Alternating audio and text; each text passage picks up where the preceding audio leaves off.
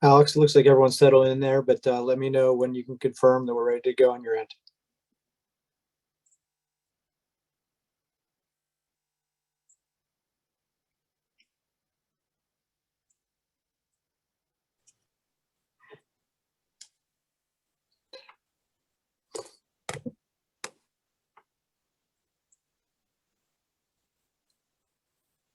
Ready to go here.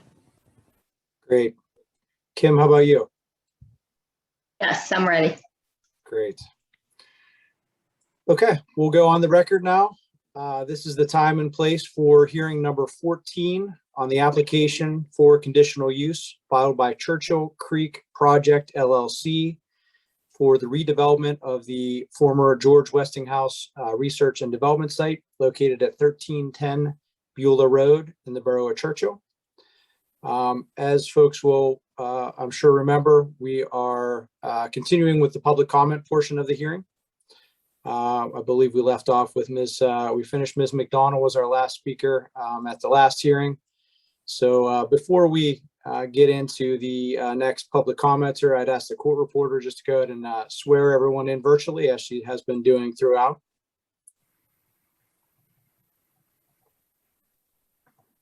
If you're going to testify tonight and you haven't been sworn in, go ahead and raise your right hand. Do you swear the testimony you're about to give will be the truth, the whole truth, and nothing but the truth, so help you God?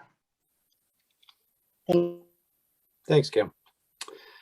Okay, before we move on to our next commenter, I'm going to reiterate some of the ground rules that we've had since the beginning of public comment.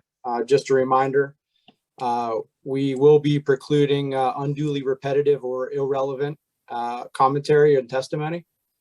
There is no hard time limit on public commenters, although we would request, again, as a courtesy, that folks be succinct and to the point with their comments so that we can hopefully finish tonight. That's certainly the goal. There's a lot of work for council to do, once this hearing closes.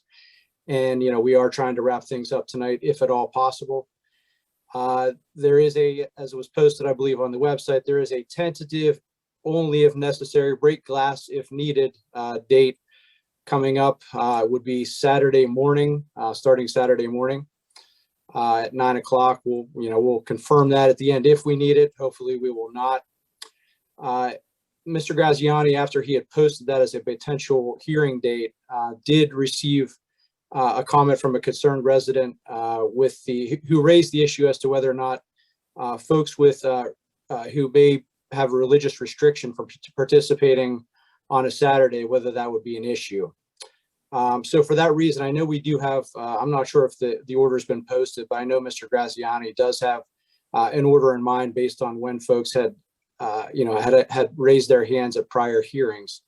But in light of that concern that was raised, what I'd like to do first, just to make sure that we don't run into an issue with that Saturday hearing, should it be needed, would be to invite any of those individuals who may have faith-based or religious restrictions from participating on a Saturday to raise your hands, and we'll start with you tonight just to make sure we get through your testimony.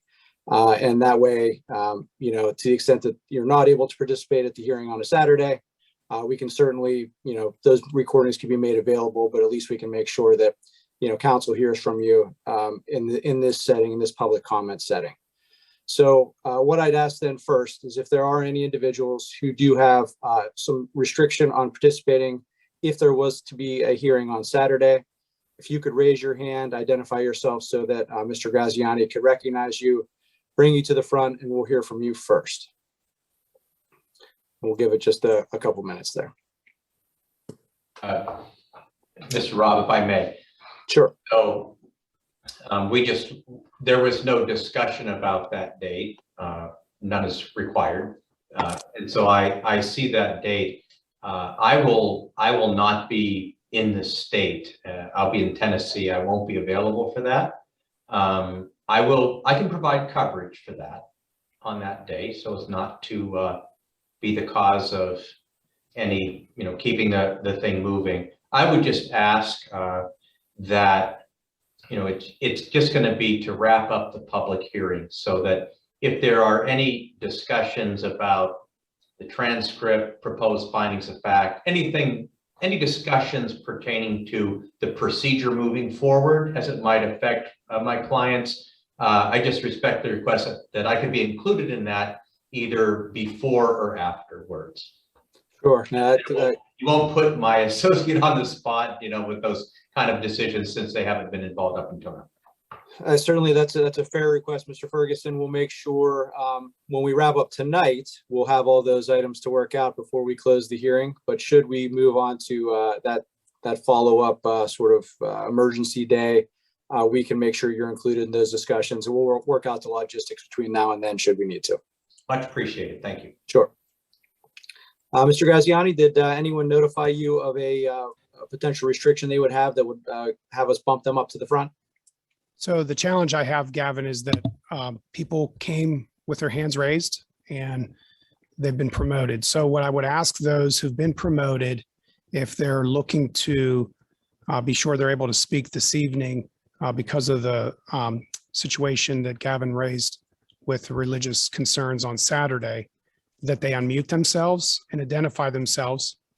And then we'll try to do it that way, because right now, Gavin, it's, unless they raise their hand within the panelist, it can be a little bit challenging. I do know that Ms. Glasser from the Woodland Hills School District is with us this evening. And because of time commitments with the board that she has this evening, I do want to give her time to speak early on as well. Understood. Yeah, and I apologize for not having this plan fully developed before we got on the record here, but couldn't think of really a better way to do this. So as Mr. Graziani said, if you do need to speak tonight due to a religious restriction that would prevent you from speaking on Saturday, please unmute yourself. We'll give you 30 seconds here to identify yourself, and we'll go ahead and start with you. I've unmuted myself. Okay. And could you state your name for the record? Jill Rubenstein, 460 Woodland Hills Drive. Okay, Ms. Rubenstein. We'll go ahead and start with you then, and we'll hear your public comment. Okay, I just wanted to say that I live at 460 Woodland Hills Drive, and myself, my husband, and my 2 voting age children are opposed to the plan for Amazon to come in our neighborhood. Okay, thank you, Ms. Rubenstein. We appreciate your comment. Anyone else besides Ms. Rubenstein who needs to, we need to make sure we get in for this evening? Again, we'll give it about 10, 15 seconds here. Yes, my name is Kathryn Auen. Good, Ms. Allen. Am I able to read my statement? Yes, you may. Yeah, if you could please make sure we get your address first, and then you can go ahead and get to your statement. Okay, my address is 7 Churchill Road. Great. And then I would just keep in mind, sometimes when folks are reading statements, you tend to go a little bit more quickly. It will help the court reporter if you just make sure you take your time while reading it to make sure she gets all the text down properly. And if you, as we've invited folks throughout, if you want to provide a copy of that written submission to the borough manager, we can always make sure that gets part of the record as well. Thanks. And, okay, to the borough manager. Okay, great. Okay, I'm just going to start now. It's just basically addressing how a lot of residents, including myself and my husband, feel as if Hillwood cannot be trusted, that they have repeatedly submitted defective studies to Churchill and only revised them after they were caught. They take logically indefensible stances and stonewall when challenged. And I'd like to remind you of examples of this behavior. There was a legitimate process for agreeing on the scope for the highway occupancy permit study. For this permit, it was appropriate to only consider borough roads.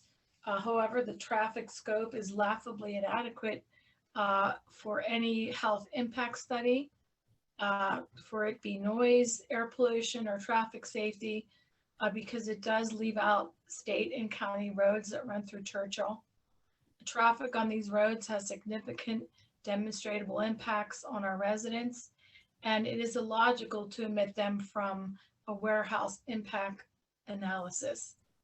Hillwood stonewalled when confronted with inadequacy of their air quality assessment based on the No Parkway traffic model, insisting that the borough has agreed on using this scope as the basis for all the impact studies. This is not correct. All that Churchill's representatives had to agree to was the scope of the highway occupancy permit study. It was Hillwood that decided to use it for other purposes. The results of Hillwood's indefensible stance on traffic, air pollution, and noise studies that emit the biggest sources of traffic, air pollution, and noise.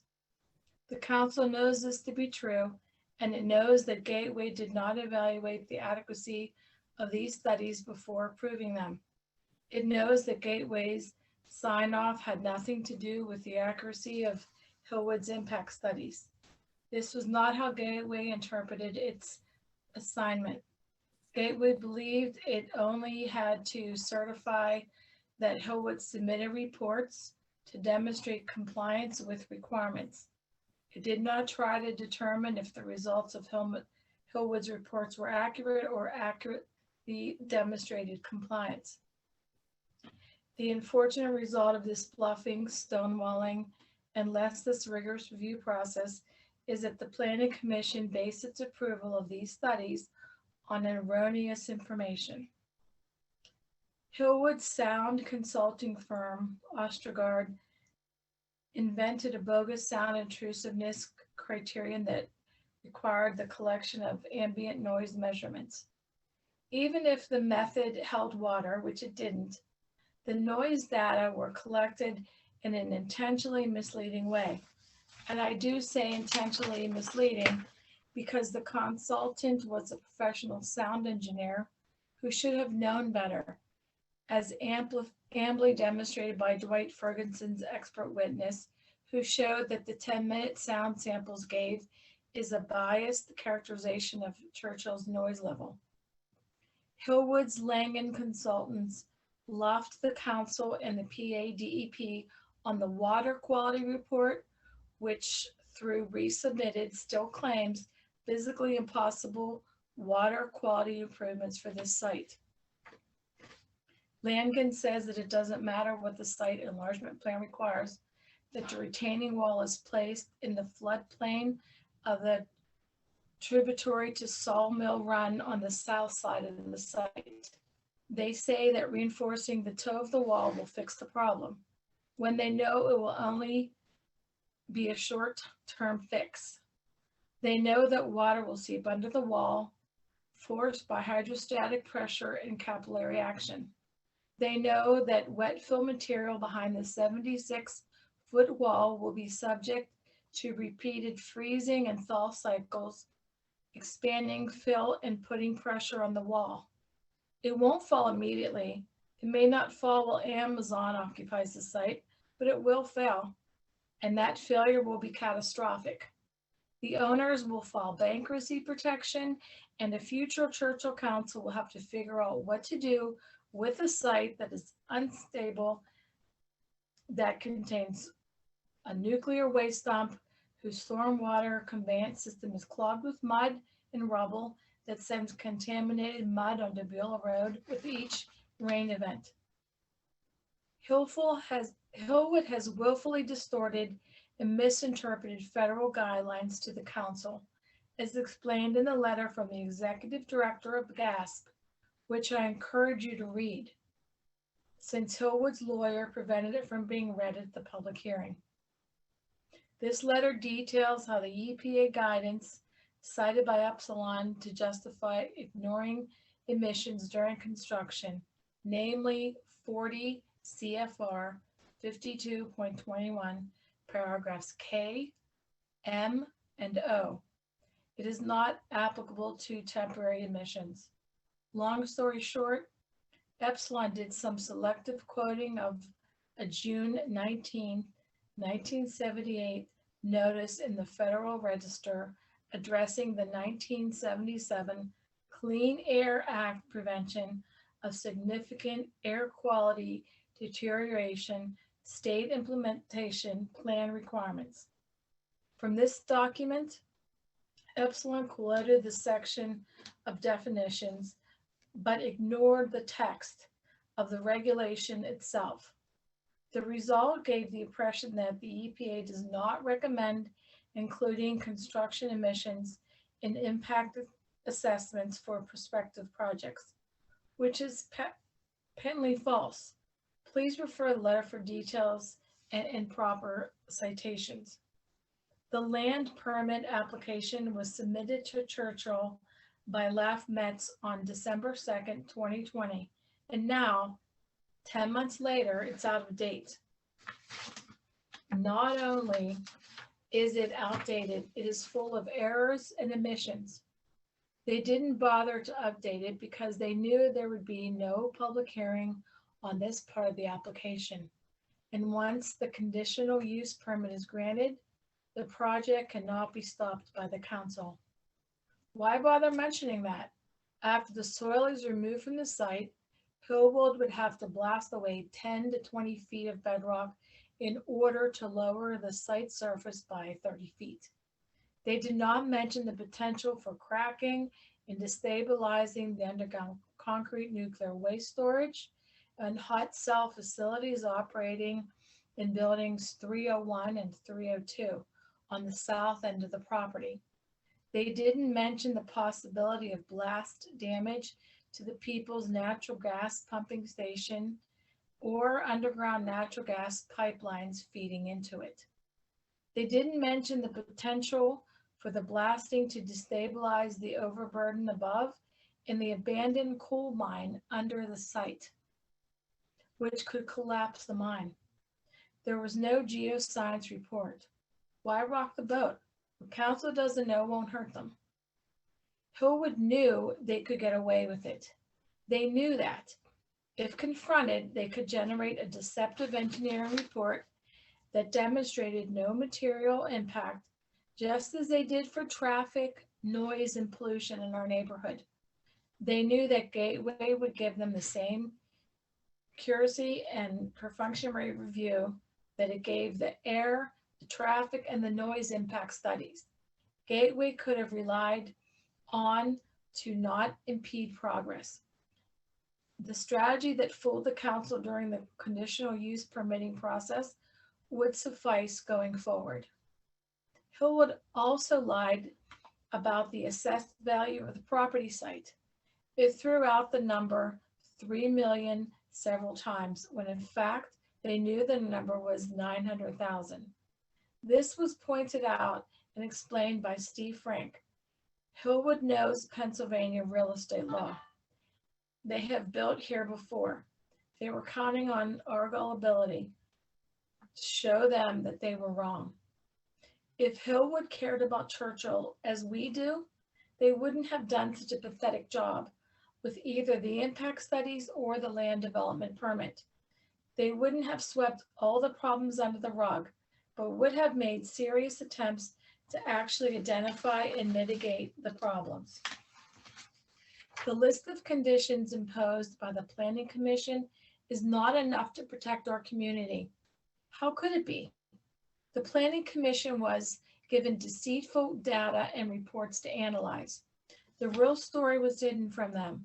The story of trucks parked along residential roads, waiting for hours until their assigned entry time, filling our roads with litter and trash, the story of residents losing sleep from the relentless truck traffic all night long, the story of box truck traffic on Beulah and Greensboro Pike taking a shortcut to North Sales, the story of blasting bedrock in the vicinity of a nuclear waste dump and a natural gas pump station, not to mention the residents that live in the area.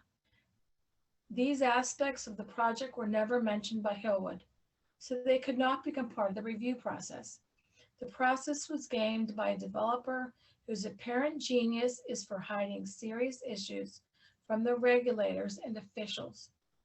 Residents have cited numerous examples of other communities near Amazon distribution facilities where residents are complaining of dangerous air pollution, noise, and traffic conditions.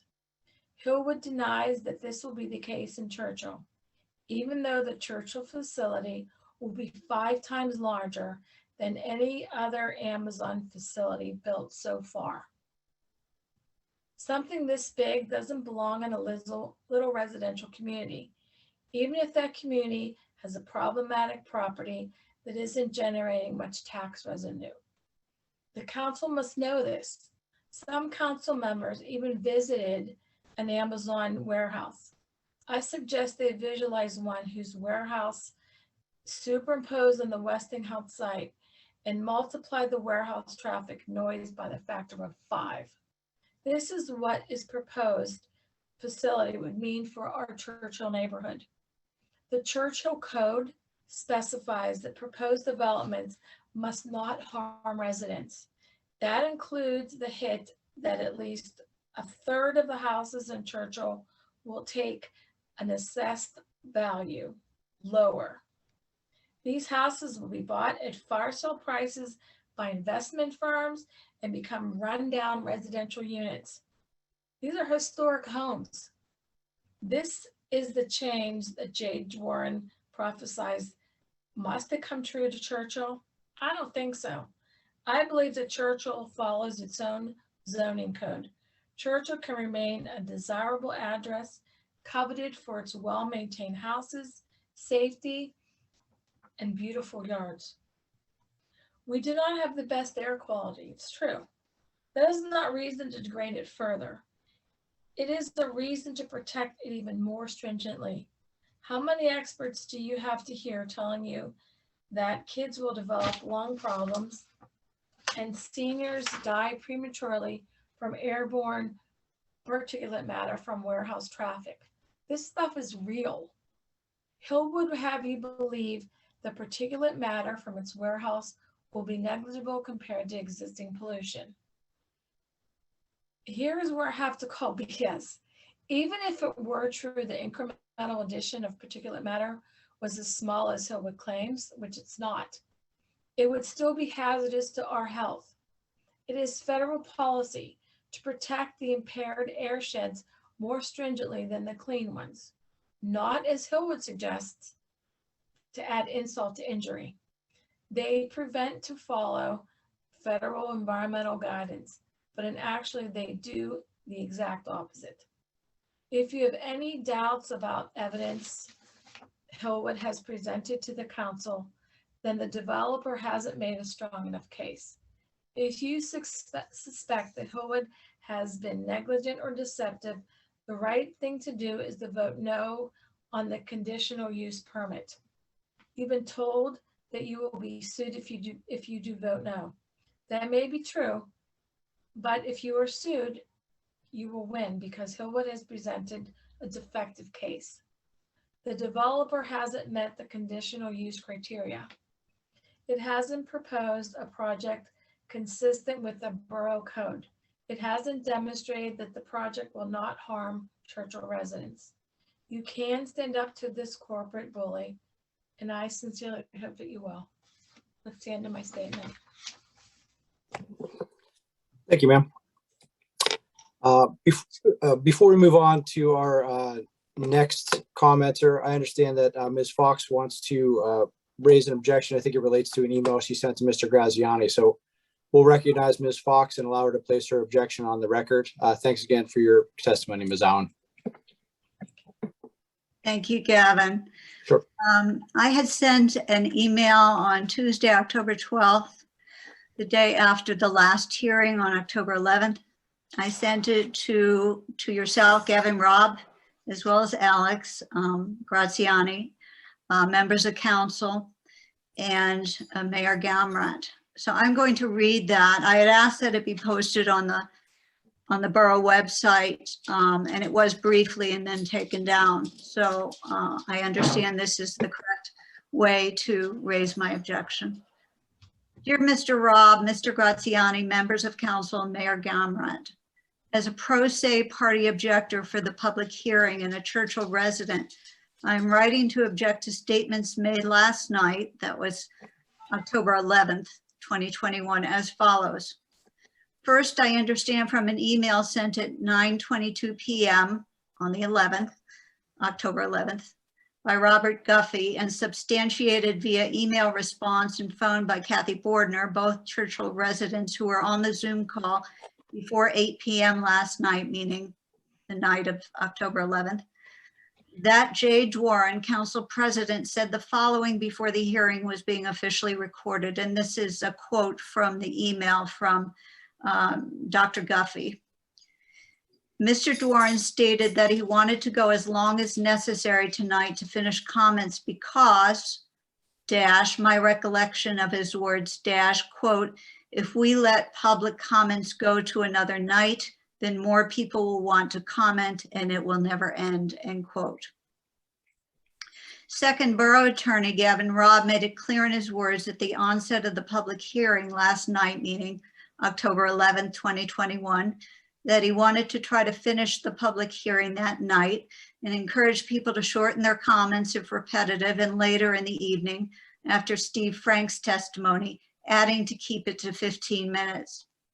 Prior to Mr. Robb's 15-minute statement, Mr. Robb and Mr. Graziani had repeatedly stated over the last several weeks of the hearing and before the hearing process began in July that there would be no time limit on public comments. At the onset of last night's hearing session, again, we're talking October 11th, Mr. Robb deferred on giving a next date of the public hearing to Churchill future attorney Dwight Ferguson when Mr. Ferguson asked for a next date, stating he hoped to finish last night. Third, in my opinion, Steve Frank should have been afforded the same courtesy extended to others on earlier hearing dates who needed to be interrupted due to a break in the hearing and given the option to continue his public comments after the break. Instead, he was told by Mr. Robb that he only had a few minutes left. Actually, it was 220 seconds was the warning, before he needed to complete his comments for the 9 p.m. break due to a shift change in transcriptionists. When I emailed Mr. Frank later that night, the night of the 11th, October 11th, he sent me the portion of his public comments that he was not able to read due to being rushed, which contains significant information. I believe this is unfair and prejudicial treatment against Churchill residents giving public comments against the proposal. His comments were not repetitive. It was new information important to hear, regardless of whether Mr. Frank could enter it into the public record via emailing his full comments later to Mr. Graziani. Fourth, Stephen Klump was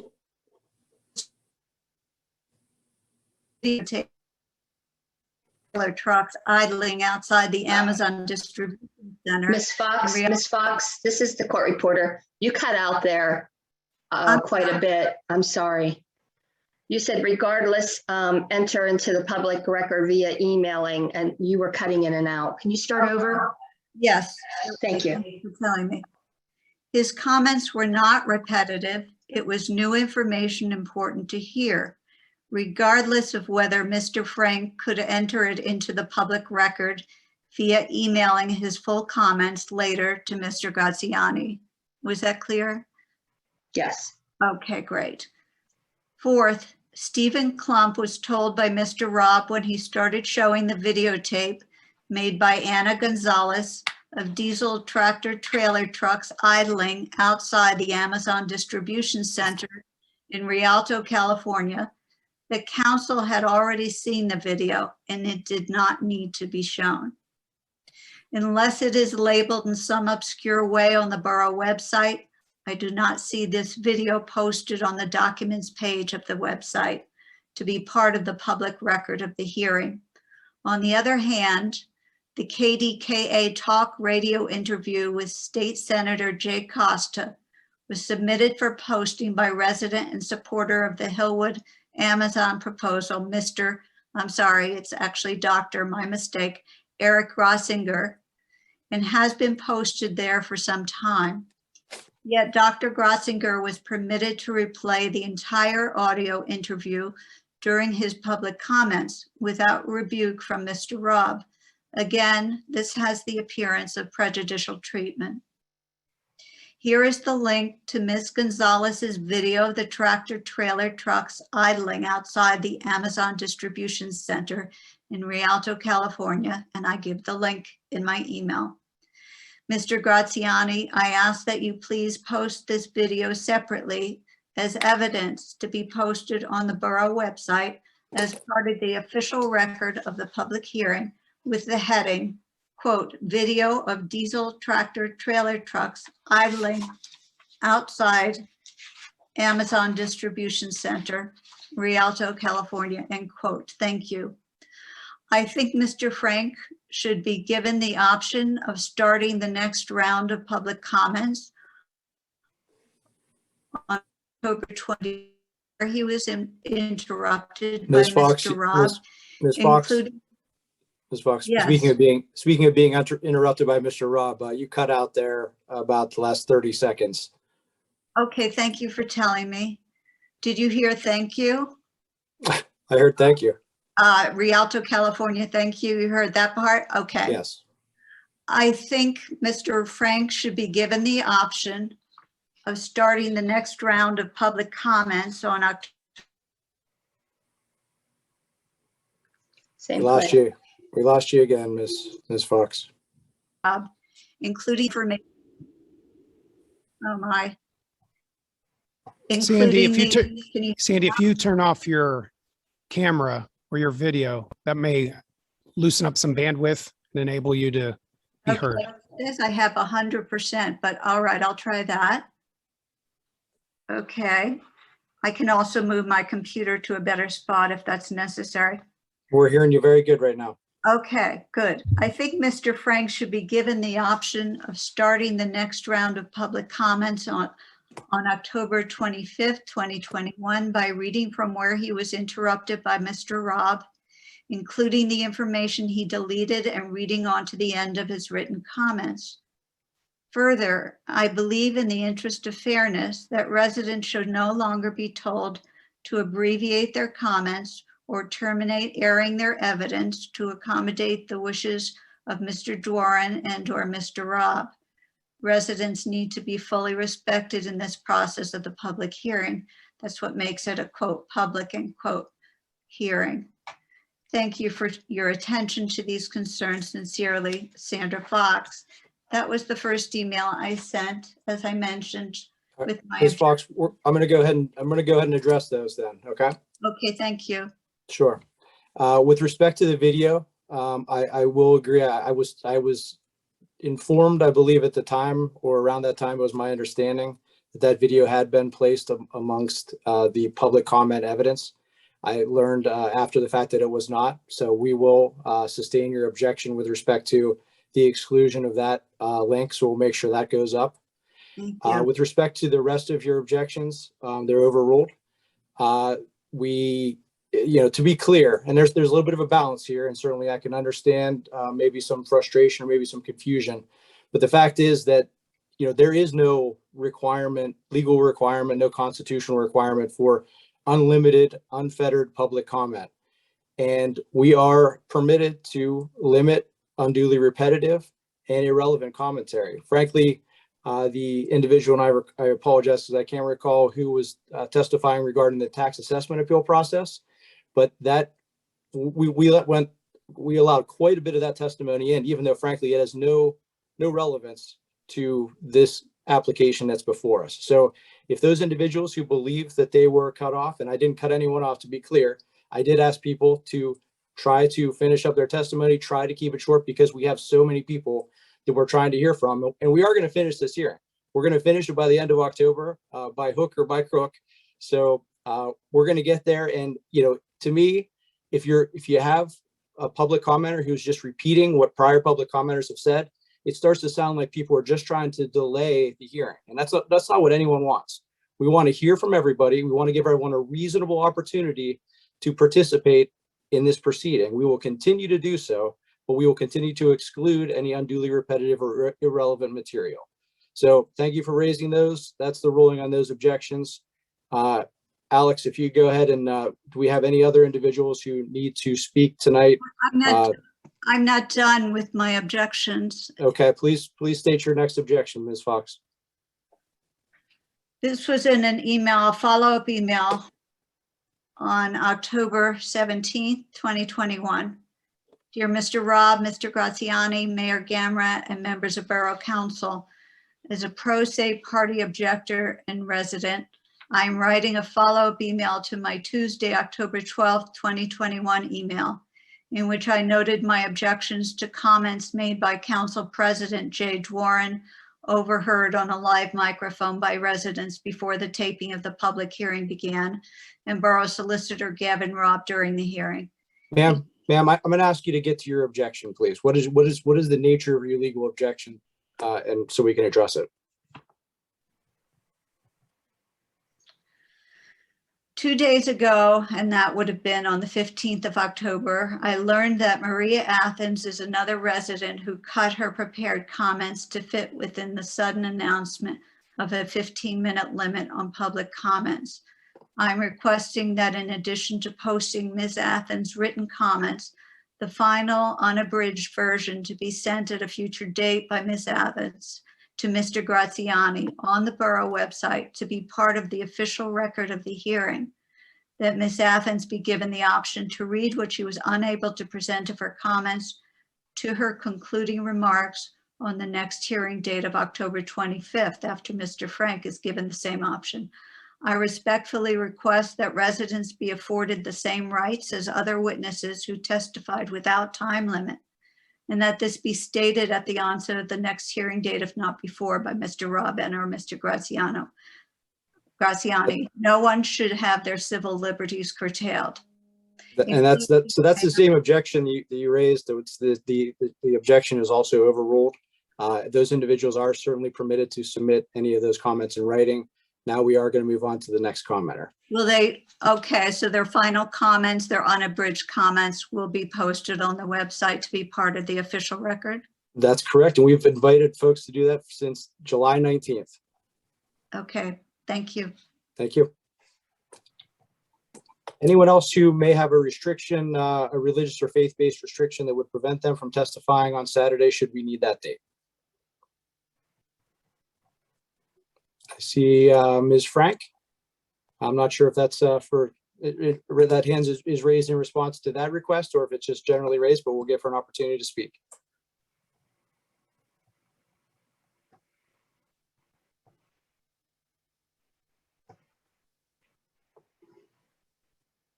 You are muted right now, but if you unmute yourself.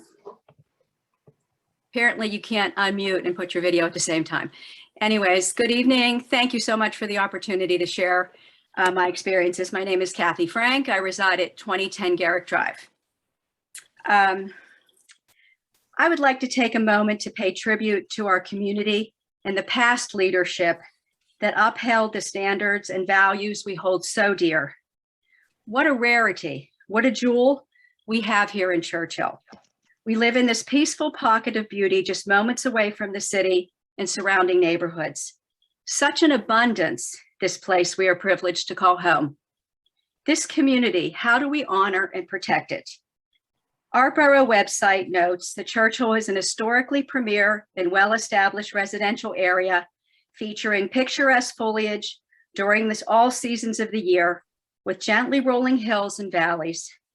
It has a reputation for providing outstanding municipal services and protection, well-being and convenience to its residents. What will Churchill look like in 10 years if this ill-conceived proposal becomes reality? This community, how do we honor and protect it? It is difficult to overstate the importance and value of our homes and surroundings. Each and every resident has their own precious story and history, whether they've lived here 1 year or decades. Many families have resided here for generations. For us, it started 32 years ago when we purchased our home from Doris Krause, the mother of Allison, killed at Kent State. This home beheld a great tragedy, which was palpable when we came to view the property. Since it had not yet been tidied up for listing, letters from government officials, newspaper features, and articles with photographs of Allison were displayed all over the family room walls where I am currently sitting. The week we moved into our home, it was the 20th anniversary commemoration of Kent State. Neighbors related to us later that they would look out the window and see Arthur Krause standing in our driveway, conducting press conferences to raise awareness of the tragedy that befell his daughter. Ms. Frank, I apologize for interrupting you here, but you really need to get to your comments regarding the application that's pending. The Kent State information is not relevant in any way to this proceeding.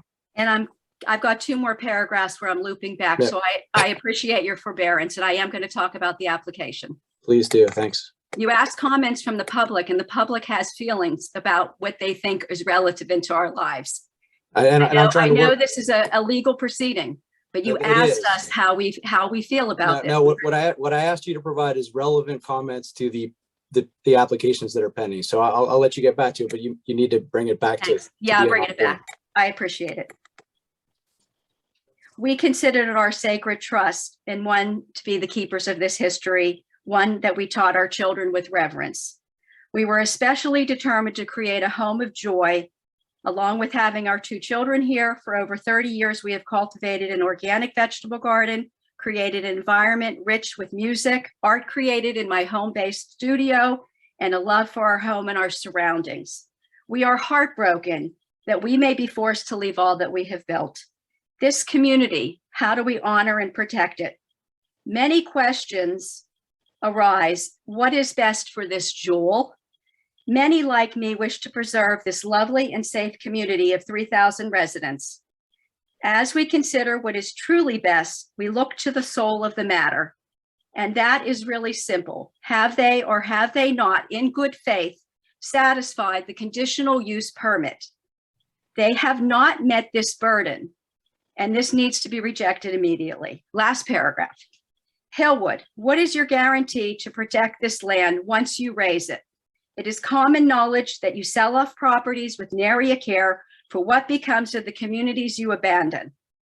All of the protective measures you describe are not only inadequate, not fully accredited by the agencies and public works, but we all know the truth. You will walk away and wash your hands of this with the best offer received.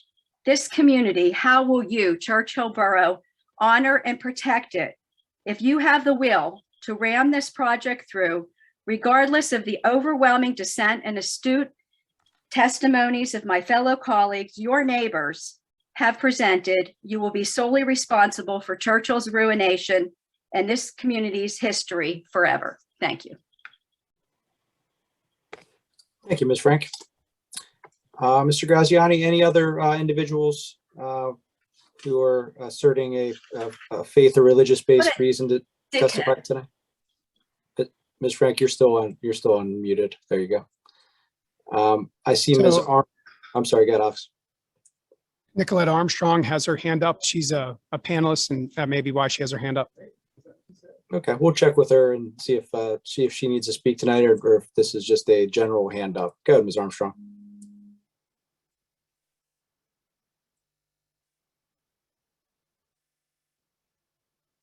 It's general, so I don't have to, it wasn't for religious, I just raised my hand. Okay, thank you.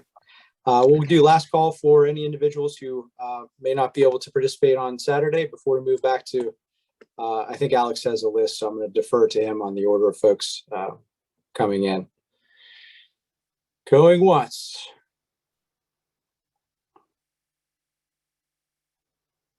Okay. Thanks everybody for bearing with us, and to the individual, I think it was Dr. Kasman who pointed out the potential issue with the Saturday participation. So thanks for that, and we'll go ahead and move on to our next public commenter. I would ask that Jamie Glasser unmute herself and speak, please. Thank you, Mr. Graziani, and thank you. Good evening, Mr. Council, Mr. Mayor. Thank you again for the opportunity to comment tonight, and I appreciate the understanding with regard to my conflict on board matters.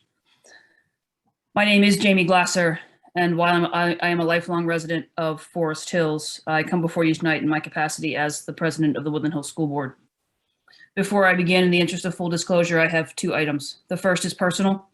My brother is an employee of Amazon Corporate, a position he took in April of 2021. He has no role in this project. He does not participate in matters like this with the company, and he and I have not discussed this proposal in any depth. Second, I, along with my colleagues from the board and the superintendent, have had conversations with both Hillwood and Amazon regarding potential partnerships and benefits to the district in relation to this project. Some of us, including board leadership and those who represent Churchill, have also spoken to members of the Churchill Future Group, and we're grateful to all of those parties for being willing to discuss this issue with us. Mr. Robb, I'm sorry to interrupt Ms. Glasser, but I understand this is reserved for citizens and taxpayers. I'm not sure it's been established that Ms. Glasser is either. Ms. Glasser, are you a taxpayer or a resident in Churchill? I am not. As I acknowledge, I live in Forest Hills. I do believe, however, the school board has an interest here and would ask for some grace in order to be able to share remarks with the council. You know what, if you just give me a minute, Ms. Glasser, I need to have Alex reach out to the Borough Council just to consult with them. So if we'll just take a brief moment here, Mr. Ferguson, I understand your objection. I think the other concern is too, is if Ms. Glasser said this, I apologize if I missed it, but it also isn't clear as to whether or not she is speaking by resolution of the board to come before come to this public hearing and speak on behalf of the board, or if she is only expressing her opinions as an individual member of the board or simply as an individual in Forest Hills. Well, I'll let Ms. Glasser answer that question for you, and we'll see if that has any impact on your objection, Mr. Ferguson. The board has taken no formal action on this to ask me to come tonight. However, I have spoken with all of my colleagues and all of them asked me to come. They have all reviewed the remarks that I will make and have given their imprimatur to them. Which would be a problem if it didn't occur in a public meeting. It would be a sunshine law violation if what she said is true. All right, if you could just, folks, just give me a few moments here and I'll get right back to this.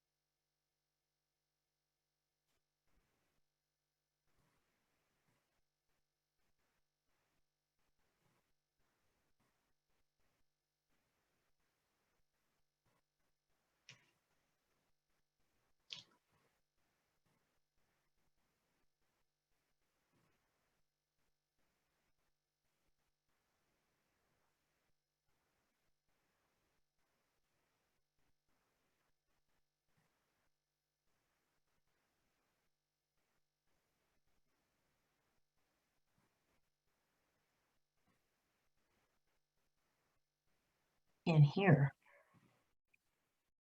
No. Unmute.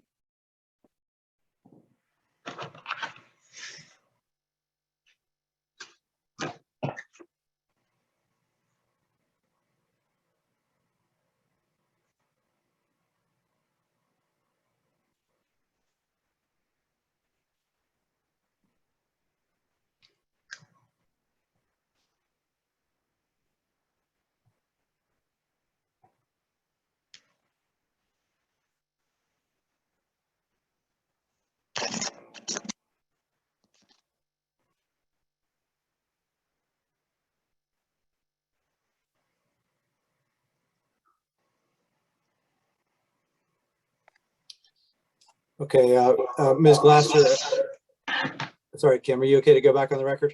Yes. Yeah.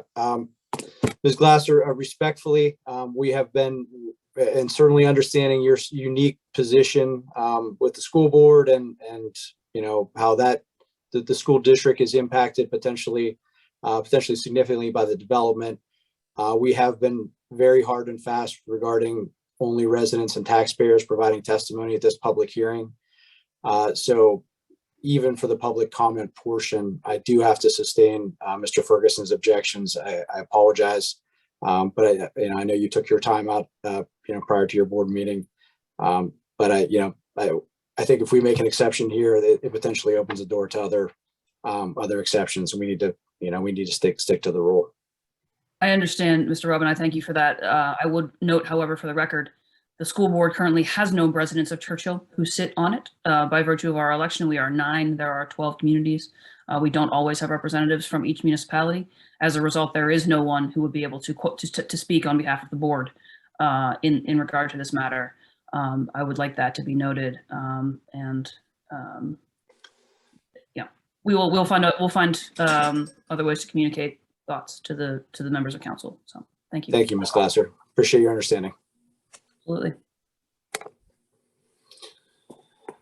Okay, Alex.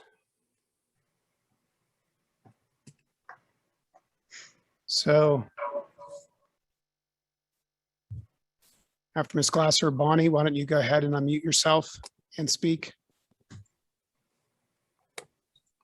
My name is Bonnie Chojnacki. I'll spell both names for you. Bonnie B. Last name is Chojnacki. I live at 303 Churchill Road, and I'd like to screen share.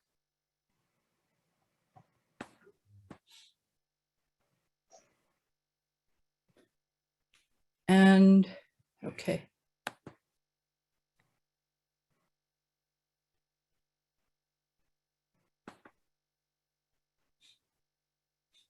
Are you seeing a screen? Yes. Okay. I've tried to follow the guidelines about addressing the code.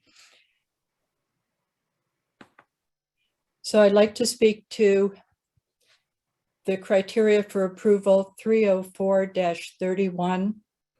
A conditional use permit shall be approved if and only if it meets the following criteria.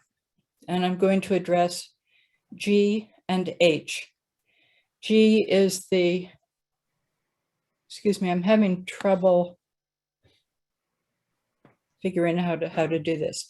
So G is the proposed use shall promote the objectives of this chapter and shall be consistent with the comprehensive plan.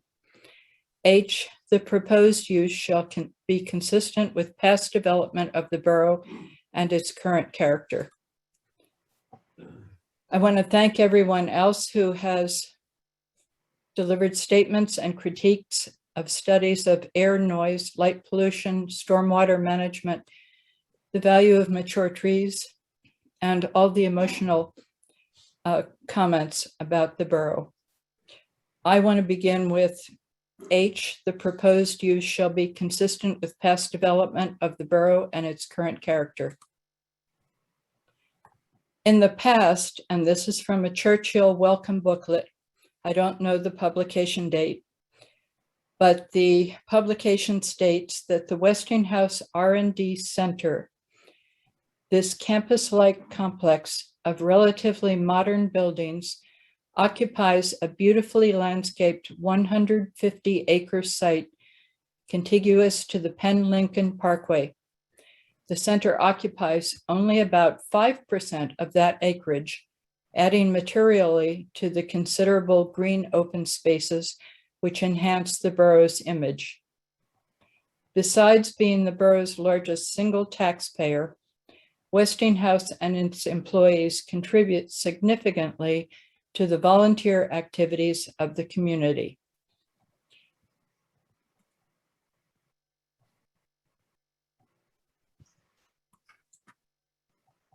I'm having trouble moving the slide.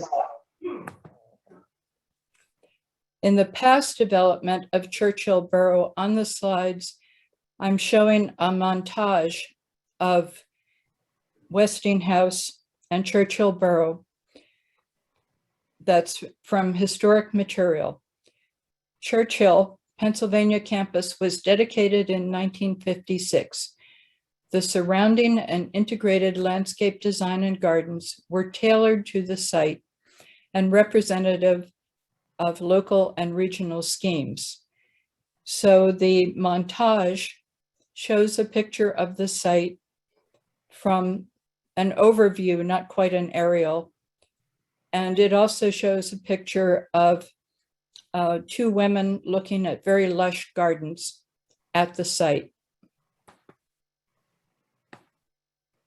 The current character of Churchill Borough, and I've taken this directly from the Churchill Borough website, identifies the borough as a historically premier and well-established residential Pittsburgh East End suburban community. It is recognized for homes and properties that are well-maintained, featuring picturesque foliage during each season of the year, and a rich history dating back to 1773. The image on the website shows a stream flowing through a wooded area.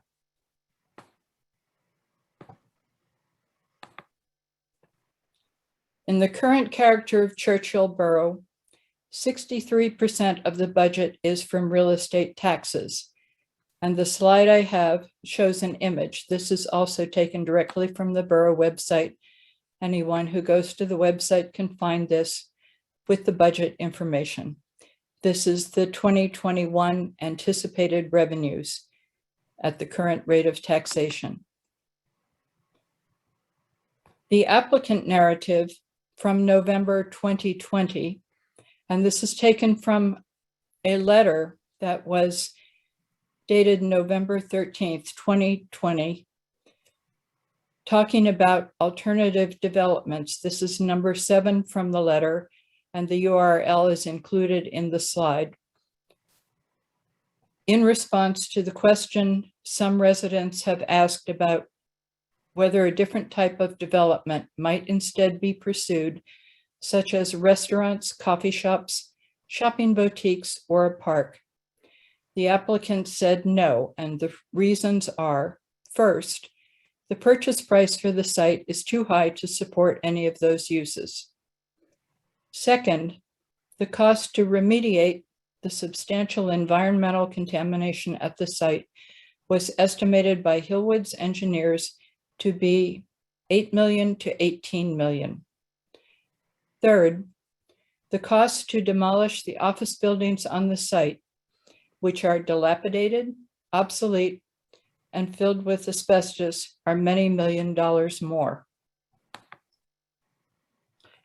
In October 2021, we heard a conversation which is available on YouTube, it's been recorded, between Scott Rowland,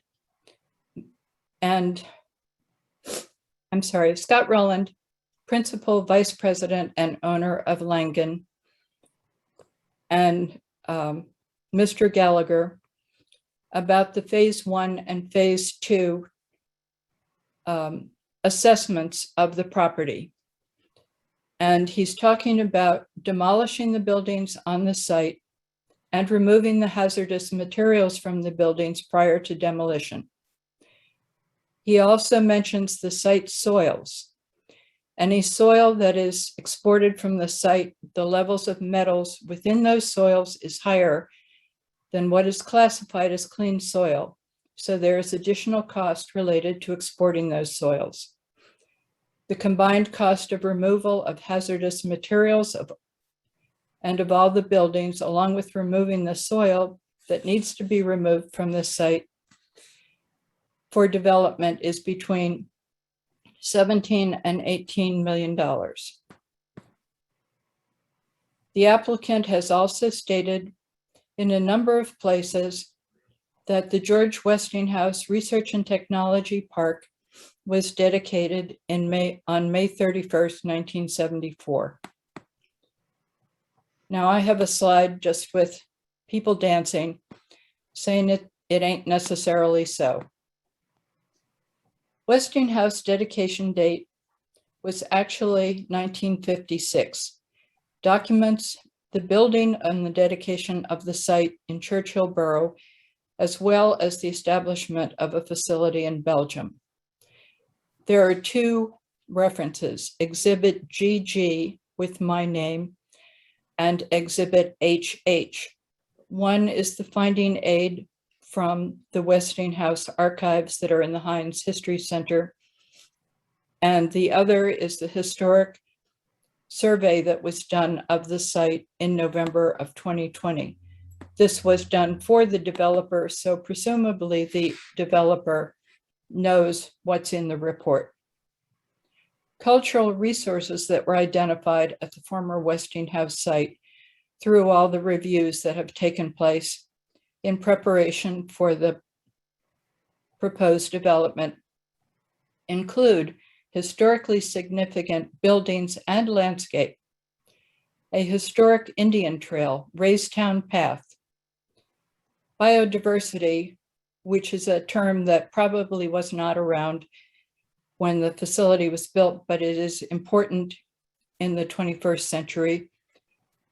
There's a Kirtland snake habitat, and there's an Indiana bat range. These are both endangered species. Whether or not the species have been found, the habitat is there, and the Pennsylvania Department of Environmental Protection is asking the developer to comment on the impact on the environment, including wetlands in the case of the snake, and in the case of the bat, the dead trees that the bat uses as its range. A third item, I'm calling natural climate solutions. This is based on science of the 21st century. It can also be considered trees, meadows, streams, and wetlands. The State Preservation Office sent a letter to the developer on January 29th, 2021. Based on their review, they found that the property is eligible for listing in the National Register of Historic Places. I've included a screenshot of the first page of the letter. It's not necessary to read the letter. I'm just posting it there for certification that that letter is there and should be attended to. In that letter, under assessment effect, with the code of the Westinghouse Research and Technology Park, key 212849. I'll only read part of this. Furthermore, it is our opinion that this project will adversely affect the historic and architectural qualities that make the property eligible, as the proposed project is the demolition of the historic resource. To comply with regulations of the Advisory Council on Historic Preservation, the federal agency must follow procedures outlined in 36 CFR 800.6 when the effect is adverse. The federal agency will need to notify the Advisory Council of the effect finding and continue to consult with the Pennsylvania Historical Commission and other consulting parties to seek ways to avoid, minimize, and/or mitigate the effects on historic properties. The same letter talks about consulting party coordination. This project has the potential to affect historic properties in accordance with regulations for Section 106, or in parentheses, 36 CFR 800.2 lowercase a, 0.4, federal agencies or those acting on their behalf are required to consider the effects of their undertakings on historic properties in consultation with identified historic preservation stakeholders. Consultation is defined as a process of seeking, discussing, and considering the views of other participants and, where feasible, seeking agreement with them regarding matters arising in the Section 106 process. Please provide documentation of your agency's efforts to identify consulting parties with an interest in the effect of this project on historic properties. The historic stakeholders listed in the letter include the Allegheny Land Trust with the name Chris Beischner, B-E-I-C-H-N-E-R, President and CEO, Churchill Borough and Churchill Borough Council. The named person is Alec Graziani, Borough Manager. Pittsburgh History and Landmarks Foundation, Young Preservationists Association, Preservation Pittsburgh, and the Heinz History Center. The notification continues with consultation and specific questions to be answered. The questions are: 1, is there a known tenant and or use for the proposed development? 2, what alternatives to demolition have been considered? And apparently none have been considered because all of the information the developer has provided have been based on demolition. 3, has the reuse of the buildings been explored? 4, can the new proposed development be constructed on a different part of the parcel, allowing for retention of the major buildings of the complex? And 5, can the proposed new construction be smaller in scale, thus reducing the need for demolition of the majority of the built environment? A written response to those items is required. In terms of historical status, I have included the code and I won't read it. It's available in the letter. And that letter is from Douglas C. McLaren, MC, Learen. It's historical review and it's January 29th, 2021.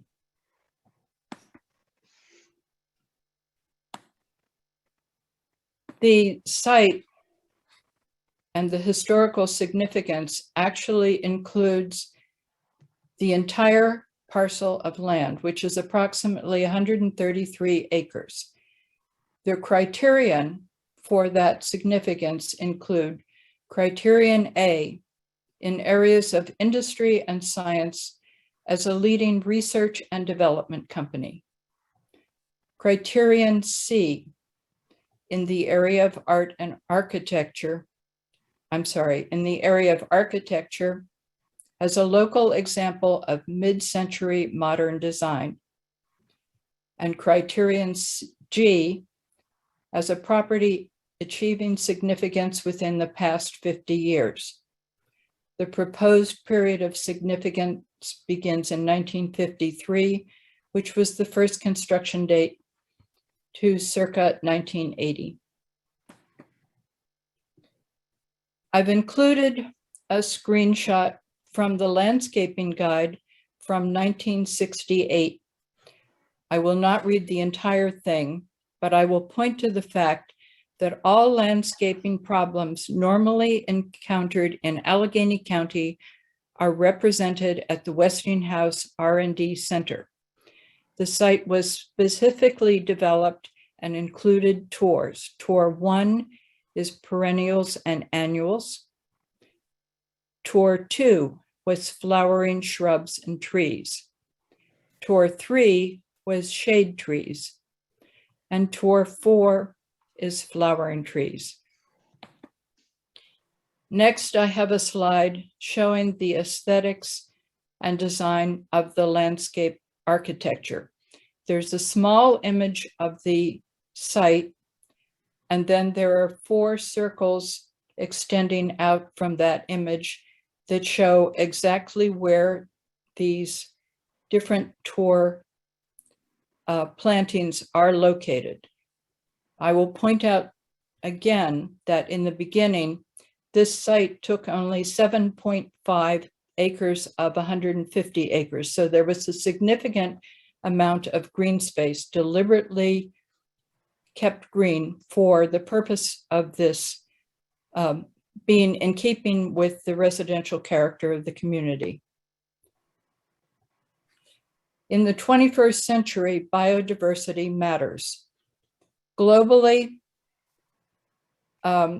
fish, birds, reptiles, and amphibians have declined an average of 68% between 1970 and 2016, according to the World Wildlife Fund's Living Planet report.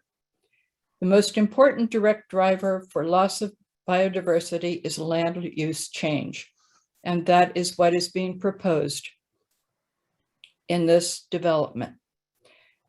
One of the problems with the lack of biodiversity is it lends itself to an increase in the incidence of zoonotic diseases. These are the kind of diseases that transfer between other species and humans. COVID-19 and the pandemic is one example of how that happens and what happens, the impact on people. In the 21st century science, natural climate solutions is also under consideration. Research by the Nature Conservancy and 15 other institutions has demonstrated that nature-based solutions provide up to 37% of emission reductions needed by 2030 to keep global temperature increases under 2 degrees Celsius. This is 30% more than previously estimated. I've included on the slide a link to this report from the Nature Conservancy.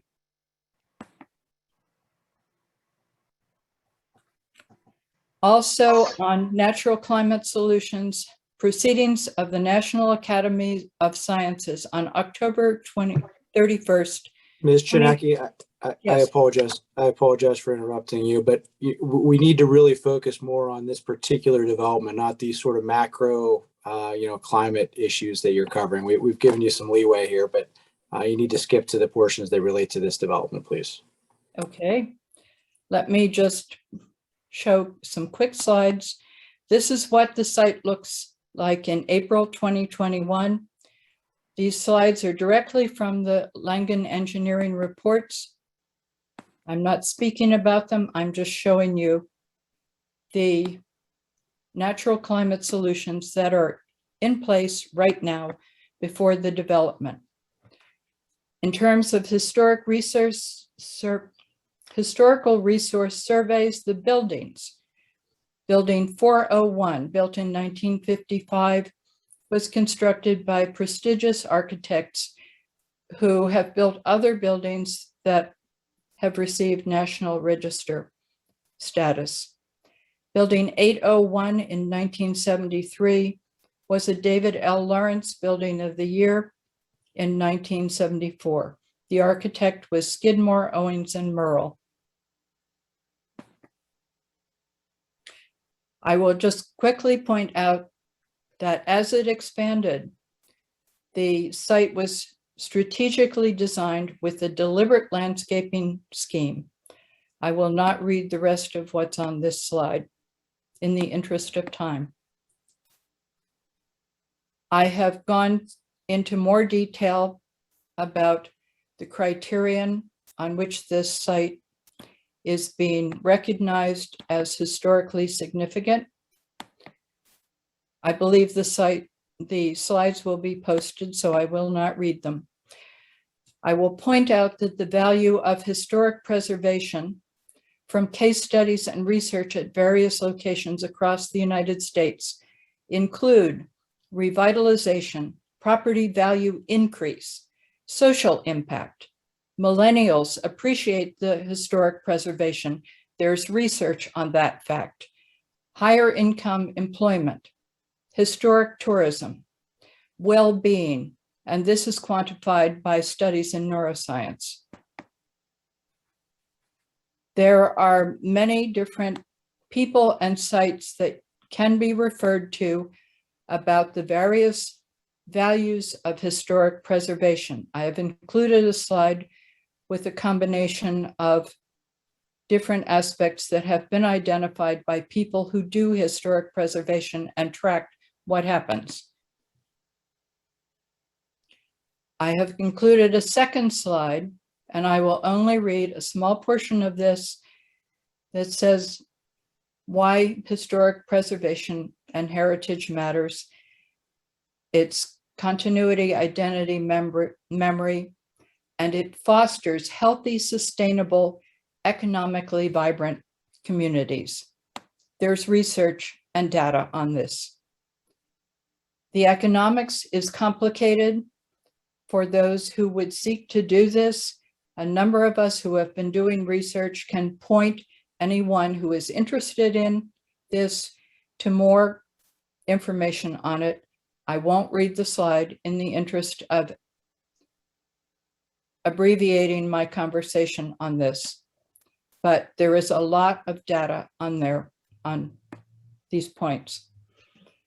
Historic preservation has become a fundamental tool for strengthening American communities. There's further research on this.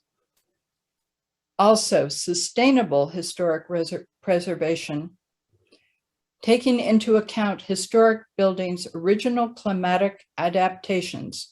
Today's sustainable technology can supplement inherent sustainable features without compromising historic character, providing the buildings are not demolished. Green building is another thing that has been identified with historic preservation. It takes 10 to 80 years for a new building that is 30% more green than existing buildings to recover the environmental cost of demolition of an existing building. Furthermore, it saves open space. Historic preservation. Jade Warren has mentioned and asked about LEED at several of our previous meetings. Historic preservation and LEED are compatible. There is an 1869 Westinghouse air brake factory, which is now home to the Pittsburgh Opera Company that is LEED certified.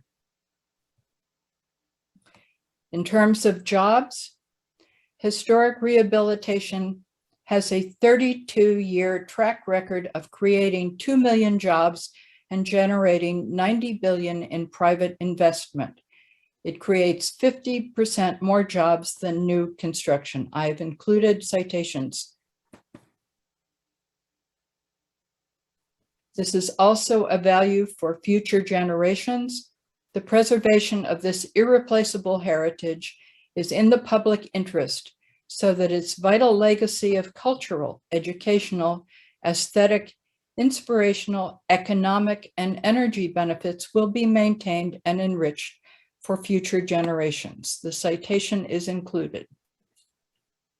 The applicant has proposed demolition of all the buildings, irrespective of historical significance, paving of 24 acres of natural environment with impermeable surface, destruction of 1,400 mature trees, including those that are endangered species habitat, and construction of a mega distribution center for industrial use.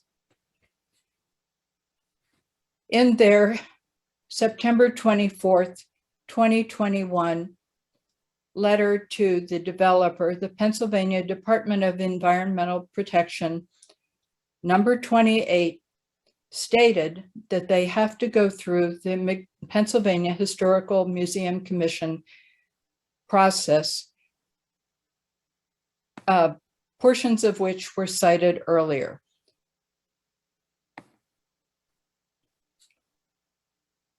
In 304-31 criteria for approval, the conditional use permit shall be approved if and only if it is found to meet the following criteria. G, the proposed use shall promote the objectives of this chapter and shall be consistent with the comprehensive plan.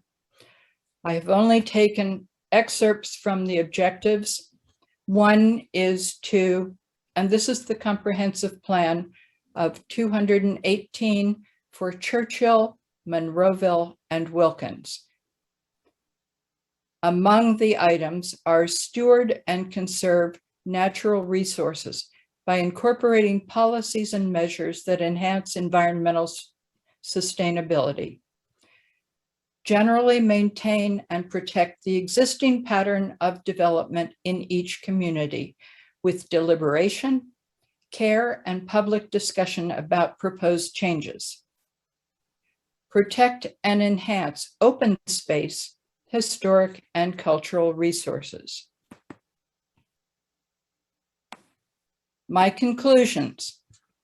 G, the proposed development violates objectives of the comprehensive plan for a variety of reasons, including that it fails to protect the past and existing pattern of development as a residential neighborhood. Additionally, the proposed development fails to protect open spaces, historic and cultural resources, and has not indicated that it will contribute to creating policies or measures that enhance environmental sustainability. In fact, the proposed development will contribute to the destruction of environmental stability. H, the proposed conditional use is inconsistent with past development and current character of Churchill Borough as a, and I'm quoting, historically premier and well-established residential Pittsburgh East End suburban community. And in conclusion, I say to the Borough Council, just keep calm and just say no on the conditional use permit. Thank you. Thank you, Ms. Chojnacki. And just to be clear, I mean, it was not a, and I know I've reiterated this a couple of times, but it wasn't a time issue that I asked you to move on. It was a relevance issue as to the issues before Borough Council. And, certainly your points about historic preservation are well taken, but it's not something that the borough can necessarily use as a basis to make its determination on the application if the applicant's able to get those third-party permits to move that redevelopment process forward. So thank you for working with us to get through your testimony. We appreciate your comments. Before we move on to our next public commenter, I understand that, sorry, Ms. Chojnacki. Do we have the Moses Hampton room? Do we have audio over there? Testing. Can you hear us? Yes, we can hear you. Okay, thank you. Yeah. No We were, with respect to the comment before with Ms. Glasser, we were trying to chime in as well. While, we appreciate council's decision, I mean, we still find it a little surprising that, the president of the school board wasn't allowed to speak. However, if she had written comments, we would ask that they still be allowed and be able to be posted on the website and included in the record, as there's already precedent for this where there are residents that live in Penn Hills and Forest Hills who've already submitted comments that are already posted on the website. We'll certainly take that under consideration, and if there is a statement submitted, we'll have to address that issue. Thank you.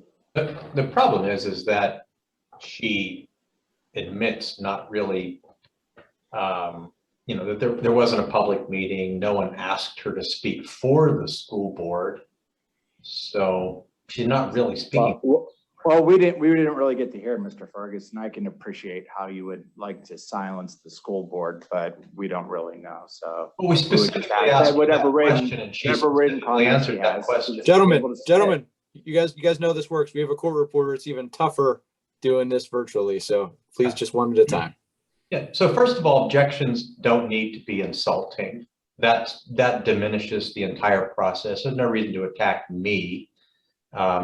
And we did specifically ask her that question as to whether or not there was a resolution and a sunshine law compliant meeting at which the board asked her to appear and speak on behalf of the board, and she said no.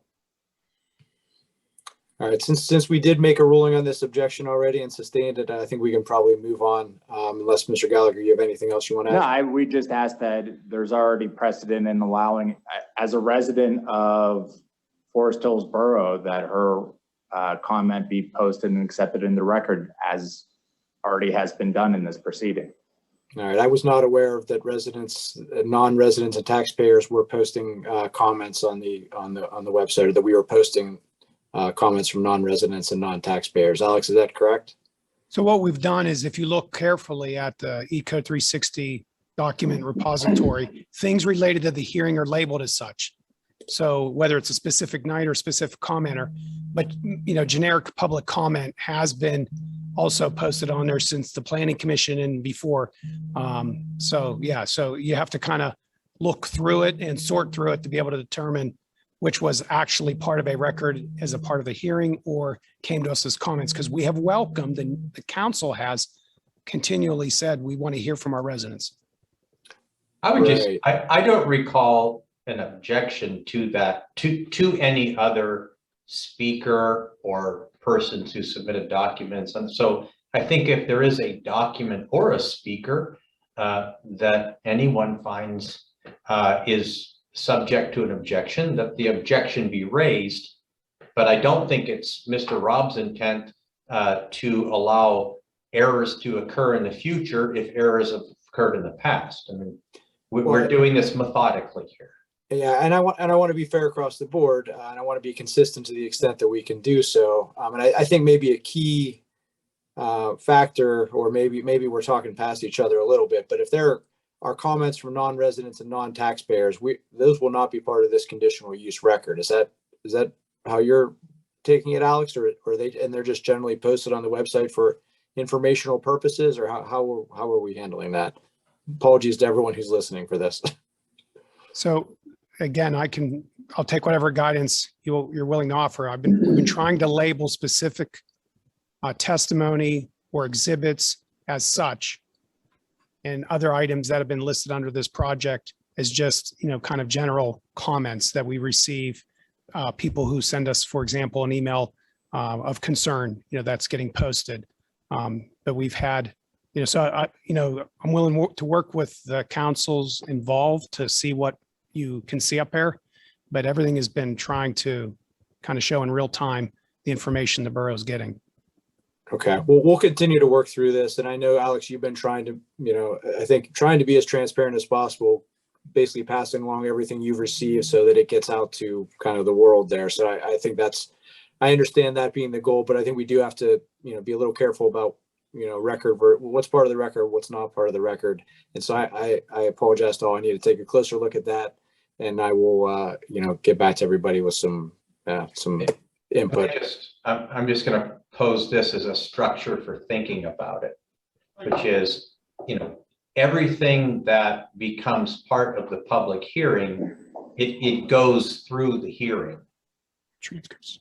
So, for example, if someone sends in a letter or an email, I don't have a problem with that, but that person should either have been identified as represented by counsel or an independent objector, or someone who was able to participate in the public comment section.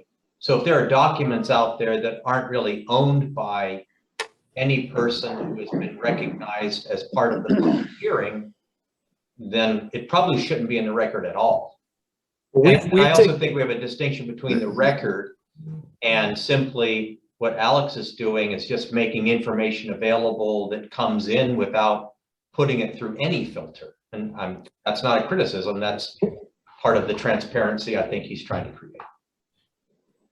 Right. No, I get you. I think I'm going to disagree with you a little bit about the public commenting, because the borough, especially in light of this format, did invite all residents and taxpayers to submit their comments in writing. Frankly, we thought it might streamline things a little bit.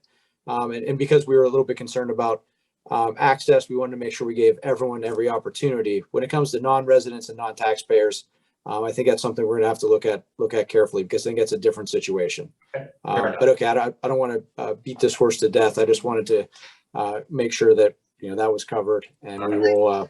This is Sandy Fox. If I can just interject, the letter from GASP that my husband, Terry Shuko, tried to read because he wanted it in the public record, and they are not residents of Churchill. Obviously, And he was told the letter would be part of the public record. I just want to make sure that's still the case. That's my recollection as well, Ms. Fox, because it was presented by a commenter. I mean, obviously it's not, it has to be taken. It is somewhat hearsay, but it can still be accepted for the purposes of this, hearing where we don't have hard and fast evidentiary rules regarding hearsay. But yes, that is my understanding as well. Okay, thank you.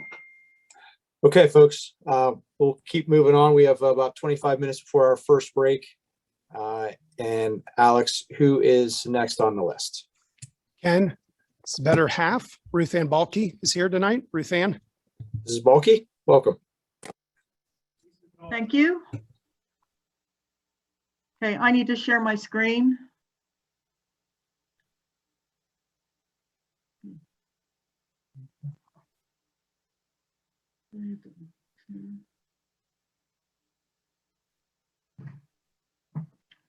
Okay, can you see it? Yes. Okay, can you hear me? Yes, we can. All right. Ruth Ann Balkey, B-A-L-K-E-Y. I live at 2007 Hampstead Drive, Hampstead. Okay, tonight I would like to address two topics for consideration. Number one, there has been a lot of attention focused on the Penn Avenue Beulah Road intersection concerning site traffic, and rightly so. There also are hazardous conditions that will occur due to turning trucks at the Penn Avenue Graham Boulevard and I-376 West entrance ramp intersections that have been overlooked regarding traffic safety. Number two, the proposed facility's aesthetic footprint in the borough is being underestimated and ignored. My comments are an attempt to examine impacts that we will experience daily from the increased truck volume and facility size. Okay. The traffic impact study has been approved for conditional use, but does it satisfy all the criteria that should be evaluated for compliance? When you examine the verbiage of the ordinance, it is written in generalities subject to interpretation. The intent of this ordinance is to identify and evaluate the material negative impacts on the neighborhood resulting from site traffic generation and to mitigate these impacts on traffic and traffic safety. As you will see, there are negative impacts from the increased truck traffic that do have material negative impacts on the community that have not or cannot be mitigated. And there are also negative impacts that have been entirely overlooked. First, let's look at the traffic generated at the site. The Institute of Traffic Engineers, or ITE, trip generation methodology numbers were approved by Gateway and all public agencies through multiple submissions and discussions according to Langen. The agreed upon truck number being 672 average daily total. However, now we see that in Exhibit 67, the number has been changed yet again, 4 times by my count, back to the original Amazon-derived number that was deemed inaccurate by Gateway to begin with and precipitated the need for ITE methodology. Is it sufficient for conditional use to pick and choose numbers based on the desired outcome? Using the current number of 612 trucks for calculations, 306 will be both entering and exiting. That is 13 trucks per hour, or 1 every 4.5 minutes, both entering and exiting. If I interpret it correctly, Langen estimates that 60% of trucks will be using Greensburg Pike, both entering and exiting. So that amounts to over 180 trucks every 24 hours, 7 days a week, 365 days a year. Now let's look at Lankin's traffic count for both intersections conducted on May 21st, 2019. This traffic data collection occurred on a typical weekday during which Woodland Hills School District classes were in session. Apparently, 2 subsequent counts have been taken, but I did not find evidence of them. So I'll presume the May 2019 counts are considered relevant currently as well. Looking at Graham Boulevard northbound in the grand total column, from 5 to 9 a.m. and 4 to 8 p.m., a total of 8 hours, including peak hour periods, 2,135 vehicles traveled through the intersection. Only 20 of these vehicles were trucks, and only 6 of the 20 made a right turn onto Penn Avenue. The analysis does not indicate the type of truck. Also, if you notice, during the morning and evening peak hour periods, 0 trucks made right turns. Looking now at traveling east to the I-376 West entrance ramp, the 8-hour total, including peak hour periods, of all vehicles traveling through the intersection was 3,737. 31 being trucks, and only 7 of those 31 making a right turn onto the entrance ramp. During the morning and evening peak hour periods, only 1 truck turned onto the entrance ramp during the evening period. Post-development, the truck traffic turning right at the Penn Avenue Graham Boulevard intersection increases from 6 trucks over 8 hours, the majority most likely small delivery trucks, to over 180 semi-trailer trucks daily. At the I-376 West entrance ramp, we aren't sure how many will be traveling west, since some will be traveling east as well. However, since eastbound traffic will also be exiting from Beulah Road, I presume the majority of those 180 trucks on Penn Avenue will be traveling west and turning right onto the entrance ramp. Doesn't accident risk increase as traffic volume increases, especially traffic volume from 180 80,000-pound semi-trailers? Isn't increased accident risk a material negative impact on the neighborhood? How can this impact be mitigated for traffic safety? Only one way: decrease the truck volume. Before I move on to the specific intersections, there is some useful information that will be relevant to examining these intersections. A truck driver experiences 4 blind spots, 20 feet in front of the truck, 30 feet in the rear of the truck, 1 lane on the driver's side of the trailer, and 2 lanes on the passenger side of the trailer. Now, with that in mind, let's look at the dynamic of these intersections. By the way, I have consulted the Pennsylvania Department of Transportation Commercial Driver's License Manual, as well as other commercial driver's license training websites and public transportation agencies to determine accuracy of the truck information. At the Penn Avenue Graham Boulevard intersection, the point of concern is the increase in turning truck volume, 180 semi-trailers per day, and trailer size, particularly during the morning and evening rush hour periods. In the 1950s, when the borough roads were constructed, the standard trailer length was 35 feet. Now, a standard dry van trailer is 53 feet in length. Couple that with 20 feet of cab, and you have a total of 73 feet of vehicle trying to make a right turn.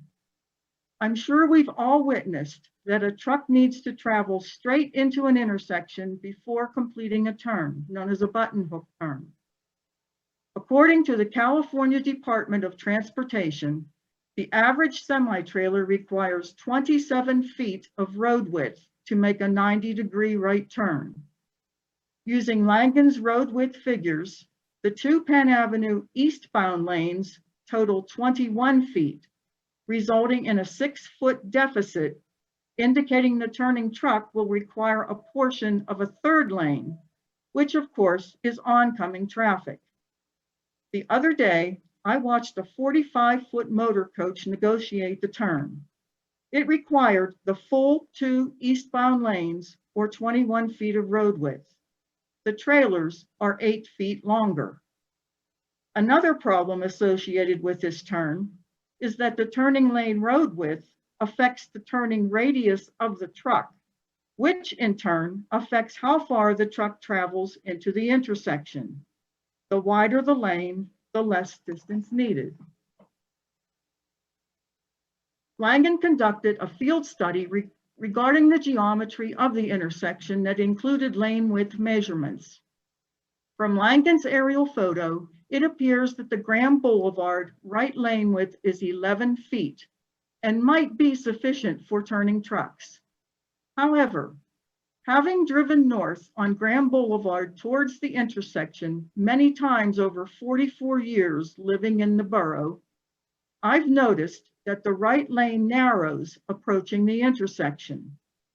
So with the assistance of my husband, I measured the lane myself, starting about halfway between Greensburg Pike and Penn Avenue.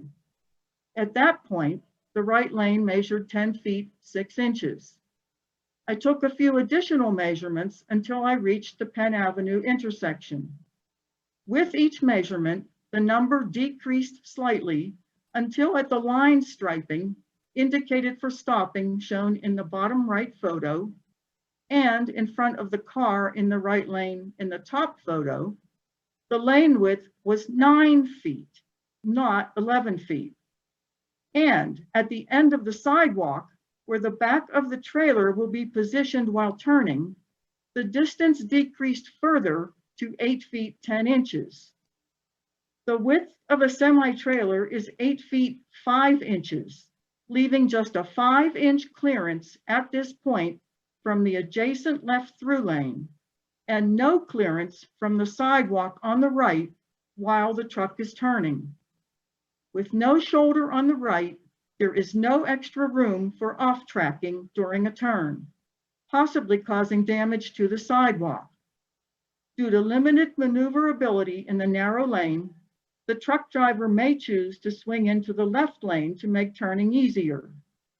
Important to note here, quite often, drivers in the left lane do not stop at the designated line striping, as is evident in the top right photo, but stop at the light where the right lane is narrowest with little clearance from the truck.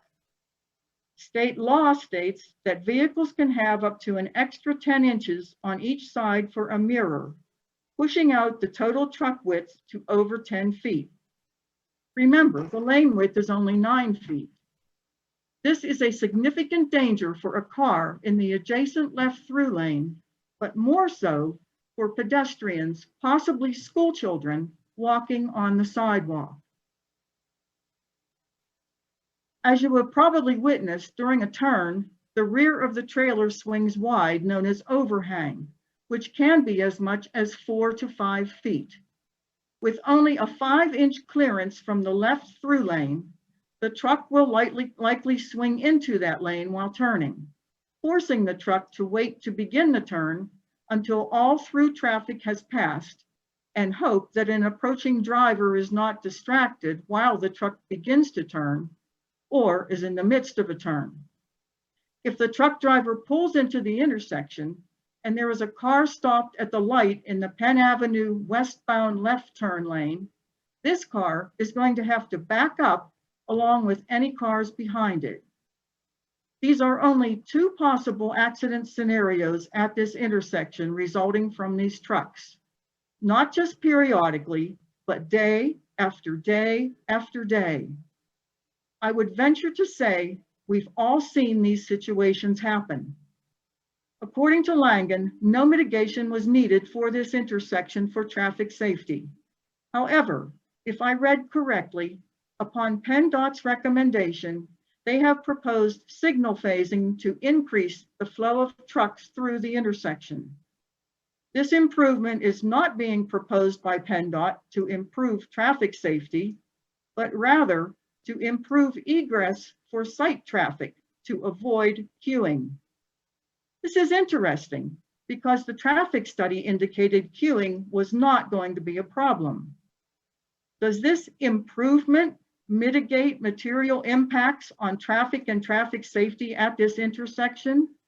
Or does it increase accident potential by allowing trucks to turn while traffic is moving in other directions? I guess we are to accept that public safety is not as important as Amazon trucks maintaining their schedules.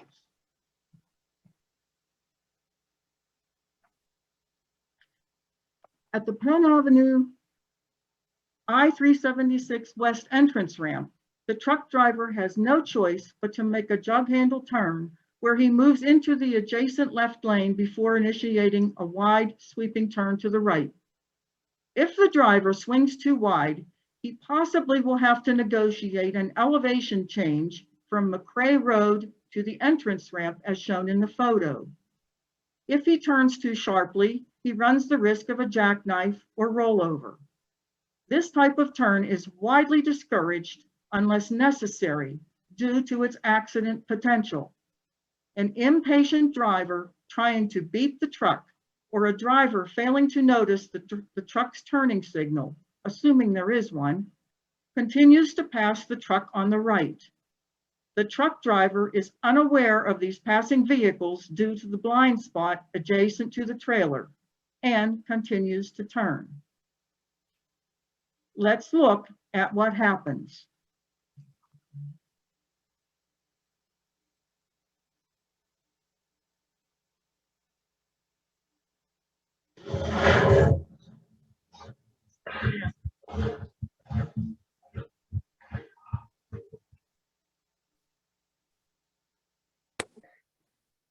Ms. Balkey, we are not seeing any video if you were trying to have us see a video. There's nothing on the screen? Yeah, just your PowerPoint slide. Okay, hold on a second. Let's see. Where's the share screen? Okay.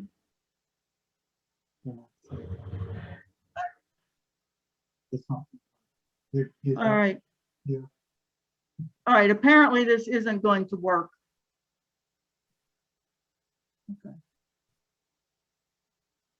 Okay. Where? Ruth Ann, Yeah, no, this is Alex. yeah, When you go to your share screen button, you'll notice it will have a couple tabs on the top. In the one tab, it will have the document, which you're sharing right now. But yes. the tab to the left, it will allow you to share audio or video clips. And if you already have that YouTube ready to go, basically when you select that, it should allow you to run that, if that makes sense. Hold on, let me see here. It's kind of hard because we're not looking at the same screen at the Yeah, same I time. know. Use this one? Let me see if it works. So when you hover over that share screen again, you'll see on the top a couple tabs, and one of them will give you the opportunity to share video or audio. Okay, is it on now? You still it is see your not. screen. Okay, I'm not going to waste time here. Yeah, I think council can let you know that they know why it's important to give commercial vehicles room to turn. So I think we. Okay. we- All right. All right, now where do I go?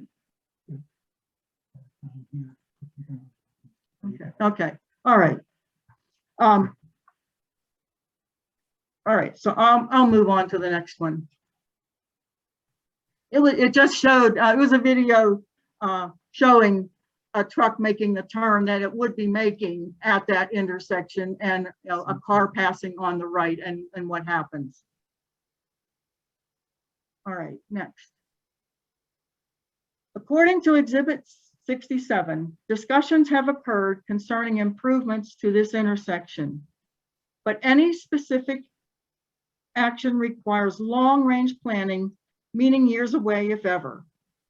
Langen concluded that no mitigation was currently needed, but again, if I interpreted correctly, according to PennDOT's suggestion, another improvement, a two-way left turn lane starting west of Black Ridge Road and ending east of McCaughan Road, limiting westbound through traffic on Penn Avenue to one lane. In addition to rush hour traffic backups, which Langen indicated would not happen, this does nothing to mitigate the accident potential from passing vehicles on the right and overhang issues in the adjacent proposed left turning lane.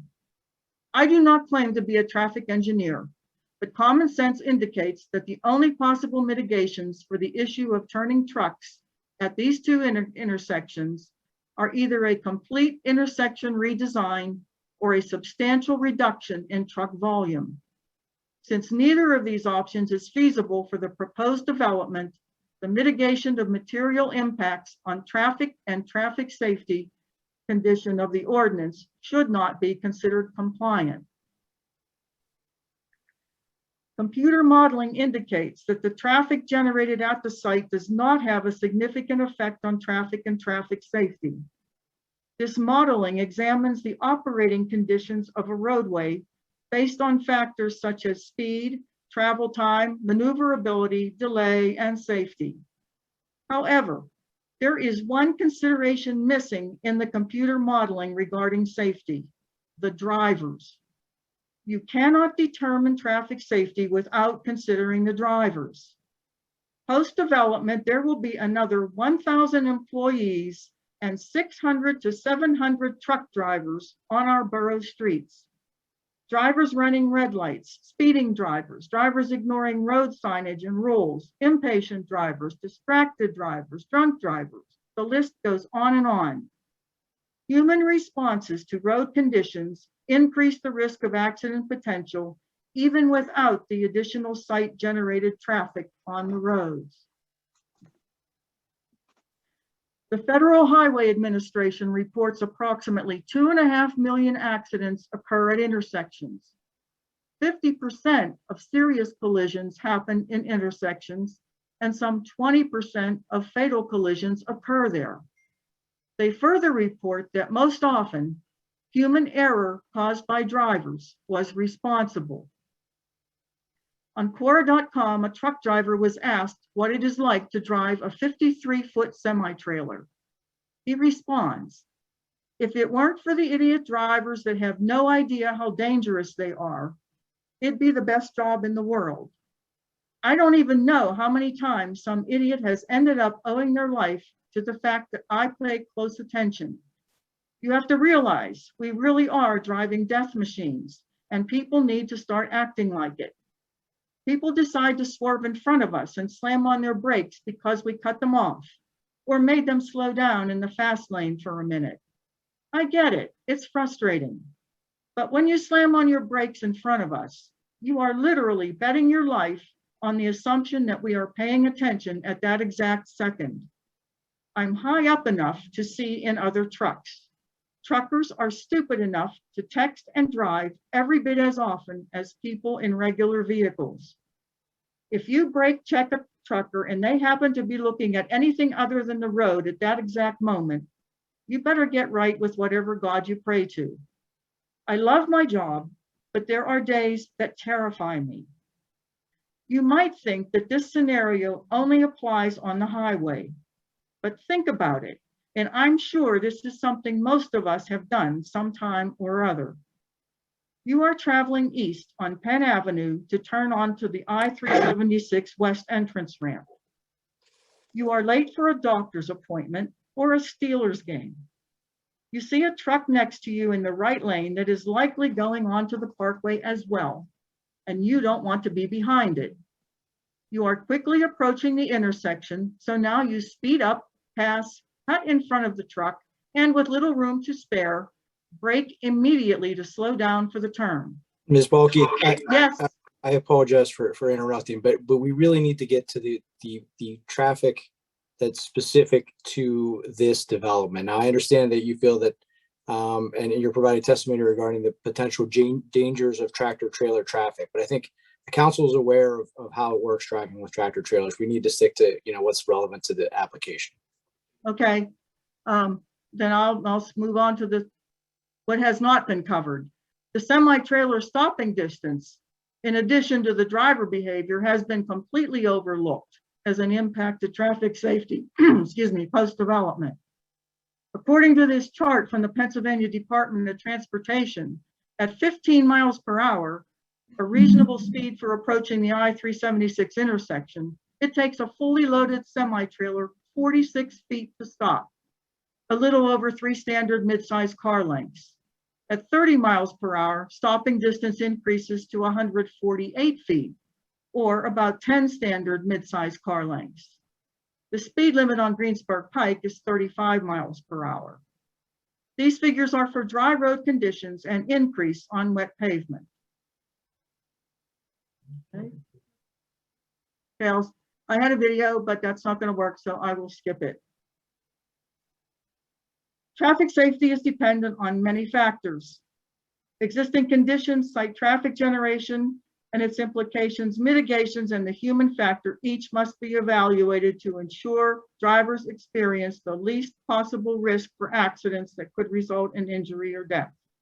Council members, accidents will happen at these intersections, resulting from the increased volume of trucks, and likely will increase over time as drivers having to contend with these trucks day after day become agitated and take more chances.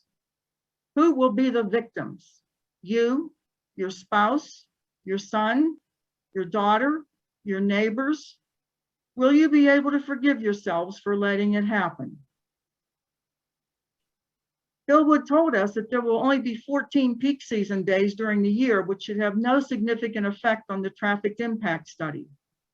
According to the U.S. Securities and Exchange Commission, Amazon does about 1/3 of its annual business in the fourth quarter, or at the last 3 months of the year. This is evident from this chart showing Amazon's revenue for the past 5 years. There's a spike in revenue towards the end of the year.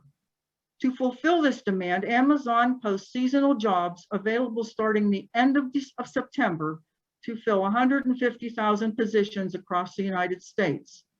Pennsylvania is listed as one of the states with the greatest number of seasonal roles. Common sense indicates that to meet the higher sales demand for the last 3 months of the year, more employees would be needed during that period, and more trucks would be distributing goods to and from the facility. The heaviest peak demand typically refers to the period starting the week before Black Friday and continuing through December, a total of 6 weeks. To meet that demand, the facility would already need to be stocked before that time to fulfill orders. 14 days is just not realistic. At the very least, 2 months would be needed just to cover the heaviest peak holiday demand. More likely would be a substantial increased number of employees and truck traffic for at least a 2 to 3 month period, not accounted for in the traffic impact study. Is the study still considered valid with 2 to 3 months of inaccurate traffic generation? Moving on to the aesthetic footprint of the proposed facility. Just how big is big? The average Amazon warehouse facility is 800,000 square feet. The Churchill facility is over 3.5 times larger. Another way to look at it is that the facility is that the total footage is equal to 50 football fields. But that comparison doesn't account for the 100 feet of vertical height equivalent to a 10-story building. Let's look at it from another perspective. Assume that we all live in a 1-story ranch-style, 2,000 square foot house, 20 feet in height.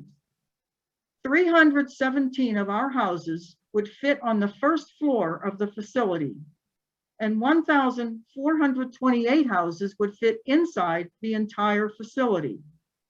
There are approximately 3,000 residents in the borough, and accounting for couples and families, assume an average of 3 per household. That amounts to 1,000 homes, all of which would fit inside the facility with space for over 400 more. Of the top 10 warehouse facilities in North America, the proposed Churchill facility in terms of square footage would rank number 4, the 4th largest. According to avantalk.com, of the 20 largest warehouse facilities in the world, the proposed facility would rank number 6.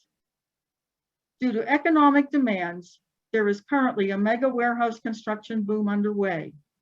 Of the top 10 warehouse construction projects, the Churchill facility would replace a Mississippi facility that has just been completed for the number 10 ranking. Factoring in both current and under construction facilities, the Churchill facility would rank as the 13th largest in the United States. There are 19,190 warehouses in the United States, according to Elena Mazzaranu, a research expert in transportation and logistics. This is the recently completed 2.8 million square foot Mississippi facility, ranked number 10 under construction, that the proposed Churchill facility would replace in ranking. Perhaps Churchill will become a tourist destination.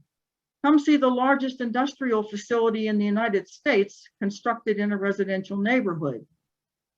By the way, this is a more accurate depiction of the proposed facility aesthetics post-development and for years to come. Once again, 10 years is a long time to wait for a vegetation buffer. One thing is certain, there will be an impact to our landscape and concurrent environmental footprint that cannot be replaced in our lifetime, as is evidenced during the construction of that Mississippi facility. In conclusion, that leaves Borough Council with these questions. Do the approved results of the traffic study unquestionably satisfy all the conditions set forth in the ordinance, at least relative to the two intersections of concern and increased seasonal demand for site traffic? Also, does the proposed facility complement and enhance our borough? Amazon has cited location as the primary reason for the facility in our borough. Location is the primary reason why the facility should not be in our borough. What happens when 10 years down the road, with ever increasing technological advances, Amazon discovers that this prototype is not conducive to its operations and says goodbye?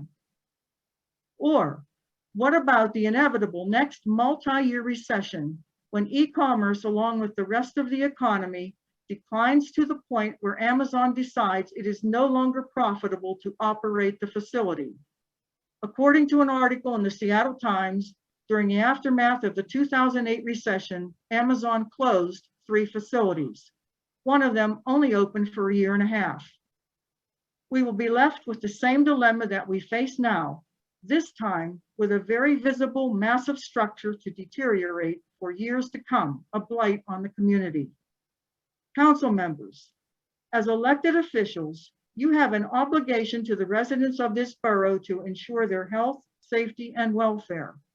This facility is unhealthy to the community, does not ensure public safety, and is injurious to our residents' welfare. It is important to know when to build, but also important to know when not to build. Are you just following the money? Sure, the tax revenue, jobs, and school subsidy are enticing, but at what cost? We have been told that this development provides a substantial economic advantage to our community. But if that is true, then please let Hillwood explain why they do not include a 3 million square foot industrial warehouse in their own multi-award winning residential developments. Consider that Hillwood and Amazon experience no impact from this development other than a paycheck and profits. But you, your families, your neighbors, and all borough residents must live with the unknown ramifications of your decision, whether good or bad, for decades to come. Hillwood has degraded our borough residents as unqualified to question their own futures regarding this development. Let me ask you this. How is Hillwood, as non-residents of this borough, qualified to determine those futures for us? Thank you, everyone, for listening. Wow. Thanks, Ms. Balkey. That was, Whoever Lee is, Lee, you're unmuted. hello? Yeah, you're unmuted, Mr. Lee. You might want to mute yourself. There you go. So, folks, we are past 8 o'clock now. Before we move on to our next commenter, we are going to take a 10-minute recess. We'll see you all in 10 minutes. Thank you. So how do we know our turn? Mr. and Mrs. Ezokoye, you also are unmuted now. So, okay, there you go. Thanks.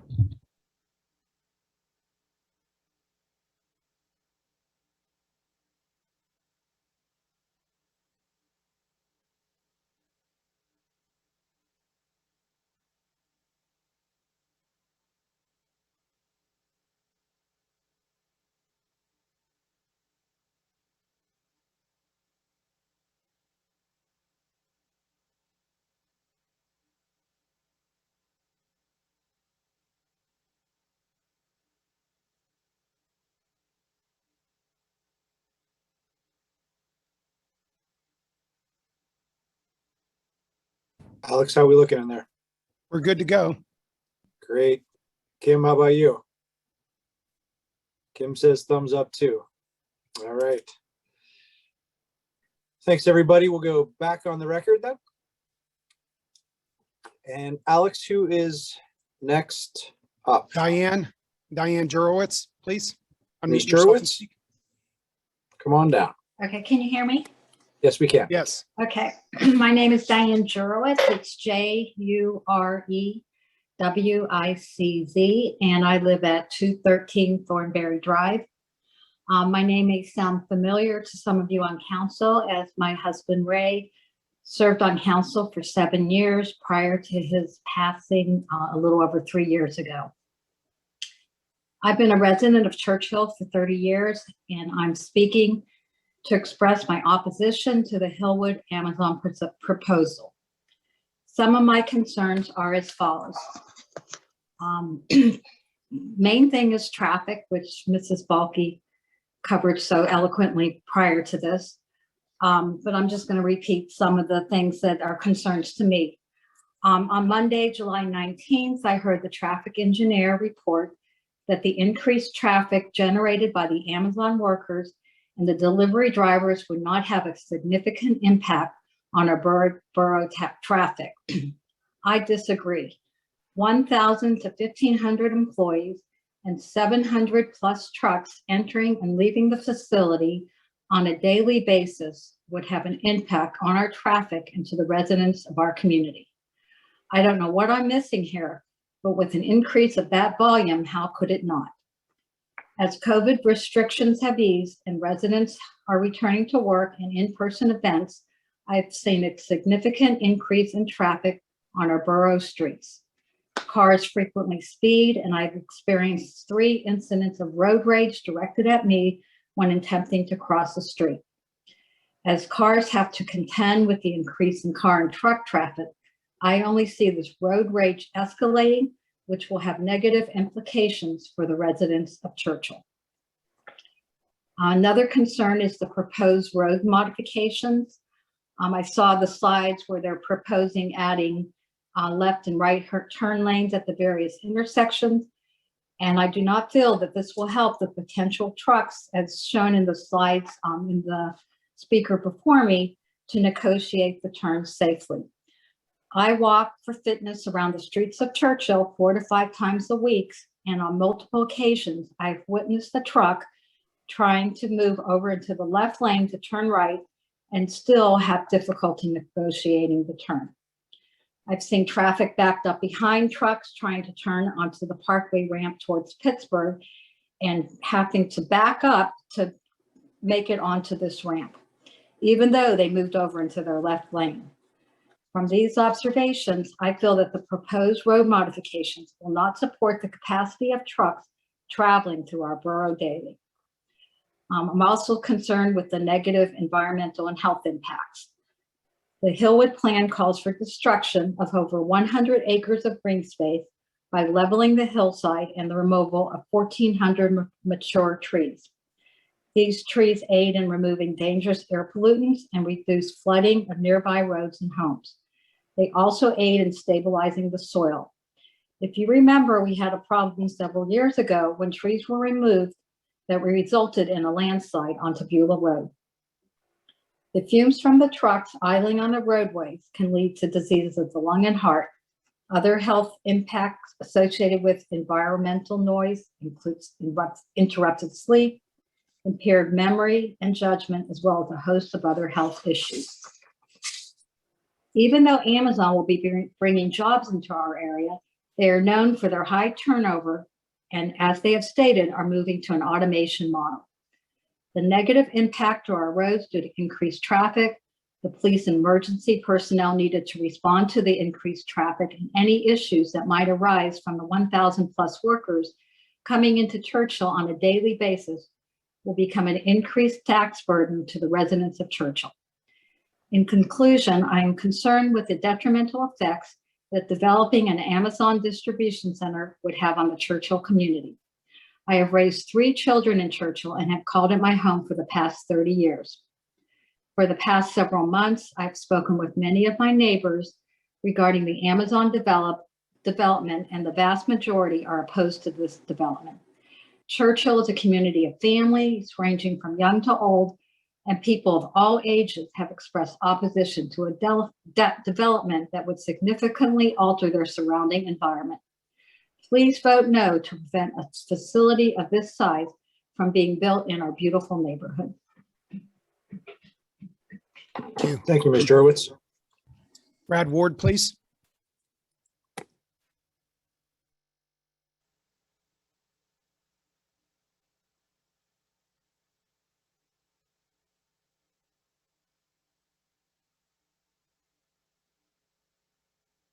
Brad, go ahead and unmute yourself and you can speak.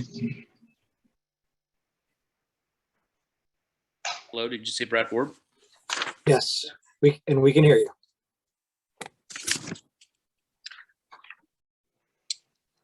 Hi, this is Brad Ward at 2271 McCrae Road. And can you hear me? Yes, sir. Yes, sir. Okay.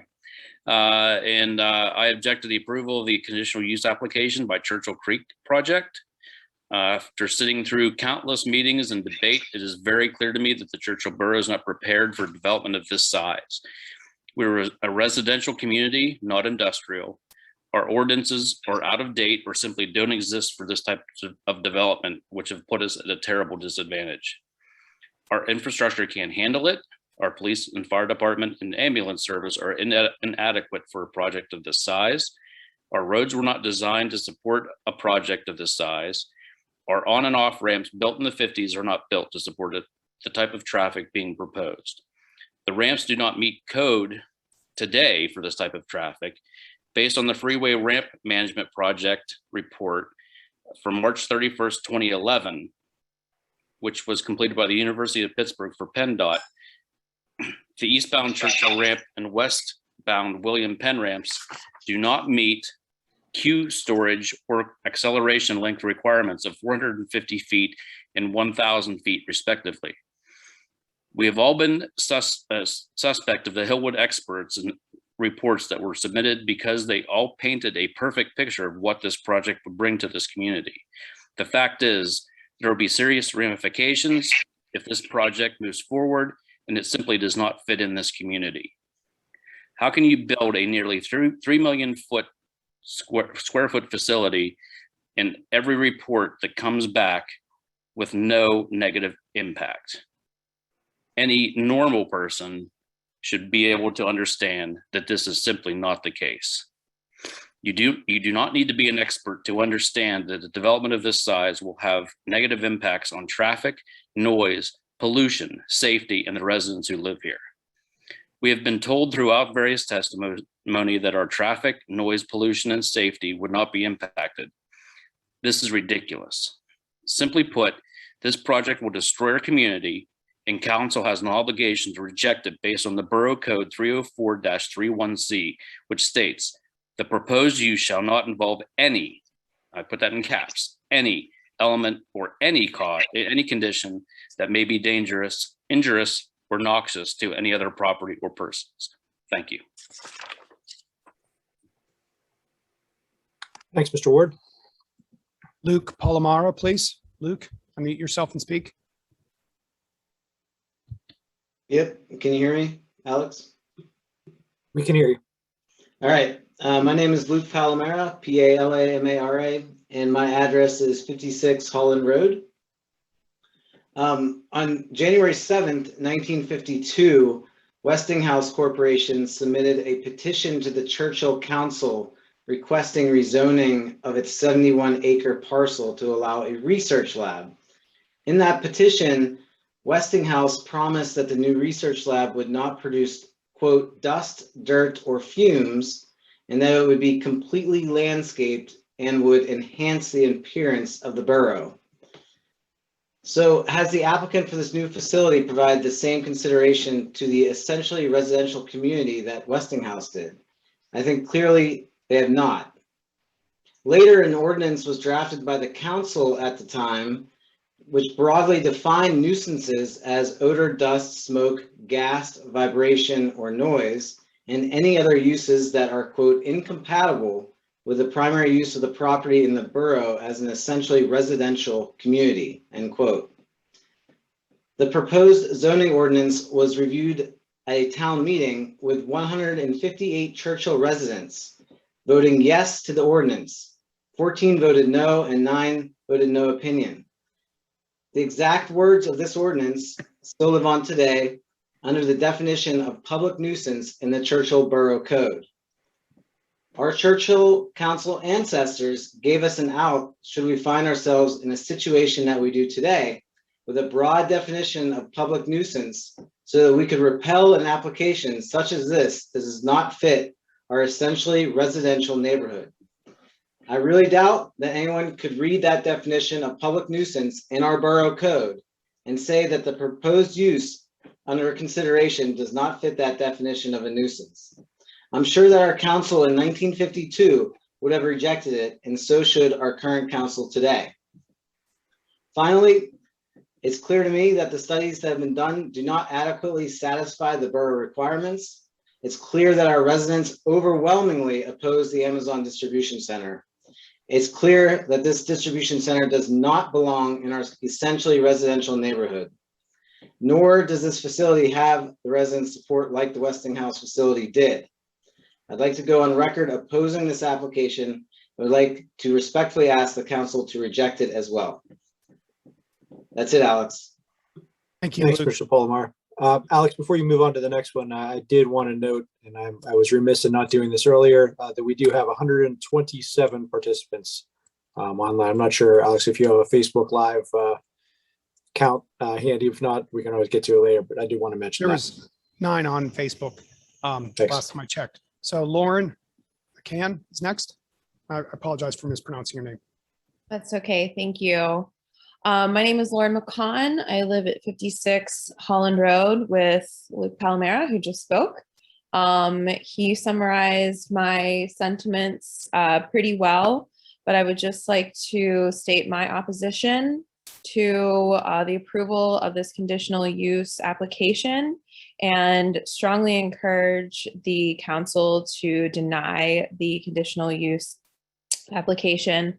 And I would like to go on the record. I'm not sure if this is relevant to the specific proceedings here, but during Ms. Balkey's testimony earlier, I have a screenshot from the Moses Hampton room that the Hillwood representatives were not even present. One had left the room and the other one had his feet up on the desk scrolling on his phone. So if you need any indication of how Hillwood or Amazon feels about our community, I think you have it right there. And I have the photo screenshot to share with you if need be. So I encourage the council again to deny this permit. You have the opportunity to make the right decision on behalf of the community, and the community's will is very obvious that we are against this proposal. Thank you. Thank you. Thank you. Nicolette Armstrong, please.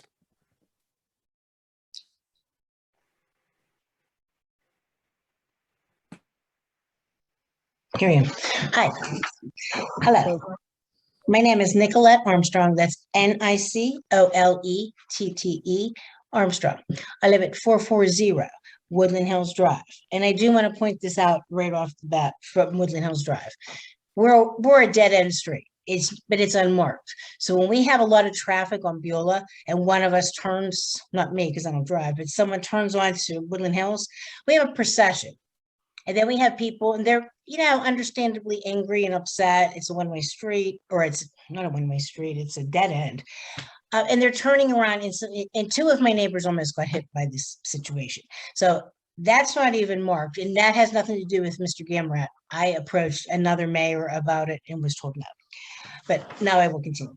It's critically important for council to strongly advocate for the continued quality of life in Churchill, as well as safety of all residents.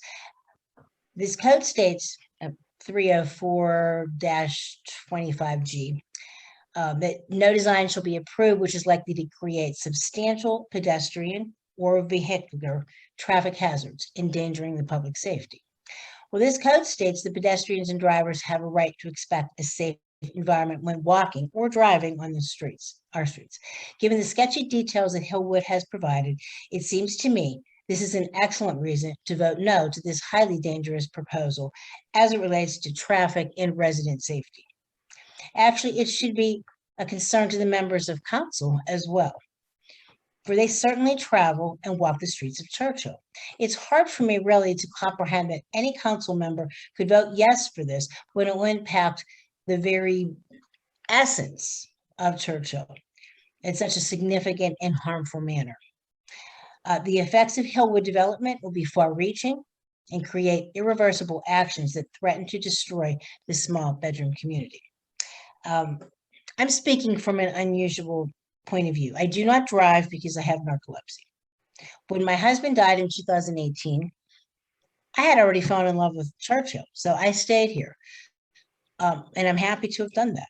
I managed to live fully by using public transportation, walking from point A to point B, and utilizing Lyft to get me to appointments and social events.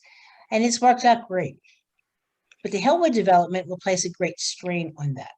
I believe that Lyft will become so expensive because drivers will be caught up in traffic. And I fear they may even avoid the area altogether. Walking to Ardmore for the 69 Trafford or to William Penn Highway for the 67 Monroeville will be dangerous journeys as well. In addition, I'm really not the only pedestrian in Churchill by any means. Many of our residents prefer public transportation because it's less expensive when they need to get to work and school. Some residents, myself included, simply walk for exercise. And you know what? That seems to be a right that we have as residents in this community or any community. But the ability to do so in a safe manner will be in peril with acceptance of the Hillwood project. In all actuality, Hillwood will most definitely create a substantial pedestrian and vehicular traffic hazard, which will definitely endanger our public safety. The Hillwood developers are not from this area. They're from Texas. They don't probably care that much about the people in Churchill. They've shown this disregard by basically airbrushing the dangerous impact that this proposal will have on drivers and pedestrians in Churchill. For example, they cite truck traffic, and at best they minimize that information. They state that trucks will cause minimal damage to our roads and traffic patterns, but that is absolutely false and impossible. Our roads were built in the 40s through the 60s, which means they are fairly narrow and aging rapidly. Truck traffic, along with the normal and expected daily use of our roads from residents just going about their daily lives, will make it virtually impossible to do any of these things without sitting in traffic for very long periods of time. While cars and trucks are sitting in traffic, engines will be idling, causing noxious fumes to be released into our air. This is not acceptable on any levels. As a cancer survivor, I just had an oncology appointment, and I cannot tell you how terrified you are the weeks leading up to the appointment. I was just given a clean bill of health. I'm happy about that. But this worries me greatly. What really does worry me, though, is Hillwood keeps pushing this off. It's the employees. Nothing against the employees. They're trying to make a living wage. They're working, but it's going to be very difficult on our roads. Amazon employees are held to a very strict on-time goal, and that may prove to be deadly. And I mean deadly. I'm not being like, this is not hyperbole here. I mean deadly for drivers and pedestrians in our neighborhood. And I really mean that. As I walk around Churchill, I see the same people walking. I also walk up many of the side streets. On Garrick Drive, for example, I see a young family with about 5 children, and they walk freely and safely, like daily. The children sometimes stray ahead of the parents. I'm not going to take too long reading this, but and then when a car comes, they go back. I see children on Garrick skateboarding and playing, and you know what? It's a beautiful sight to see. Here is what scares me. Garrick will be one of the streets, the employees, nothing against the employees. They'll see that as a shortcut, and Garrick won't be as peaceful as it is safe as it is right now. And that really hurts me for people. This is a community of young a lot of young people with children. Cars tend to drive defensively and they're able to stop on Garrick. But now imagine how drastically that will change if Hillwood is given the green light to proceed. It will not take long for Amazon employees to find as many shortcuts as possible. While I doubt that semi-trucks will ride down Garrick, I have no doubt that there will be a lot of employees trying to make their on-time goal. And that could prove to be deadly for children, which is hurtful, or anyone walking, because we're not going to be used to this. Now think about this for a minute, and just think about, they have no connection to Churchill. I'm not saying they're going to come in here and deliberately destroy our neighborhood, but it's just going to be a whole different ballgame.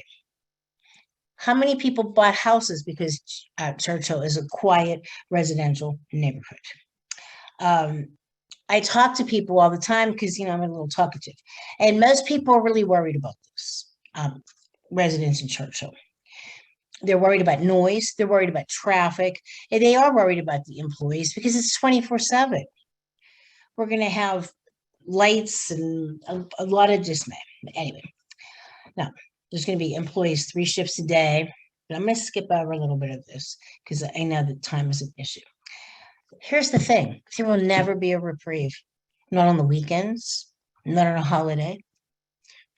There just won't be a reprieve. If you live on Greensburg Pike, you can't have a party. Not only can you not have a party because you can't park in front of your house, you can't have a medical emergency because nothing is going to be able to pull up in front of their homes. That is a pretty serious issue. Okay, let me just find my place. Once this starts, we'll have all the distraction of the construction, and then it'll just go on and on and on. We will have traffic woes 24/7, 365 days a year. I have concerns over many aspects of this development: stormwater, sewage, property values, and the removal of our tree canopy.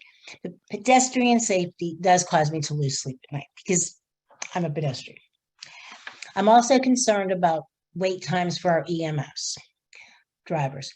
Seconds matter in an emergency. A stroke victim, time is of the essence. All right, in closing, I'm urging council and our mayor to think about this. Our Churchill website states that this is a residential community. It offers welcoming neighborhoods, wooded hills, and a rich history. I fear that very little of that description will remain if you vote to accept this proposal. I am forcefully asking you to turn down this proposal. I'm not anti-job or development. I'm not asking for Churchill to remain the same as change is part of life. Churchill, in fact, has changed over the years, but it remains a lovely, well-maintained place to live. Although I do not have children, I believe that this is an ideal place to raise a family.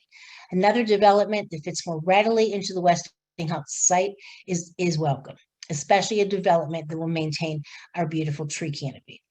And Jay and Matt, I just want to say, I admired you when you did not want to have in-person meetings because of COVID concerns for your children.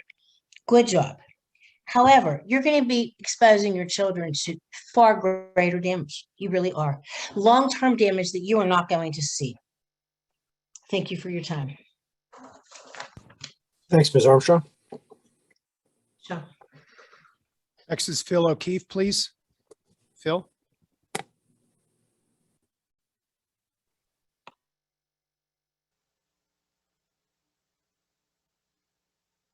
Yes, I'm here. Can you hear me?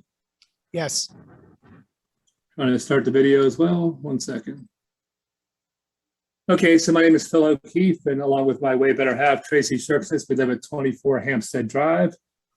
I'm going to basically present 2 videos. One is me walking around Churchill, around the proposed site, and then one is a better solution for this site. I commend all of you, Dwight, Alex, Gavin, the guys at the Moses Hampton room for sticking through this all. I know we're all just doing our jobs here, but I don't have a whole lot of letters after my name. I'm a relatively smart guy, but I'm a resident, which is hopefully the key point of this whole thing. So I'm going to share my screen. And I logged about 4.5 miles this afternoon.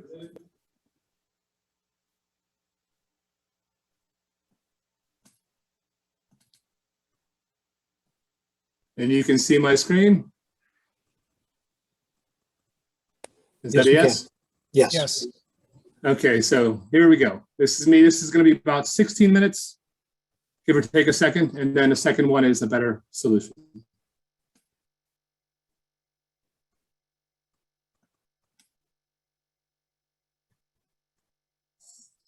Hey there, my name is Phil O'Keefe. I live at 2040 Hampstead Drive. Back behind me is Westinghouse, probably less than a mile away. Down to my right here is Beulah. I look behind me up here, it's Homer, Edgewood Country Club, and then over the trees and far away, it's Holland Road. So we're going to take a little tour of Churchill. So let's go. Down Hampstead. The reason I'm here is because my dad used to work at the Research Center, Westinghouse Research Center. I think he moved here in 1959. He was a physicist, born in Liverpool, and smart guy, and he was one of many who used to work there. So I know that facility pretty well. I moved away for a while, moved back here in 2000. So I'm pretty confident that I know Churchill pretty well. Mr. O'Keefe, can I ask you to pause your video just for a moment? Road, right out here. Sorry? Can I ask you to pause your video just for a moment? Did you say? I did, yes. I got to turn off my video? No, you don't Or have to. my audio? That might I help can give hear some you and see bandwidth. you. It's kind of choppy from our view, so it's kind of, anyways, you might want to try the video, turning it off, yours, and see if you get more bandwidth. I will, yes. Okay, thank you for informing. And before you start it back up, Mr. O'Keefe, I just want to make sure that we, it will help us understand the relevance of this if you maybe give us and help us understand up front. So what are we looking at? What are we going to be looking at here, and why is it relevant to the application? All about traffic. Okay. Thank you.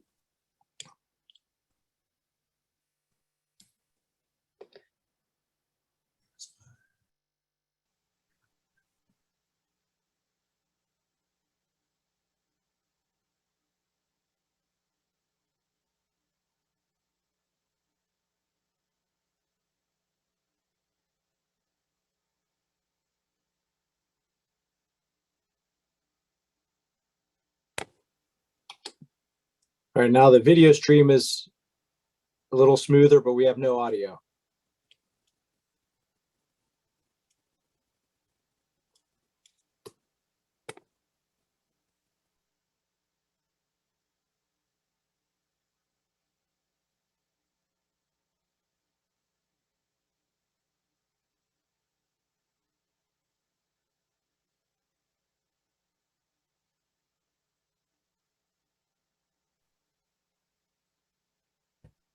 There's no sound on the video. Not sure if anyone can hear us.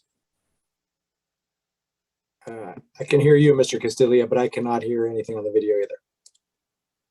And I'm You not sure if cannot this- hear anything on the video? No, No. we No, we can't hear cannot. video. We can see it, but we can't hear it. Just check that it's not muted, maybe, from when it The video, restarted. we can hear the video. The video is not muted. I'm playing it directly from the site itself. So let me try one. Can you put me next in line? I just want to make sure that I can just play the raw video from YouTube. Would that work? Yeah, we could try it that way. Okay. Because I you have it appreciate like it. embedded in the Google Docs. Yeah, It's in now the I feel Google a little- Doc, yes, and there's a second video in there, but I can go straight to the YouTube video directly if we need be, or come directly from my computer, whichever you like. Phil, give it a try, what you feel comfortable with, and if we need, we can have the next speaker speak while you work on it. And then maybe send me the link and I'll try the best I can to see if it works better to share on my end. And I can't tell who's talking, who is speaking then? Was that? This is was that you, Alex. Okay, I will send you that link, Alex, and so that would be great if you can go to the next speaker and then I could chime in afterwards. Thank you. So the next speaker that was in order was a person who identified themselves as Princess. So please unmute yourself and give us your full name.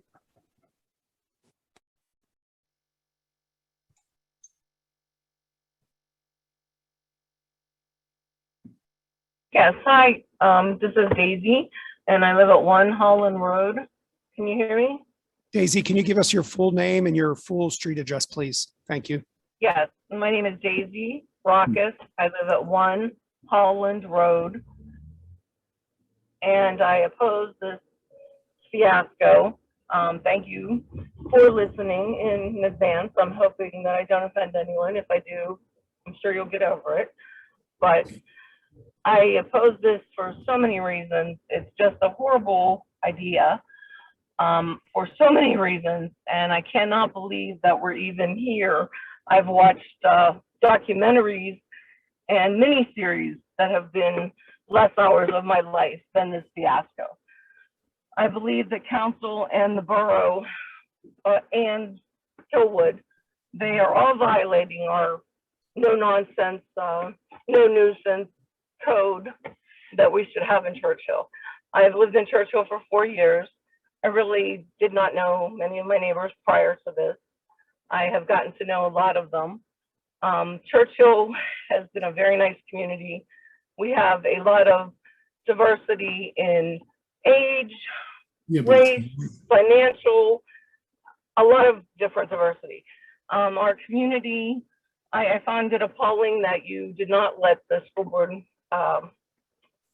woman, Miss Jamie, speak. There has been a group that has been speaking to the school board members. So it would have been interesting to hear what she feels about this. I also feel that anybody that sends their child to Woodland Hills should be able to speak, because they're sending their child into our community and Hillwood wants to send semi trucks into our community. It's appalling that the residents do oppose this, and we just keep it going, and it seems like it just doesn't make sense. We also have not heard from the owners, who are NAI, MIA, Missing in Action, Mr. DeLoria, or whatever his name is, and DeLuca and Hanson. They are our neighbors. They own the property. They should be part of this. I did write to Alex and ask him about that, and I was told, no, they aren't a part of this. But it's funny that the borough and the council would spend money for a survey and not have, and it be shut down and be told, well, we really don't care what the residents are, we're going to do this. The owners are developers and they're from Pennsylvania. So why we have a Texas-based company in developing something is crazy. It just seems like it's about a lot of money and politics. You also have letters that you've posted on the Churchill Borough website that are endorsements from politicians like Mr. Fitzgerald and Mr. Costa that have numerous items in there that are not even true, but the recommendation and the endorsement still up. And also the respect, the lack of respect and the disdain that Hillwood has and the attorney has shown for our residents that live here in this community has been disgusting, quite frankly.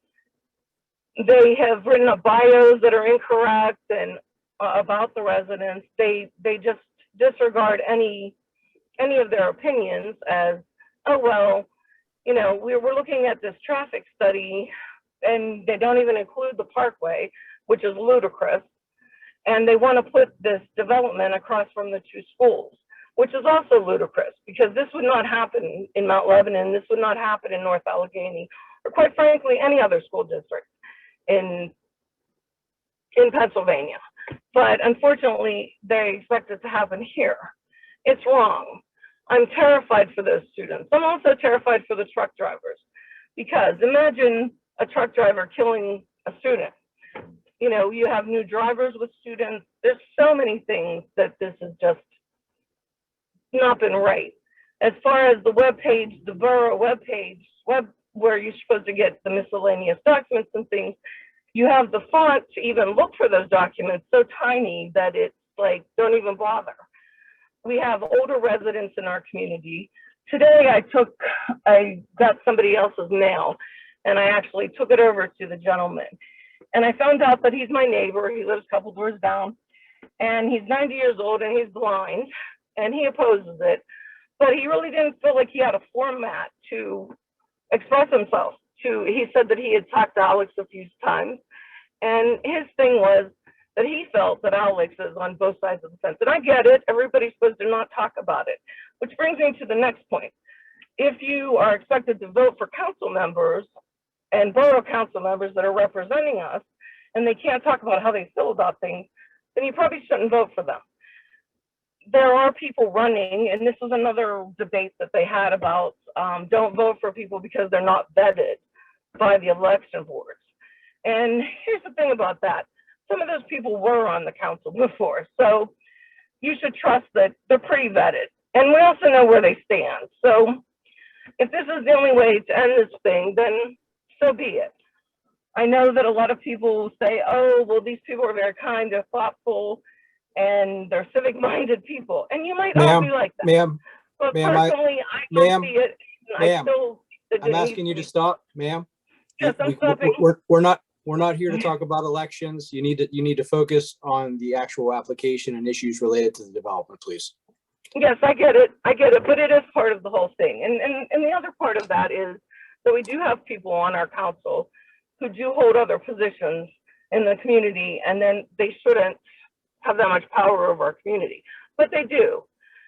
So, and even Gavin, a lot of this stuff that goes on here seems like abuse of taxpayer funds. Ma'am, if you have comments about the development, we'll let you continue. If not, we're gonna shut you down here. I understand that, but those are comments about the development. No, they are relevant to the development. Okay, we'll get to the development. Please. Okay, I've sent in photos of trucks. I sent in a photo of an unhitched truck to show you how our roads are narrow and they don't facilitate these trucks that are on there. And I have nothing against Amazon. Amazon is a great company that does a multitude of things. In fact, Amazon even has this motion picture thing that they just bought. They could put that over there. And the bad thing about Hillwood too is that they came into our community not to engage with the people in the community, even though their mission statement is, oh, we go into communities and we work with communities and we work with them and help them. But they didn't really do that. They came in and told us what we were going to be living with. So I oppose it. And that's enough for tonight. Because personally, I have a headache and it doesn't really matter. And also, I think that it's terrible that you're doing this on Saturday before Halloween, because a lot of families do go out and have activities with their children. And, you know, we don't have in-person meetings because of COVID and the children, but you have Saturday, 9 a.m., another one of these things. Well, we have every intention of finishing. We have every intention of finishing tonight, ma'am. So we hopefully can work with that concern. Okay, thank you for your comment. Bye. Alex? So Phil, you want to give it a try? It's kind of a challenge for me because what you sent me was a link to the YouTube, which is fine, but I may have the same issue you have because I don't have it as a video clip. Yeah, I can give it. I have it lined up on YouTube, on pure YouTube instead of a Google form, so I can give that a go. Yeah, give it a go and see how it works, especially with the screen off for yourself. Are we unmuted, Alex, or no? You're I unmuted. would just mention maybe try not. Say it again. Hey, can you see my screen? Not yet. Yes. Yeah, we can see it. Yes. Okay. So I obviously only have one screen here, but I will start the video and just interject within the 5 seconds if you cannot hear the video. Okay. You have the mute button pressed on it as well, Yep, so you might I want to got check that.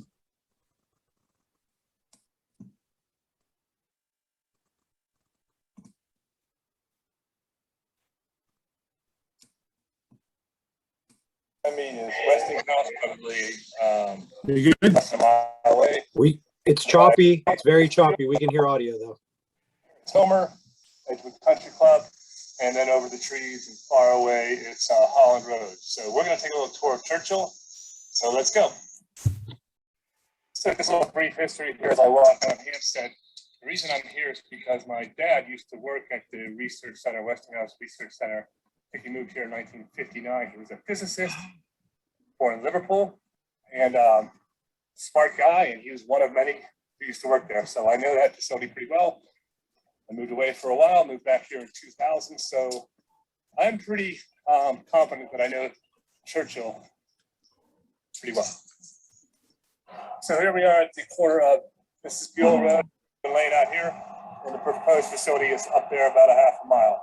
Anyway, this is a pretty bad intersection, and I don't think this is even part of the traffic study, right?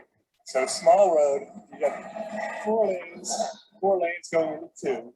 There's no sidewalk.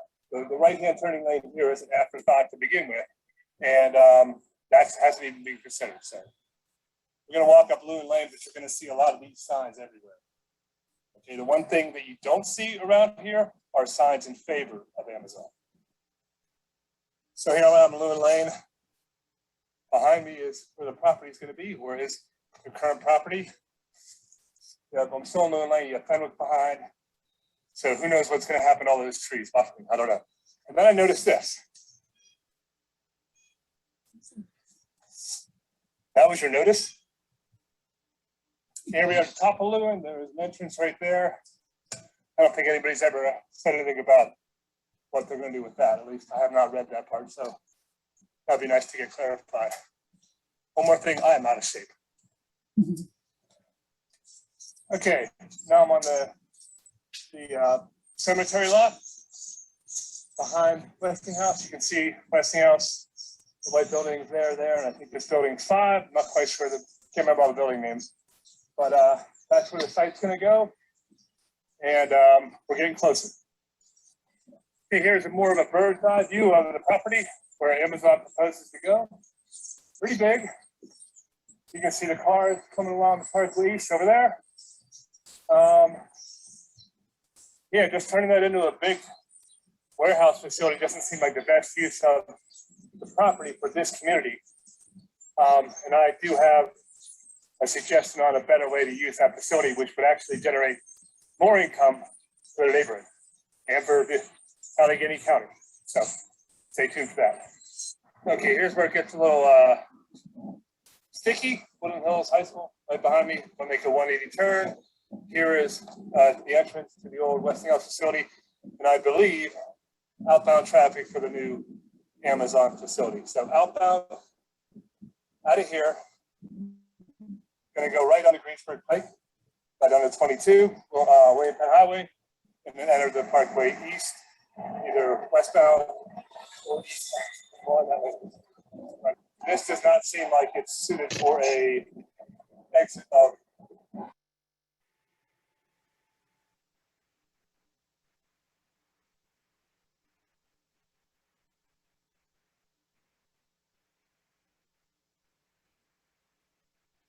We lost your audio. We lost Mr. audio. O'Keefe.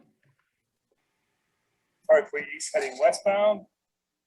I think there's going to be a small, little. All right, now it's back. I'm not quite sure, but that sign saying wrong way is the wrong way. We should not be doing this.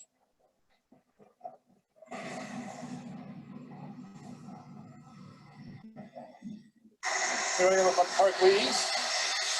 Facing east, you can see that in the property, the white behind me, and every single westbound trailer from Amazon will exit right there, exit 79A. Every single westbound tractor will exit right there. So I'm walking along Graham Boulevard, Westinghouse properties to my right. New proposed Amazon site to my right. So this is a pretty small road. And this will be 24/7 truck traffic and employee traffic, 24/7, 365. All these homes here, obviously in opposition, doesn't make sense.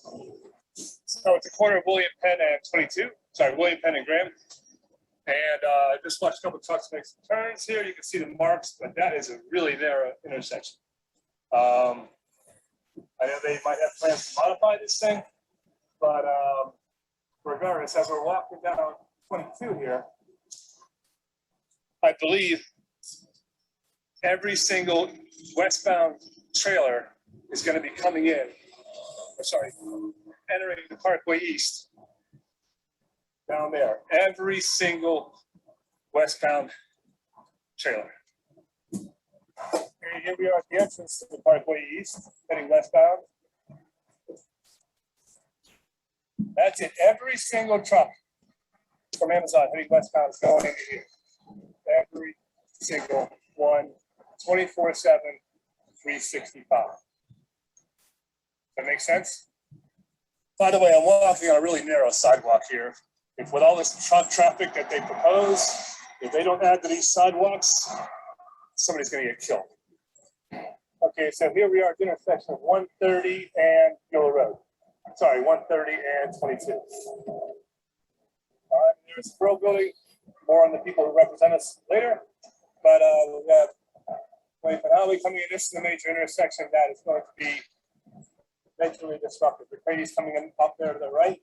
Gila Road coming up from the old Churchill Country Club there.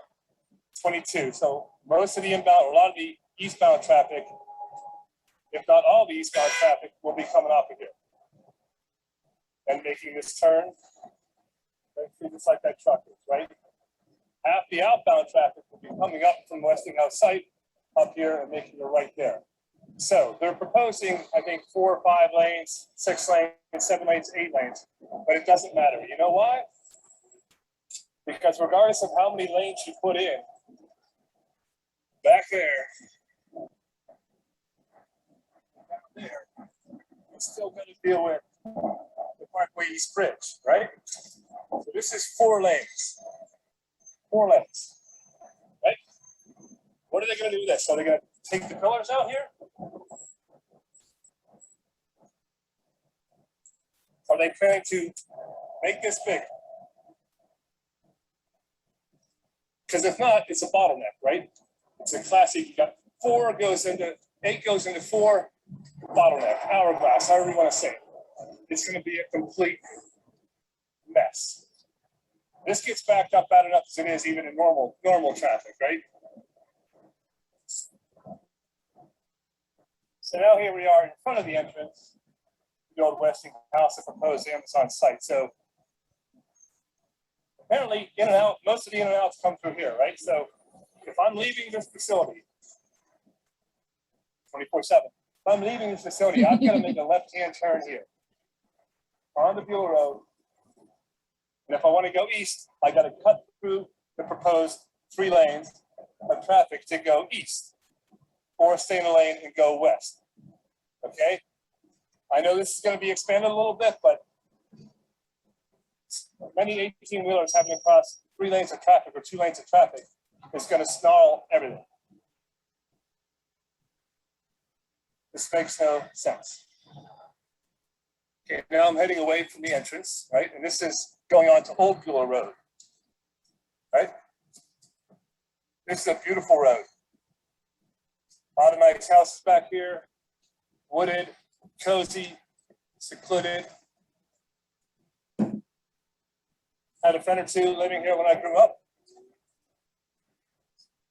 Anyway, it goes back, obviously, the full length, or not the full length, but probably about a half mile down to where it reconnects with Buell Road, right? Well, sorry, this is now a dead end. Someone mentioned, how are they going to turn around? This is a pretty small road, but this is now a dead end. Thank you, Amazon. Let me back that up. Not thank you, Amazon. Amazon has the right to try and come into a community and put in a warehouse wherever they like. This would be thank you, council, if you do indeed vote for this. Look, another sign. Really? So now I'm walking away from the facility, right, behind me on Churchill Road. There are the sidewalks here. And the original proposal was to have Amazon come up here with their trucks on this road to the entrance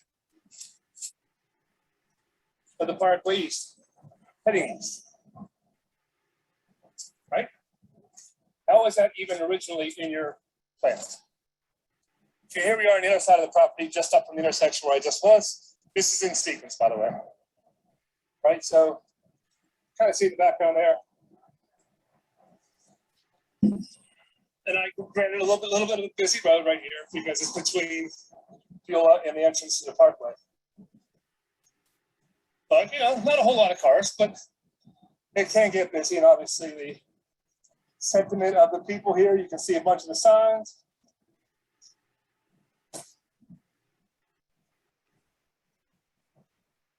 So moving up here to the entrance and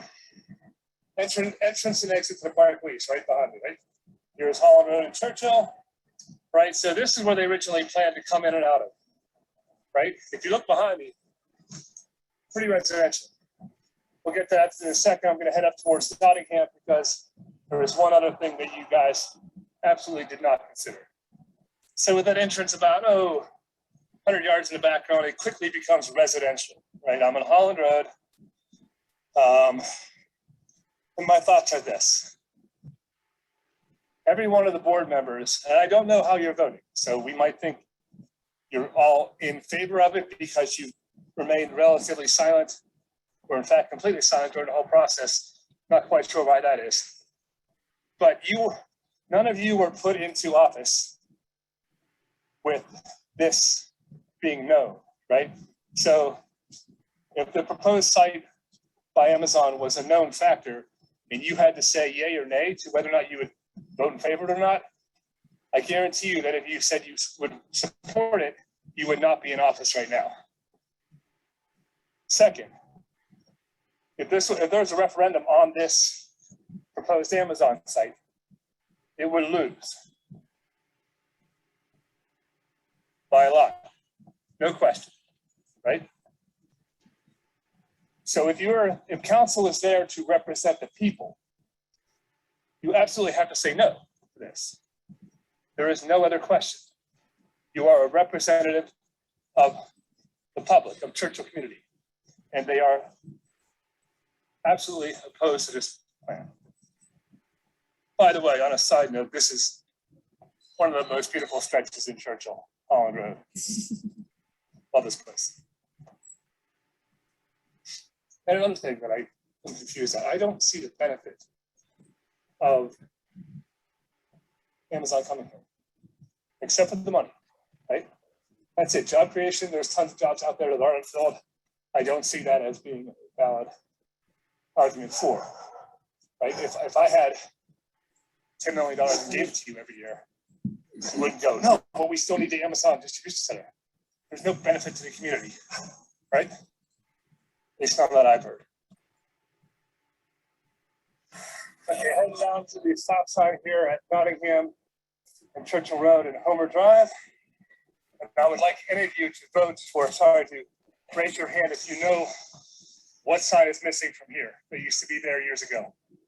Anyone? Anyway, there used to be a no turn 4 to 6 p.m.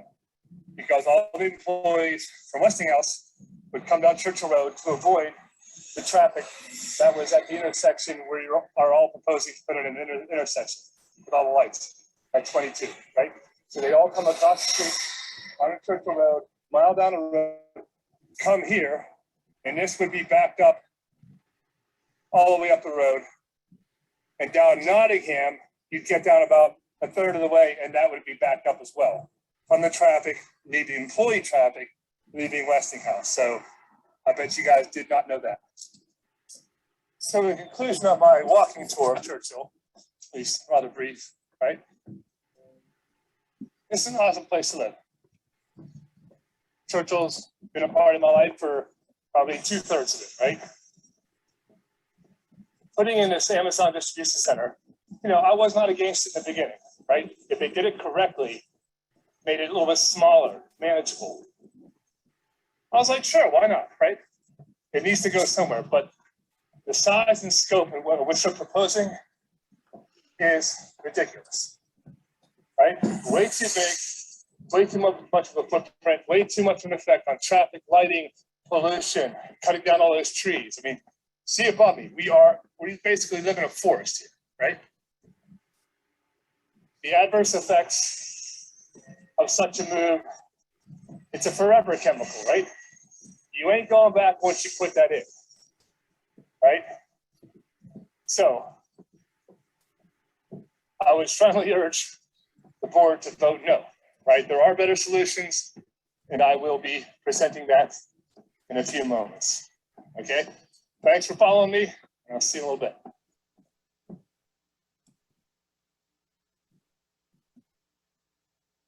Okay, you can still hear me? We could. It was a very, the video was pretty choppy, but the audio was clean.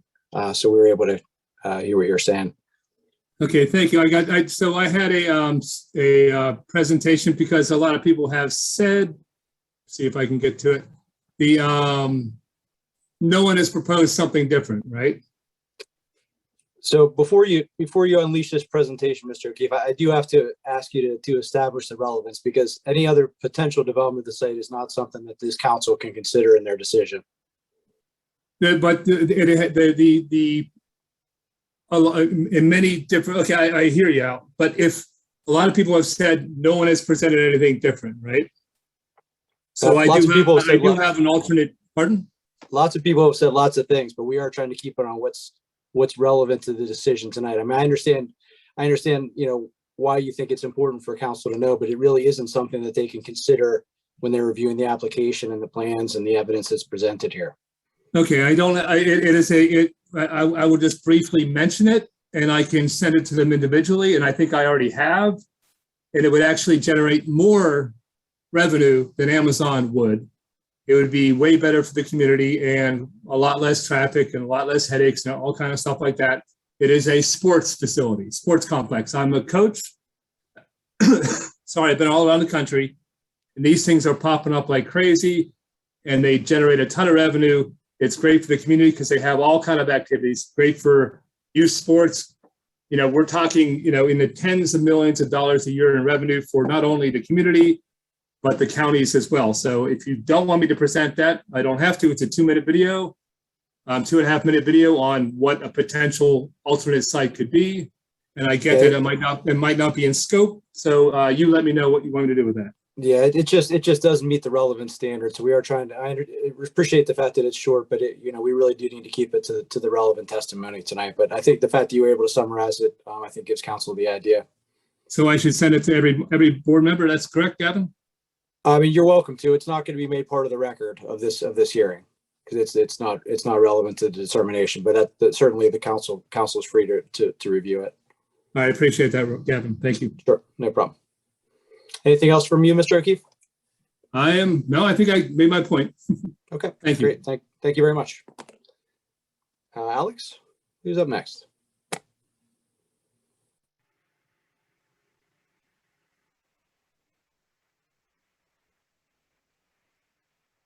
Is next. Korey, would you unmute yourself and speak? Hi, my name is Korey Rea from 35 Holland Road, and I oppose this project. Not to reiterate what everybody else has said, I agree with all my neighbors and all of the things that they've mentioned for the weeks and weeks and weeks of this process. But I also would like to point out how dangerous this potentially could be, as mentioned in section 304-31C. The proposed use shall not involve any element or cause any condition that may be dangerous, injurious, or noxious to any property or persons.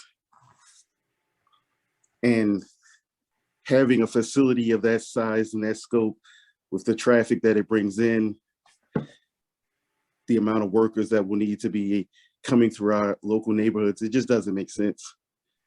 And as we're about to celebrate Halloween, imagine the kids walking through Churchill on Saturday, diving in the bushes to avoid being hit by a tractor trailer that's rushing to get to Amazon, or some of the workers rushing to get to the plant so they're not a second late to punch that time clock. This just isn't the place for that. I also want to reiterate one of my other neighbors who said a couple weeks ago, really, who asked for this? And I'll leave it at that. Thank you. Thank you, sir. Thank you. And I have, it's Jill Stewart, but it might be Dave Stewart, because I think Jill already has spoken. Okay. One or the other. I've seen both names, so I apologize if I'm wrong. It's Jill. Dave's Sorry. not here. Go ahead, Jill. I had it Okay. backwards. Dave had already spoken. Okay, thank you. So my name is Jill Stewart and my home is at 2507 Greensburg Pike, 3 homes down from the proposed exit B to the facility. My family moved to this home in the early 1960s when Greensburg Pike was a country like 2-lane road. Westinghouse Research was present when we moved in with their property adjacent to ours, as it was to many along Greensburg Pike. But it was not an obvious presence short of employee traffic entering and exiting at the beginning and end of their workday. We couldn't see the facility through the dense wooded property. We couldn't hear the operations, and we didn't breathe any noxious fumes. Westinghouse checked all of the good neighbor boxes. Amazon will not. I won't reiterate all that has been testified over the past several hearings, but I would implore council to listen again to the testimonies of our party objectors and their witnesses. Review their submissions. They have done their research. They have impressive credentials and have used science and facts to back their testimonies. I have been more than impressed by the intelligence and commitment evidenced as they questioned expert witnesses, researched the various aspects of the proposed project, and presented their testimonies. You should have been as well. Hillwood has made every effort to discredit the party objectors and highlight that they are not experts. While they may not be degreed in the various aspects of this project, they are intelligent, educated individuals capable of making informed conclusions from their research. One does not need to be an expert to know not to drink the Kool-Aid Hillwood is offering. The objectors have provided well-documented research highlighting the negatives of this proposal, but in reality, it is common sense. On the most basic level, everyone knows that removing 1,400 mature trees cannot be good for the environment. Everyone knows that 800 diesel truck emissions each and every day cannot be healthy for our residents. And everyone knows those same 800 semi-trucks traveling our roads and in a school zone cannot be safe or quiet. It is just common sense. Our objectors were not paid to have the research fit the proposed plans. They were not paid at all, but rather put in an extraordinary effort and amount of time out of grave concern for our community. The onus has been on Hillwood to show that they have met the criteria to receive a conditional use permit. Our objectors have shown they have not. They have brought to light the adverse effects this project will have on our community's health, safety, and overall well-being. They have shown that this project is not in the best interest of Churchill, its residents, or our surrounding neighborhoods. Nothing about this proposed distribution center meets any of the criteria for approval sections 304-31C through H of the zoning code for conditional use. It is dangerous, injurious, and noxious. Our objectors and public speakers have shown that. It does not produce a harmonious relationship to adjacent properties. How can there possibly be a harmonious relationship between a mega distribution center operating 24/7, 365 days a year, and a small bedroom community such as Churchill? The proposed center does not produce a visual impression and environment consistent with the environment of the neighborhood. It does not minimize traffic congestion, but rather will cause congestion backups. It is not consistent with the current character of the borough. Council members are taxed with the responsibility to act in the best interests of the community and its residents. This proposal clearly is not in Churchill's residents' best interest. Should this project be permitted to advance, there is no going back. Post-construction studies will not remedy the damage done. Listen to the concerns voiced over the past several months. Consider the well-being of all of your neighbors, particularly those residing in the 400+ homes along Greensburg Pike, Graham Boulevard, William Penn Highway, Beulah Road, Lewin Lane, and Fenwick Road that either abut the property or within 1,000 feet of it. Consider the safety of the Woodland Hills and Pace school children. Consider the accessibility to the homes along Greensburg Pike and Graham Boulevard, which will be cut off to allow for the increased traffic Amazon will bring. service vehicles, guest vehicles, and alternative transportation options, including shared ride services and paratransit for the elderly and disabled, will no longer be able to stop for pickup and drop off along these roads. As tax-paying residents, we should expect unimpeded, safe access to our homes for ourselves and for others. Please drive by our homes and see for yourselves how the proposed traffic plan to allow for the diesel trucks and employee traffic will impact accessibility to our homes. I just want to note that while views to the Zoom meetings have averaged about 110% per session, I don't believe that is necessarily an accurate snapshot of the community's interest in this proposed development. Churchill has a large percentage of elderly residents that may not be comfortable using Zoom and are not able to participate through this medium. And to be honest, when I first heard that Amazon was looking to build in Churchill behind our house, I naively discounted it as something that would never be considered, let alone permitted. I believe there are many residents that felt the same and have not participated for that reason. Indeed, as the hearings have progressed, more residents have become aware, continue to become aware, and have contributed to their time and finances towards the opposition. On the last Zoom meeting, Mr. Gallagher and Langham engineer in charge of this project, Mr. Rowland, commented on how they had never seen this kind of reaction to a proposed project. To quote the dialogue, Mr. Gallagher asked Mr. Rowland, have you testified in zoning hearings before? To which Mr. Rowland replied, I have. Mr. Gallagher asked, have you testified in zoning? Mr. Gallagher continued, okay, have you ever had a zoning matter quite like this with this many hearings and this many parties in opposition? To which Mr. Rowland responded, no, this would be a first. And Mr. Gallagher commented, yeah, I would say I've been a part of hundreds of hearings and I've never been a part of something like this. Their disbelief in the community pushback was audible.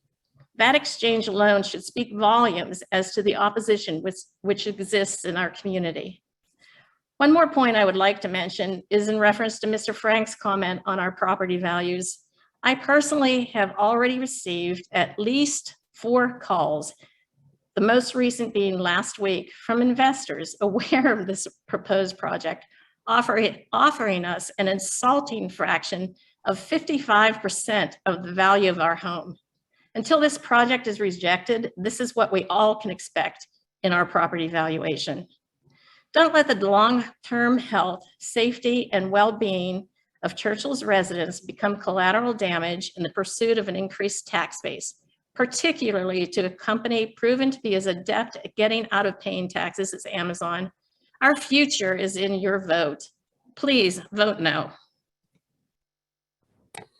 Thanks, Ms. Stewart. Lee is next. Lee, would you unmute yourself and give us your full name and address, please? Good evening. Lee is my wife's name. Is short for Lenora. I always use her email. My name is Venson. That's spelled V as in Victor, E-N-S-O-N, and my last name is Johnson. I live at 109 Thornberry. So I get to see a lot of traffic, especially on the weekend on Beulah Road. But first, please let me apologize. And please give me a little leeway. This is my first time doing something like this. Or engaging the council. My wife and I have been here for going on 6 years. But may I respectfully ask, who is the gentleman with the gold tie and what is his position? Am I the one with the gold tie? Yes, sir. Okay. I guess the orange isn't coming through. I was trying to be festive. So I am the borough solicitor and running the hearing for borough council. My name's Gavin Rowe. And the other gentleman, I believe his name was Ferguson, I believe. Mr. Ferguson represents a group of residents who are in opposition to the project. Got you. Now, the council members seated at that big table. How many council members are there? So we have 4 that are physically present at council chambers. The other individuals, I believe, are all participating via Zoom remotely like you and I. Okay. Okay, good. Please give me a little leeway. I'm going to get to my main point, but I must give a short background with respect to who I am and my professional perspective with respect to this project. Of course, as you can see from my hat, I started out in the military for almost 10 years. Subsequent to that, I entered law enforcement, state and federal law enforcement for 26 years. That's what brought me here to Pittsburgh. And then I retired in 2000 from that. And guess what? I began to, as a result of growing up on a farm in Florida and subsequently moving to Fort Bragg, I started to, my uncles in Florida all drove 18-wheelers. So I decided after that career, and by the way, obtaining 2 degrees at the University of Maryland, I decided to go and seek employment in the trucking industry, because as a little boy, all my uncles drove trucks. So I'm here not only from that expert background in law enforcement, but also as a commercial driver. Now, I retired in 2016, but I'm here. I wish I had graphs and all kind of things like some of the people that have come on this evening who so eloquently gave various perspectives. What I would like to give you and the council is the real world perspective with respect to what is going to happen if you guys allow this project to go forward. I'm going to tell you the day-to-day operation and conditions that are going to exist once you allow over 600 trucks a day. All right, hear me out. Let's start with the ramp that if you're coming from Pittsburgh and you take the Churchill ramp, which there will be trucks that will be, there will be trucks that will be coming from every direction that you can think of. Trust me when I tell you that, because you'll have inexperienced drivers, drivers who just got out of school, you'll have experienced drivers, and you'll also have what is called owner-operators, where they own their own trucks. Now, some of these people will have trucks that are up to par, and some of these people will not, okay? Because it costs money, especially with an owner-operator. So you're gonna have black smoke, you're gonna have the diesel fumes, and understand, some of these drivers will come early to get unloaded. Some of them will come late, which means if you're coming late, you are trying to get into that facility. So let's say a truck is coming down the 376 to the Churchill exit for the first time, and he's late. That is a very sharp turn. And trust me when I tell you this, you're gonna have a truck that will, the load will shift and that load, that tractor, that trailer will tilt over. If you can imagine 53-footer filled with Amazon material spread out over that road, how long will it take to clear that up? I'm here to tell you it will take 6 to 10 hours. You have to make phone calls. You have to get people with the right equipment to come in and clean up that spill. Let's take another example. I'm almost done. Let's take another example. In front of the police station, you're coming from Graham, headed toward Monroeville. You get to that light.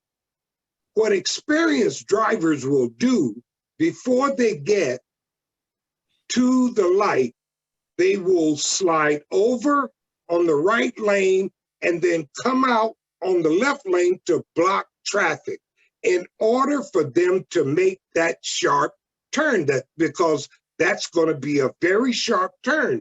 So experienced drivers, when they approach that kind of scenario, they at the last minute, they block both lanes. What if this guy's in a hurry, doesn't see the car in the left lane and runs into that car? What happens? Here's another example. You take the Churchill exit. You come down, you headed straight into the compound. It's Friday night. Somebody that has been drinking, and if you've ever been around Beulah Road on Friday and Saturday evening and see how some of the traffic is hauling boogie, if you will, down Beulah Road, especially late at night after the bars have closed. And that truck is late for his appointment, and he makes the Churchill exit, and he comes around and comes to the light, but the light is yellow with him halfway there. Some drivers are going to try to make that light. Now you got a drunk driver coming up Beulah Road to Penn Avenue, headed right for that. Trust me, this is going to happen. This is the real world with respect to what I'm trying to convey to you and the council. This is real world stuff. This is not speculation. This is someone with 15 years off and on of driving 18-wheelers all over this country. Okay? What happens when it's snowing and the roads are not clear? What happens when it's ice? Because we do have icy condition in the Pittsburgh area. What happens?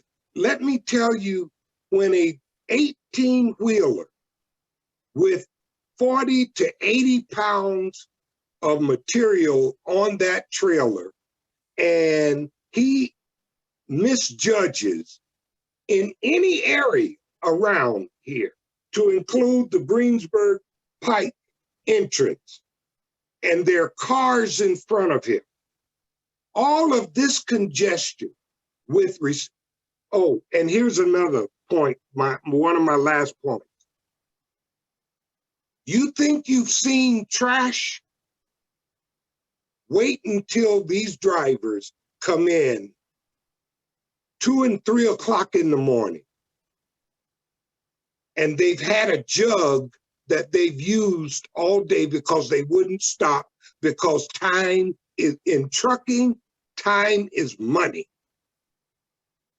I have seen communities around this country, near cities, just like Beulah Road, because they'll come from Turtle Creek, they'll come from the Parkway, east and west. They'll come from every place because not everybody have the proper direction. I can remember in a scenario where I went to a place many times with different companies, they had the wrong directions in the computer, And 6 months later, they still had the wrong direction. When a driver is driving an 18-wheeler and he realizes that he has wrong directions, and say he come off the 376 Greensburg Pike exit, and he misses the exit that's there for the trucks, and he goes to that light, and he sees on his GPS that he can make a left there and come around by the cemetery and come up to Beulah Road, trust me when I tell you that they will do it, no matter what signs you have up, because when a driver, many drivers, not moi, because I came from law enforcement and I tried to be, as I still to this day try to be, an honest man, I wouldn't do that. But there are drivers who will neglect and go up to that light and make a left turn, knowing that he can come out on Beulah Road on the other side, or if he misses the turn there at the main entrance, come down to Thornberry and try to make a turn in order to go down Thornberry to get to the cemetery and get to Greensburg Pike. So please, council, you guys need to understand what you are considering with respect to this project. I oppose it, and I must tell you, you have no idea what is going to happen with respect to traffic, fumes, accidents, you name it. I thank you very much for listening to me, and God bless you all. Thank you, Mr. Johnson.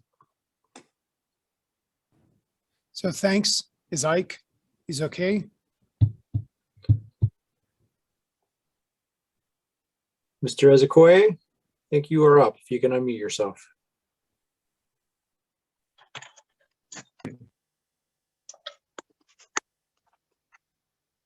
That okay? That works. We can hear you and see you. Okay. My name is Ike Ezokoye, spelled Ezekoye. I have lived in Churchill for a long time, 1407 Old Beulah Road. I'm going to speak on 3 topics. First, my overall feelings about some of the reports that have been presented. Second, plans that have been expressed for Old Beulah Road. And thirdly, blasting of the Westinghouse site.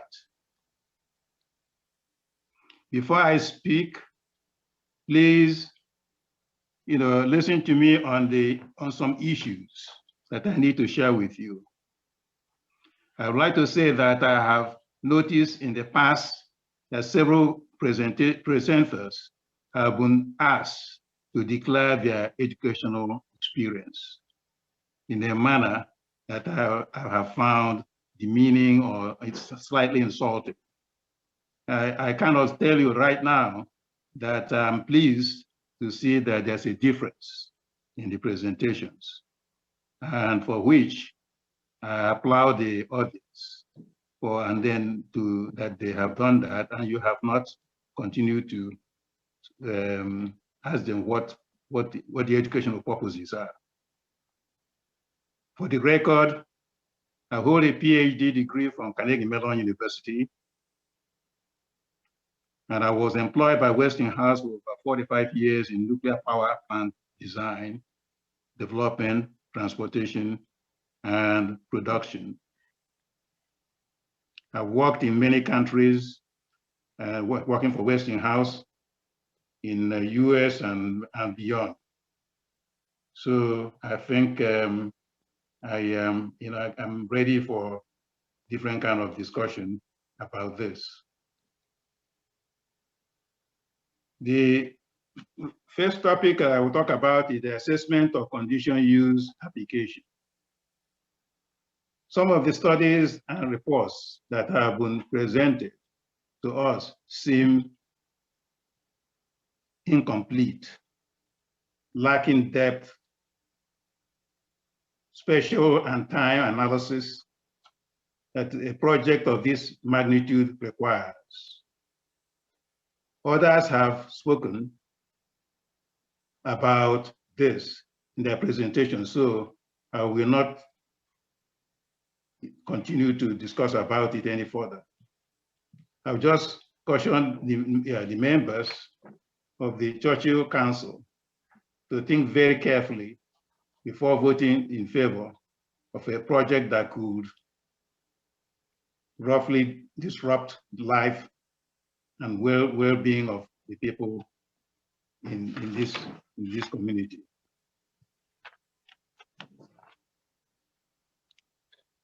Beulah Road is a topic that I really like to talk about.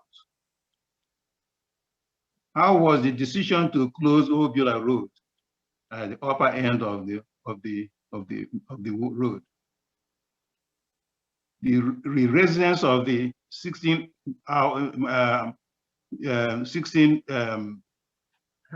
houses on Beulah Road have found ways to manage the road when baggage trucks and delivery processes, school children, utilities, etc., coming and going. We took measurements of the street at various points on the road, confirming that cars can barely pass each other safely. Closing the road impacts everybody on the street, such as plowing the street during snow days, school buses, delivery packages, emergency shop, response to issues, etc.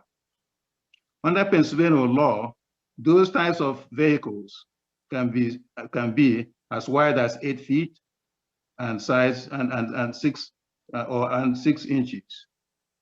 There are significant portions of Beulah Road that are too narrow to have those types of vehicles turn around, or have two of them moving in opposite directions. There are portions of Beulah Road as narrow as 11 feet and 4 inches wide.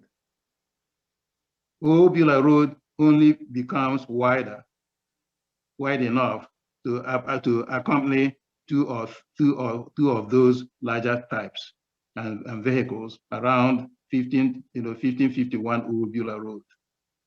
This is also where the only fire hydrant saving the street in the location. By closing the one end of the Beulah Road, you will leave a significant number of houses and their residents trapped in the event of an emergency that would require evacuation. So with the proposed closure of the road, we can plan we can have a plan that should help the individuals on the street. How much time was spent to us regarding Beulah Road and the justification for closing the road? Hillwood will really need to educate us as how they come to make a decision like this. Beulah Road works as is and needs to remain a two-way street with 2 entry and exit points. A third area that I'm thinking we are worrying about is structural rock blasting. According to Dwight Scherer of the Pennsylvania Department of Environmental Protection, PADEP, Langone engineers consulted the Department of Environmental Protection, DEP, Radiation Protection section about the planned blasting of the proposed warehouse site about 6 months ago. At that time, Langer's plan was to lower the land surface at the site of 20 feet. Langer recently told the council that it currently plans to lower the size by 30 feet. In addition to lowering the surface by 30 feet.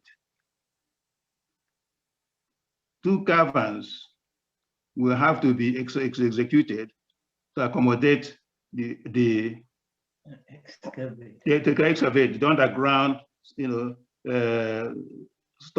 stoneware holding tanks, perhaps adding to additional 6 to 10 feet of depth. The iron 30 feet of soil above the bedrock on this site. The soil is generally about 12 to 20 feet thick. That is as thin as 4 feet in some areas, according to phase 2 environmental assessment posted on the Churchill Borough website. That means that after up to 20 feet of soil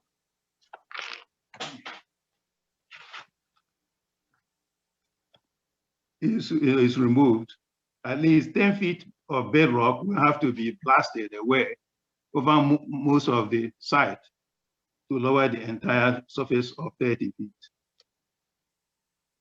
State permitting for the Amazon warehouse site construction is centralized in one part of PADEP. The Westinghouse and wetlands program, then Drake's group, the small group that has reviewed Millwood's application twice and responded with 2 detailed technical deficiency letters. This group has no notice of the intended blasting. Normally, it would have been notified. Assuming rock blasting is to occur, Hillwood will have to get a blasting permit to move forward. 6 months ago, when they had their conversation with radiation protection about the hot cell facility, the plan was to lower the surface by only 20 feet. They claimed that the blasting would be localized to the area near the parkway and will not harm the hot cell facility or cause a cracking of the cement containing in the radiation, in the radioactive waste stored there. He will say that the blasting will occur about 200 yards from the hot cell facility. Since then, the plans have changed, and an additional 10 feet of rock must be removed almost site-wide. With the change in plans, the state has not been informed of the need for geoscience report from the effects of the planned blasting on the hot cell facility or the abandoned coal mine below. PennDOT has not been told either, though the Parkway East could also be destabilized by this blasting. The nuclear waste in the hot cell is held in underground 10 feet long tubes, protected by 31-inch concrete walls. resting on a concrete pad. The storage facility consists of 100 such tubes. Additionally, there are cells used for research with different sizes and different design. For example, the high-level radiation cell is 24 feet long by 5 feet deep by 25 high and has 27-inch poured concrete walls. The site is located on top of an abandoned oil mine, coal mine. What if the shock waves due to blasting or the removal of overburden resulted in a subsidence event? How will that affect the integrity of the hot cell facility? This points out that the integrity of the hot cell is by far the elephant in the room. Any event that challenges the hot cell will affect the whole complex and beyond.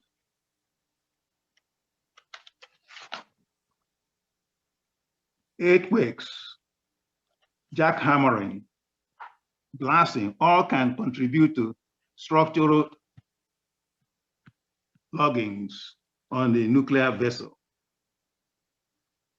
Breach of radiation vessels affects everything in the complex, which, depending on the severity of the damage, will trigger regulatory actions. So, simpler said, having a new nuclear neighbor in the same complex is risky. I've worked in nuclear industry for so many years. Nuclear facilities all over the world are designed to keep non-nuclear facilities away from nuclear sites. The risk is way too high to take chances on life of citizens around the area and beyond. Just because such a failure has not happened today or tomorrow does not mean it will not happen one day. Mr. Scherer said that if there were damages to the hot cells, he will have to rectify them. The question is, should Churchill even allow Hillwood to damage this hazardous radioactive waste containment site located in the heart of community and patch over an abandoned coal mine? At what point do we say enough is enough? The risk associated with this warehouse project are too much to ask the residents of Churchill to assume. The gaps in the environmental risk reports are too large to ignore. The blasting will occur across the street from the People's Natural Gas Pumping Facility at 2408 Churchill Road. You can presume that Hillwood will claim that all the underground infrastructure, the water pipes, sewage lines, and gas lines will be fine, just as they claimed there will be no air pollution, noise, or glare, and that the traffic and stormwater quality will actually improve.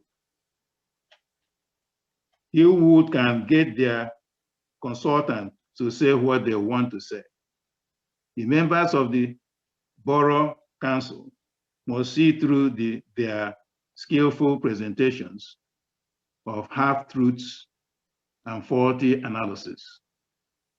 He whose consultants are not to be trusted with the lives and health of the people of Churchill. He who has had his chance to demonstrate that their plans will not harm the residents of Churchill or the environment. They have failed to do this.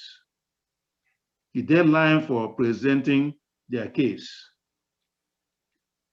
has passed. The council cannot grant them a conditional use permit based on a plan that still has many unknowns and outstanding questions.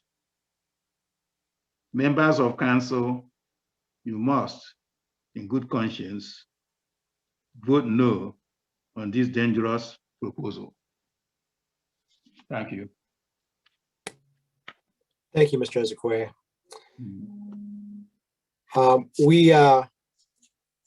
We are at the break point for the 10 o'clock break. We're a little bit past that, so that we'll go ahead, take a shorter break this time. We'll make it 5 minutes recess to let our closed captioner. Many thanks. I sometimes forget to acknowledge her, and also our court reporter, to let them stretch themselves out a little bit, and then we'll see you all about 10 after 10. Thanks.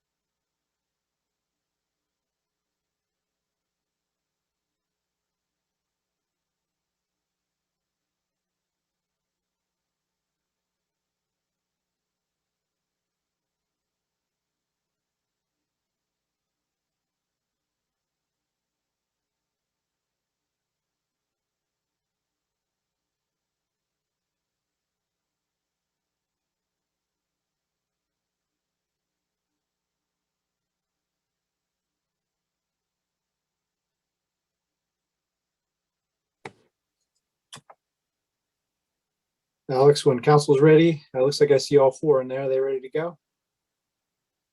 Yes, they are. Great. Kim, where are you? Give Kim a second to get back to us here.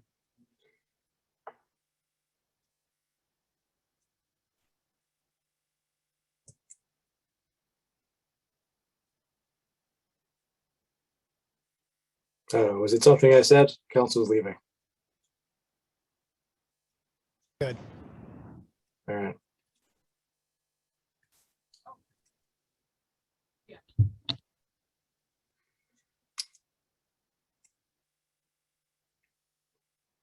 Sorry to call you out, Kim. This is the first time we've come back. Actually, whenever I said we were going to come back, so we got a couple council people who left the room. I think they're on their way back in now.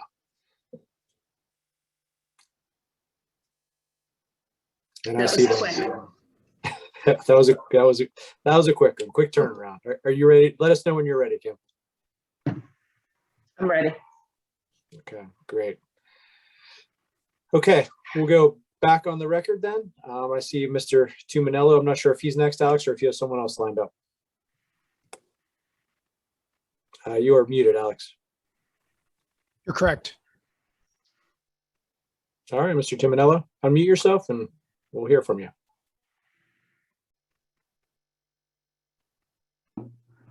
Okay. I take it you can hear me? We can hear you and see you, correct. Okay, great, thanks. Before I get started, I'd like to just take a second to say thank you to the council members and to all the other borough officials who've participated in this marathon set of hearings and discussions. And you deserve a lot of credit for what you're doing with this. And just, I can only speak for myself, obviously, but I think I speak for probably a lot of other people too. Thanks a lot for what you're doing here. Before I actually begin with my few comments, I would like to make a kind of an observation, and that is that there have been a number of speakers who have made the point that they are clearly speaking for the majority of Churchill, the overwhelming majority of Churchill. I don't know whether that's true or not, and I don't know how we would know whether that's true or not.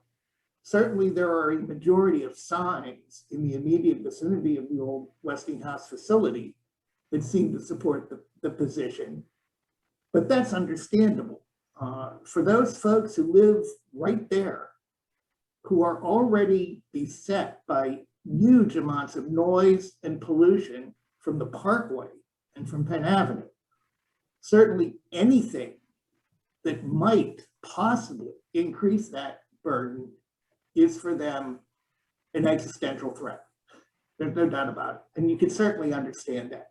And I do, and I appreciate their feelings, but whether or not that represents the majority of the 3,000 people living in Churchill is another question. And I just wanted to put that out there as an observation. Basically, it's very simple. The only reason this facility is worth discussing is because of the financial benefits that it might potentially provide for both the borough and the county, and then also for the school district. And I think there's been ample demonstration that there is some upside on that side. The difficulty here is trying to decide whether or not the potential for harm outweighs that potential for benefit. And the harm issue seems to me to come down to two basic questions. One, a whole set of things associated with increased traffic, and then a set of concerns, some of which are related to traffic, but some of which are not, which are ecological. The ecological concerns not associated directly with traffic, I think, are relatively minor. And I think the studies so far have shown that. I mean, 1,400 trees, it sounds like a huge number of trees. You know, we live in a forest, as one of the earlier speakers said. 1,000 trees, well, you never want to see a healthy tree go away. But this happens whenever you do any kind of development, including building houses, residential areas. So I'm not sure that that's really a big concern. The traffic issue is in fact what we're really looking at here, I think, and what you should be looking at. And I'm willing to trust the Borough Council to look at this with an objective and calm consideration of what do the experts tell us is likely to happen. It's a straw man to say that there won't be any effects. Well, we know that's wrong, so therefore the whole project is not worthy of moving forward for consideration. Everything will have some effect.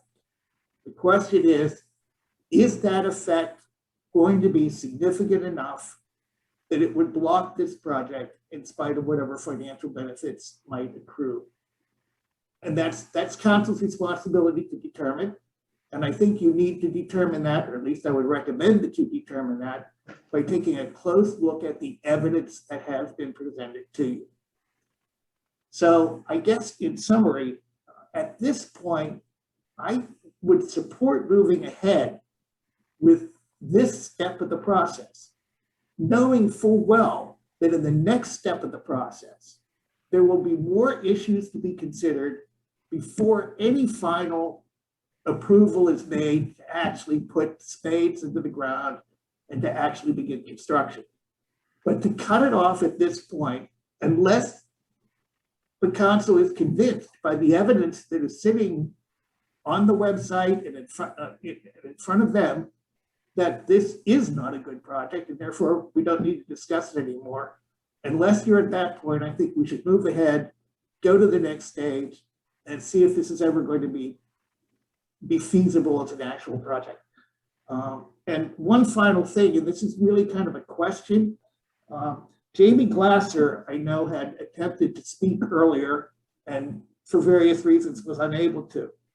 Would it be permissible if she submits her comments in written form for that to be added to the other exhibits from these hearings? Yeah, Mr. Tuminello, that was already raised by council. We didn't come to a determination on that, but that was something that we said we would consider. One other thing too, I'm not sure we got for the record your address. Oh, I'm sorry.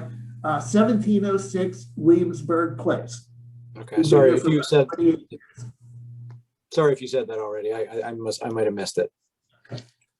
Okay, well, thank you, Mr. Tuminello. Appreciate your comments.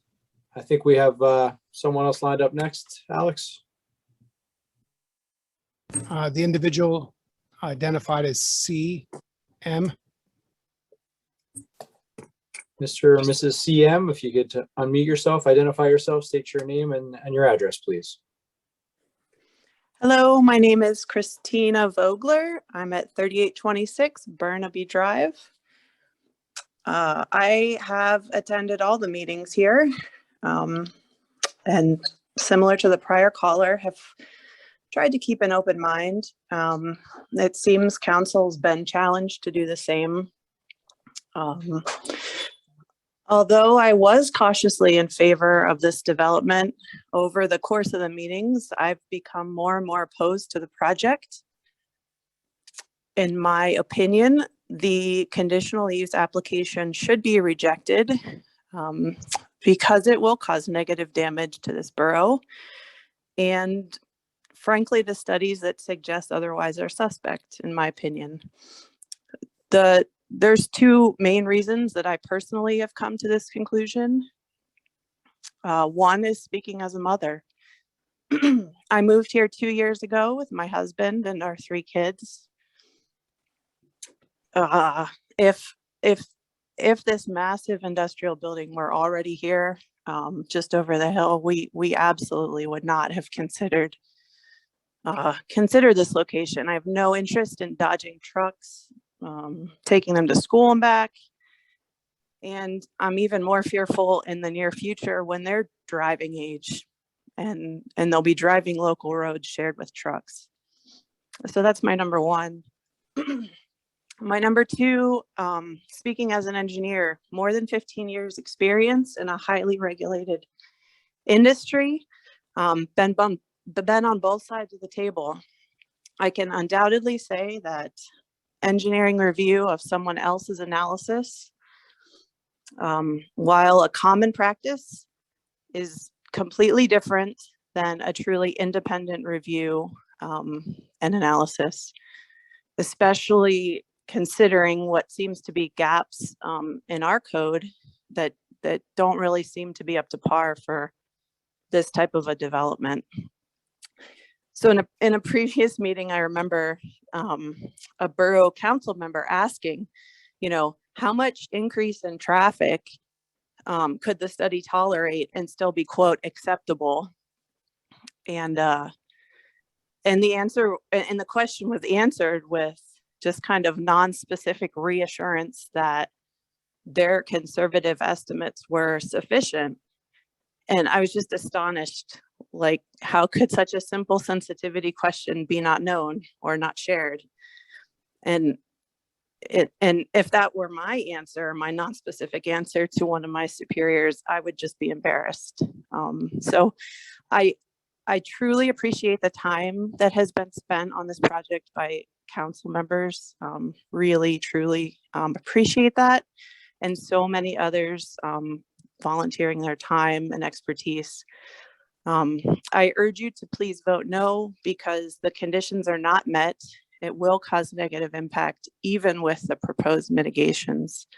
The risks and unknowns, in my opinion, far outweigh the potential benefits. And I have a quote that I will close with from Steve Biko. And that quote is, quote, "People must be aware of their problems in a realistic way. They must be able to analyze their problems and to work out common solutions. In other words, a community is easily divided when their perception of the same thing is different," end quote. Council, I urge you to hear the concerns from our residents and share these as your own, not as collateral damage. Thank you for your comments, Ms. Vogeler. Alex, who's next on the list here? We have no other individuals with their hands up who have been promoted from attendee to panelist. We do have a few people who have called in this evening, and they may be interested in speaking. Why don't we, I think historically we've given those folks an opportunity, so why don't we just go take a run through this? I think there's 4 numbers on there, and we'll see if any of them have any comments here at the end. I'll work through the phone numbers then. So there's a 412-241-1673.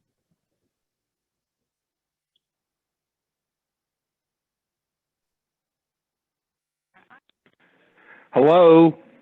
We can hear you. Thank you. My name is Gerald Moore. I live here in Churchill on Chapel Hill Road with my wife of 50 years. We loved this community growing up. As she's from Wilkins Township, I'm from Point Breeze, low-end districts. We wondered all our lives if we could afford to live in this beautiful community, and luckily it happened. So I won't bore you with those details, but we are here and we can commiserate as a result with those who have been here for decades, as well as those newcomers who love this community as well they should.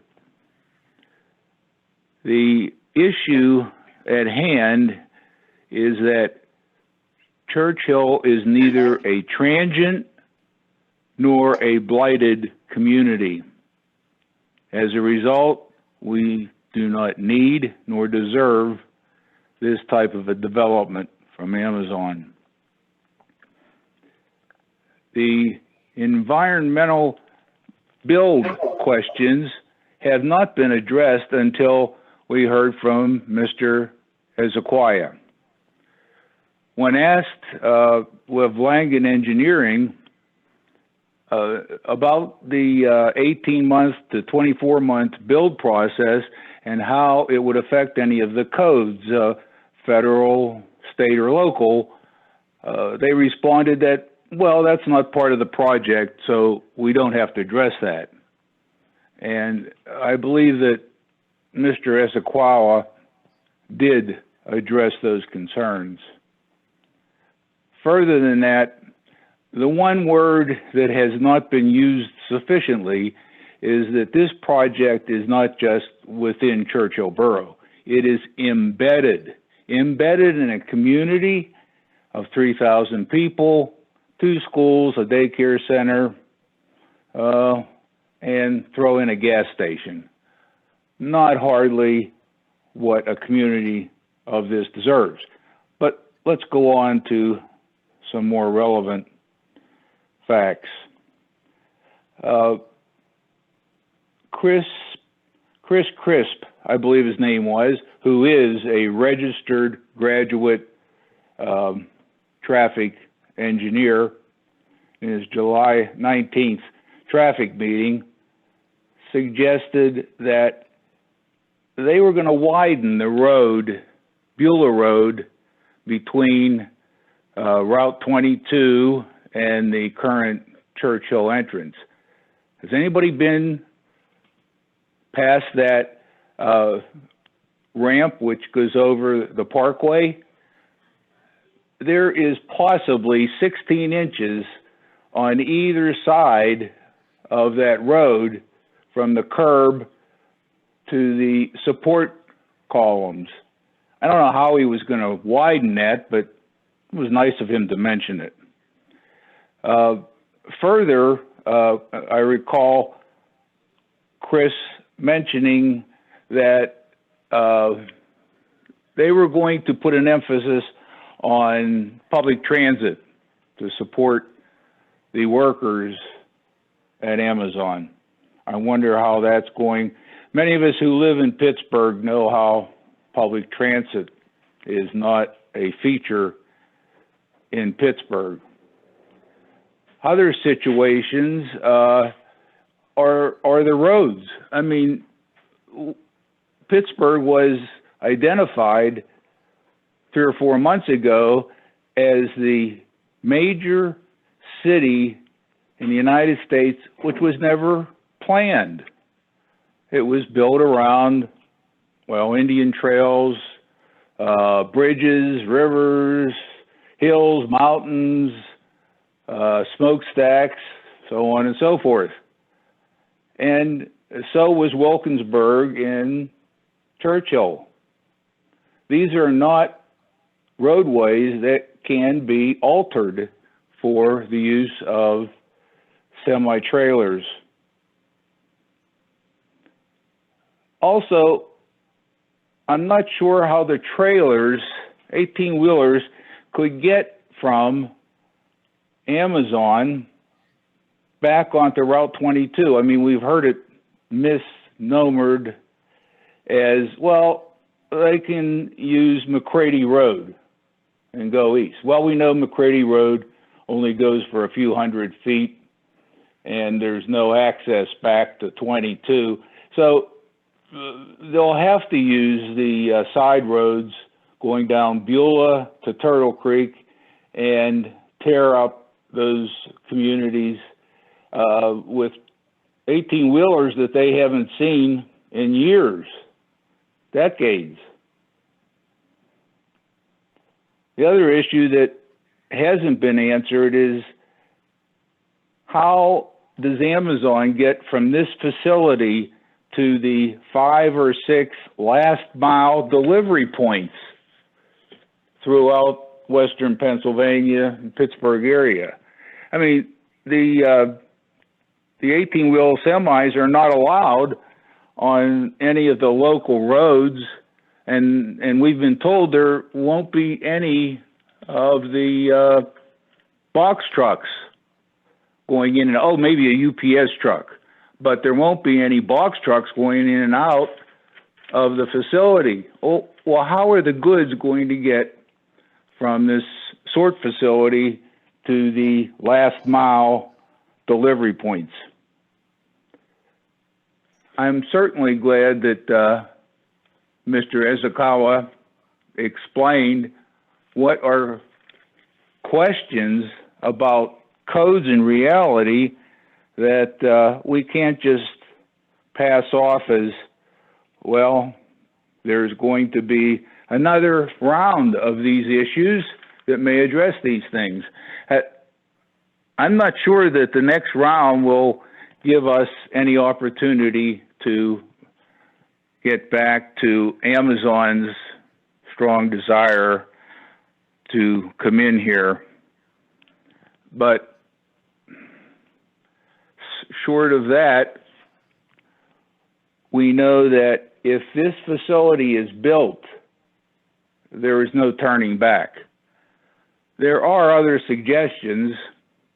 I know I made one dumb one back in June about President Biden being here in Western Pennsylvania and suggested that Pittsburgh should become the windmill capital of development in the United States. Well, I don't know if that'll work. There's other suggestions, but we need to look at those other suggestions. And, you know, I'm sorry to the council and the planning commissions that this has all come down to the last minute. But unfortunately, 2020 was a lost year for the community of Churchill to even examine this project. And the identification of it came back around March, April time. And so, yeah, there's a lot of us that missed a whole year in this planning process and are now trying to catch up. So I, along with others that have spoken tonight, apologize that we have dragged this on as long as we have, but this does not look like a good opportunity at this time or any time for the borough of Churchill. And I thank you all for listening to my comments as I was unprepared, but y'all have a good weekend. Hopefully we can get to the end of this and see brighter days. Thank you very much. Thanks, Mr. Moore. The Alex, next you want to check number, with?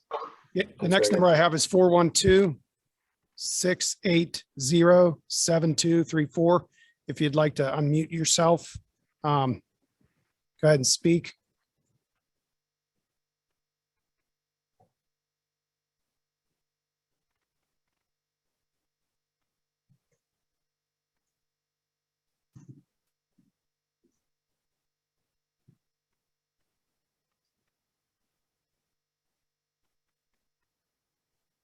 After that,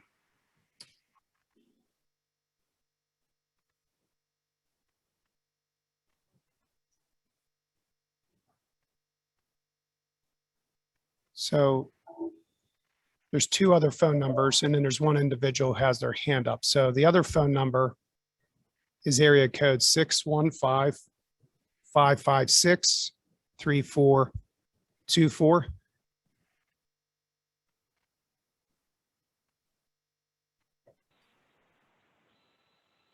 I'm sorry, Alex, you already reviewed my call. Thank you. Okay, two numbers. Very good. Okay, so Gene, why don't you go ahead and unmute yourself here? You're getting promoted to panelist if you want to go ahead and speak. Meanwhile, we have a person identified as call-in user 1. I don't know who call-in user 1 is, but they are being permitted to speak if they would like to before Gene does.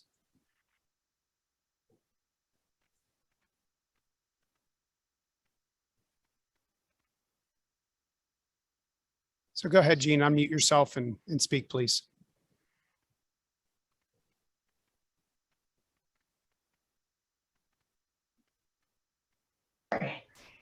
Okay, I think I unmuted. Can you hear me? Yes. Yeah, thank you very much. I'm speaking on behalf of Jane Pellegrini. I'm her daughter, Jean. The address is 461 Woodland Hills Drive. I am her power of attorney. I'm speaking again in her place. So I have been a resident of Churchill Borough for over 50 years. My late husband, Bud, and I chose this community many, many years ago because of its beauty, accessibility to downtown Pittsburgh, the excellent schools for our children, and almost more importantly, its scale. My late husband was an architect, and he really enjoyed the beauty, the smaller scale, the trees, the greenery, and chose to build his own custom design home here in this community to raise his family in because of all of those things. It's an uncrowded, tree-filled suburb of Pittsburgh. We have had all of our goals met in raising our family of 5 children here through retirement and aging in place. As a longtime resident and now senior citizen who uses both Beulah Road and Greensburg Pike, as well as the William Penn Highway intersection on a very regular basis, I am appalled and fearful at how this elected body would even consider putting me, my neighbors, especially my elderly ones, and all who travel through Churchill to even consider this unsafe project. All of you here, Hillwood, Amazon, the borough employees, the consultants, and especially the elected borough council members, may have blood on your hands if you dare to approve this dangerous, completely inappropriate project for our tiny Churchill borough. The scale of this, with more than 600 truck trips daily, is an abomination for this small borough. All the beautiful trees wiped out. How can you even consider this? The noise and light pollution is enough to drive us all crazy. And why do you want to pollute us and our beautiful borough? I'm sure you don't want to see us get sick, die off, and have premature deaths because of a project like this. I am 100, 200, 1,000% against this Hillwood proposed development. I am asking my elected officials, please vote no, or your hands will be ever stained with this project that will ruin our beautiful Churchill borough. Thank you, Ms. Pellegrini. Alex, any other hands raised? I think we covered the phone. I do not see any other hands raised, Mr. Rob. Okay, great. Well, here we are. 14, almost 14 full hearings in. I think we are ready to complete the public hearing. Public comment is now closed. We do have a couple housekeeping items, as Mr. Ferguson mentioned when we were talking about the potential for a Saturday hearing. The first one is what we're doing with the record. Council, you know, there was a lot of uncertainty as to whether or not we'd finish testimony tonight.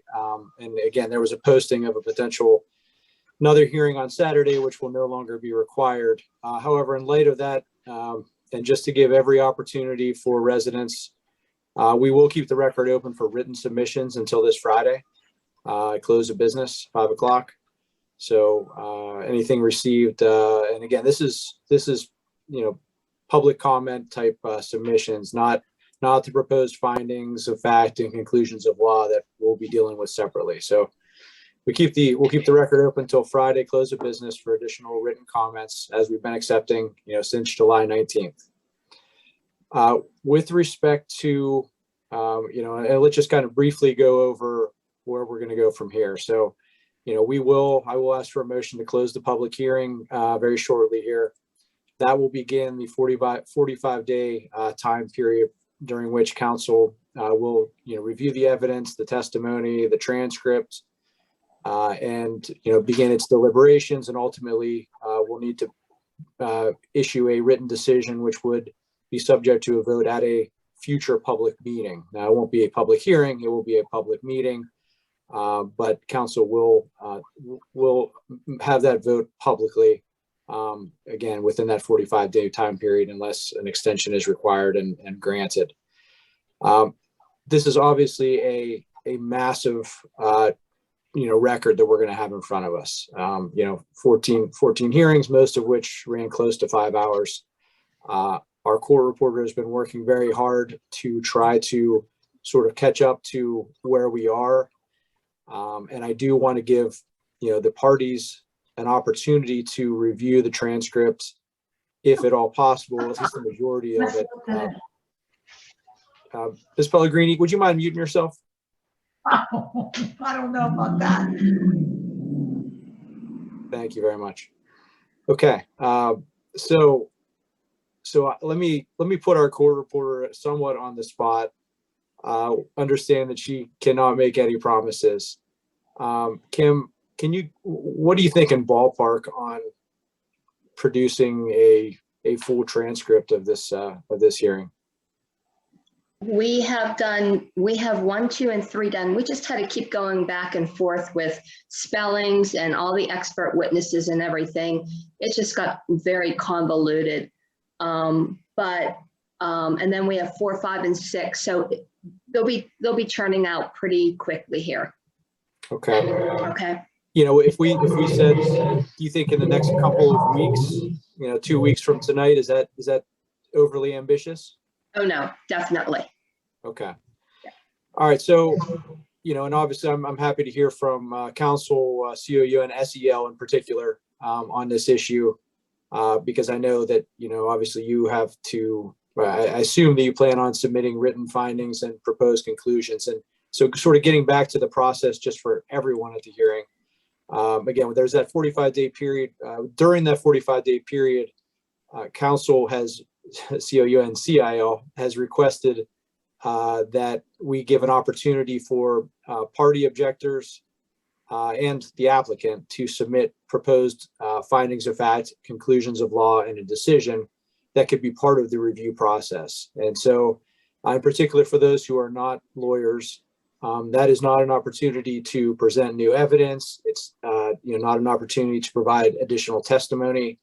It is a set of essentially a decision based on evidence that is of record that would be submitted as a proposal for council to consider and potentially adopt some or part of in their decision-making process. So essentially, as we had discussed several times throughout, it's an opportunity to make legal arguments, apply the facts of record to the legal standards, and to make your arguments to council in written form as to why they should issue a decision that's consistent with your position. So that deadline, I guess, is the next thing I want to throw out as try to find some reasonable compromise, right? So if we have the transcript within the next couple of weeks, and again, it's going to be quite a transcript. The record is, I believe, all or nearly all posted on the borough. When I say record, I mean the exhibits that have been submitted are all available and already marked, I believe, on the borough's website. So, at least that portion can, already, you can already begin to sort of process that portion of it. So if we have the transcripts in a couple of weeks, and again, those would be those folks who are parties would, you would order those through the court reporter. How much longer after those 2 weeks, council, do you think you would need to have proposed findings ready, and also obviously keeping in mind the 45-day time limit for a decision? I think we could do it within a week. Within a week after receiving the transcript, so 3 weeks from tonight? Correct. Yes. Yeah, I don't think it's reasonably possible to do it within 45 days. 2 weeks will be taken up by the transcript. That leaves, how much time after that? I can't imagine doing this without the extension. I mean, I'll probably in 36 years, the most hearings I've ever seen on any zoning application might have been 4. We have 14 here.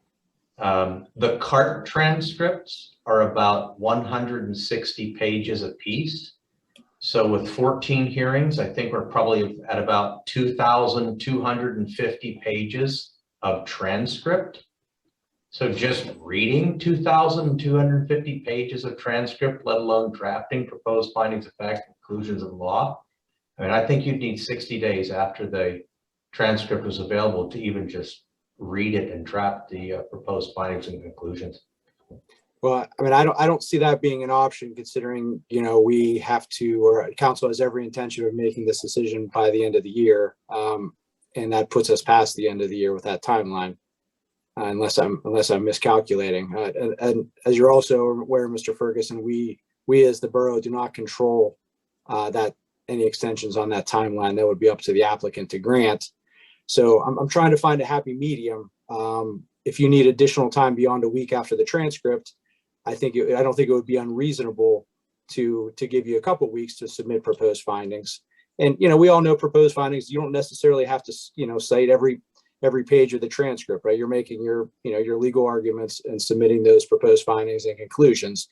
So I'm not sure you necessarily have to process, 2,000 or 20,000 or whatever pages of transcript that we have in front of us. But, I know this council does want to act, if not within that 45-day time period, certainly prior to December 31st. So, I would be open to 4 weeks from tonight for submission of proposed findings. That still, even without an extension, gives Borough Council. Pardon me? That would be 2 weeks because we won't have the transcript for 2 weeks. And right. I said 4 weeks from tonight. Normal if it was like a one-night hearing. You'd have like 2 weeks to submit the findings. In an ideal world, I see Mr. Jordan shaking his head, but I don't know if you've ever done this before, but we're talking about 14 hearings, most of which were 5 or 6 hours. I can just tell you that I can tell you what's normal. Well, Mr. Ferguson, there's no obligation of the borough to even solicit proposed findings, as I'm sure you're aware. So we're trying to give an opportunity to have the parties provide input. It's beneficial for, I think, the parties and for Borough Council to have that input, but we also have to balance that with the timeline that we're given under the state law, as you're aware, and also the realities of needing to provide a decision while this Borough Council is in place. Frankly, I mean, it's an election year. There are some Borough Council members who may not be on this council come January, and to have this submitted to a new council who did not have the benefit or maybe did. You can give them a week to review it. Mr. Ferguson, I'm trying to work with you here. I think 2 weeks after the transcripts is sufficient. So we'll give it a month from tonight. So that's around Thanksgiving. I know it's unfortunate with the holidays. It's not an ideal situation for anybody. The applicant wants it 3 weeks. You want more. I think that's a fair compromise to have it 4 weeks. Council will begin its deliberations very promptly prior to receiving those proposed findings, because there is, such an enormous amount of evidence and testimony to process. So we just ask you to do your best to meet that deadline. So a month from tonight, any objection to our citing to the CART transcript so that we can get ahead? I don't have any objection to that. I don't think Mr. Metz, Mr. Gallagher, I assume you don't have any objection to that? No objection. Okay, yeah. I mean, I think it's less important that we're able to cite the, a transcript page. I think it's more important that we get the, the evidence that you're relying upon, the testimony you're relying upon, and we'll have to sort that out on appeal ultimately whenever we bait stamp this this sucker. So, all right. Well, I think that's a reasonable path forward. I appreciate everybody's efforts.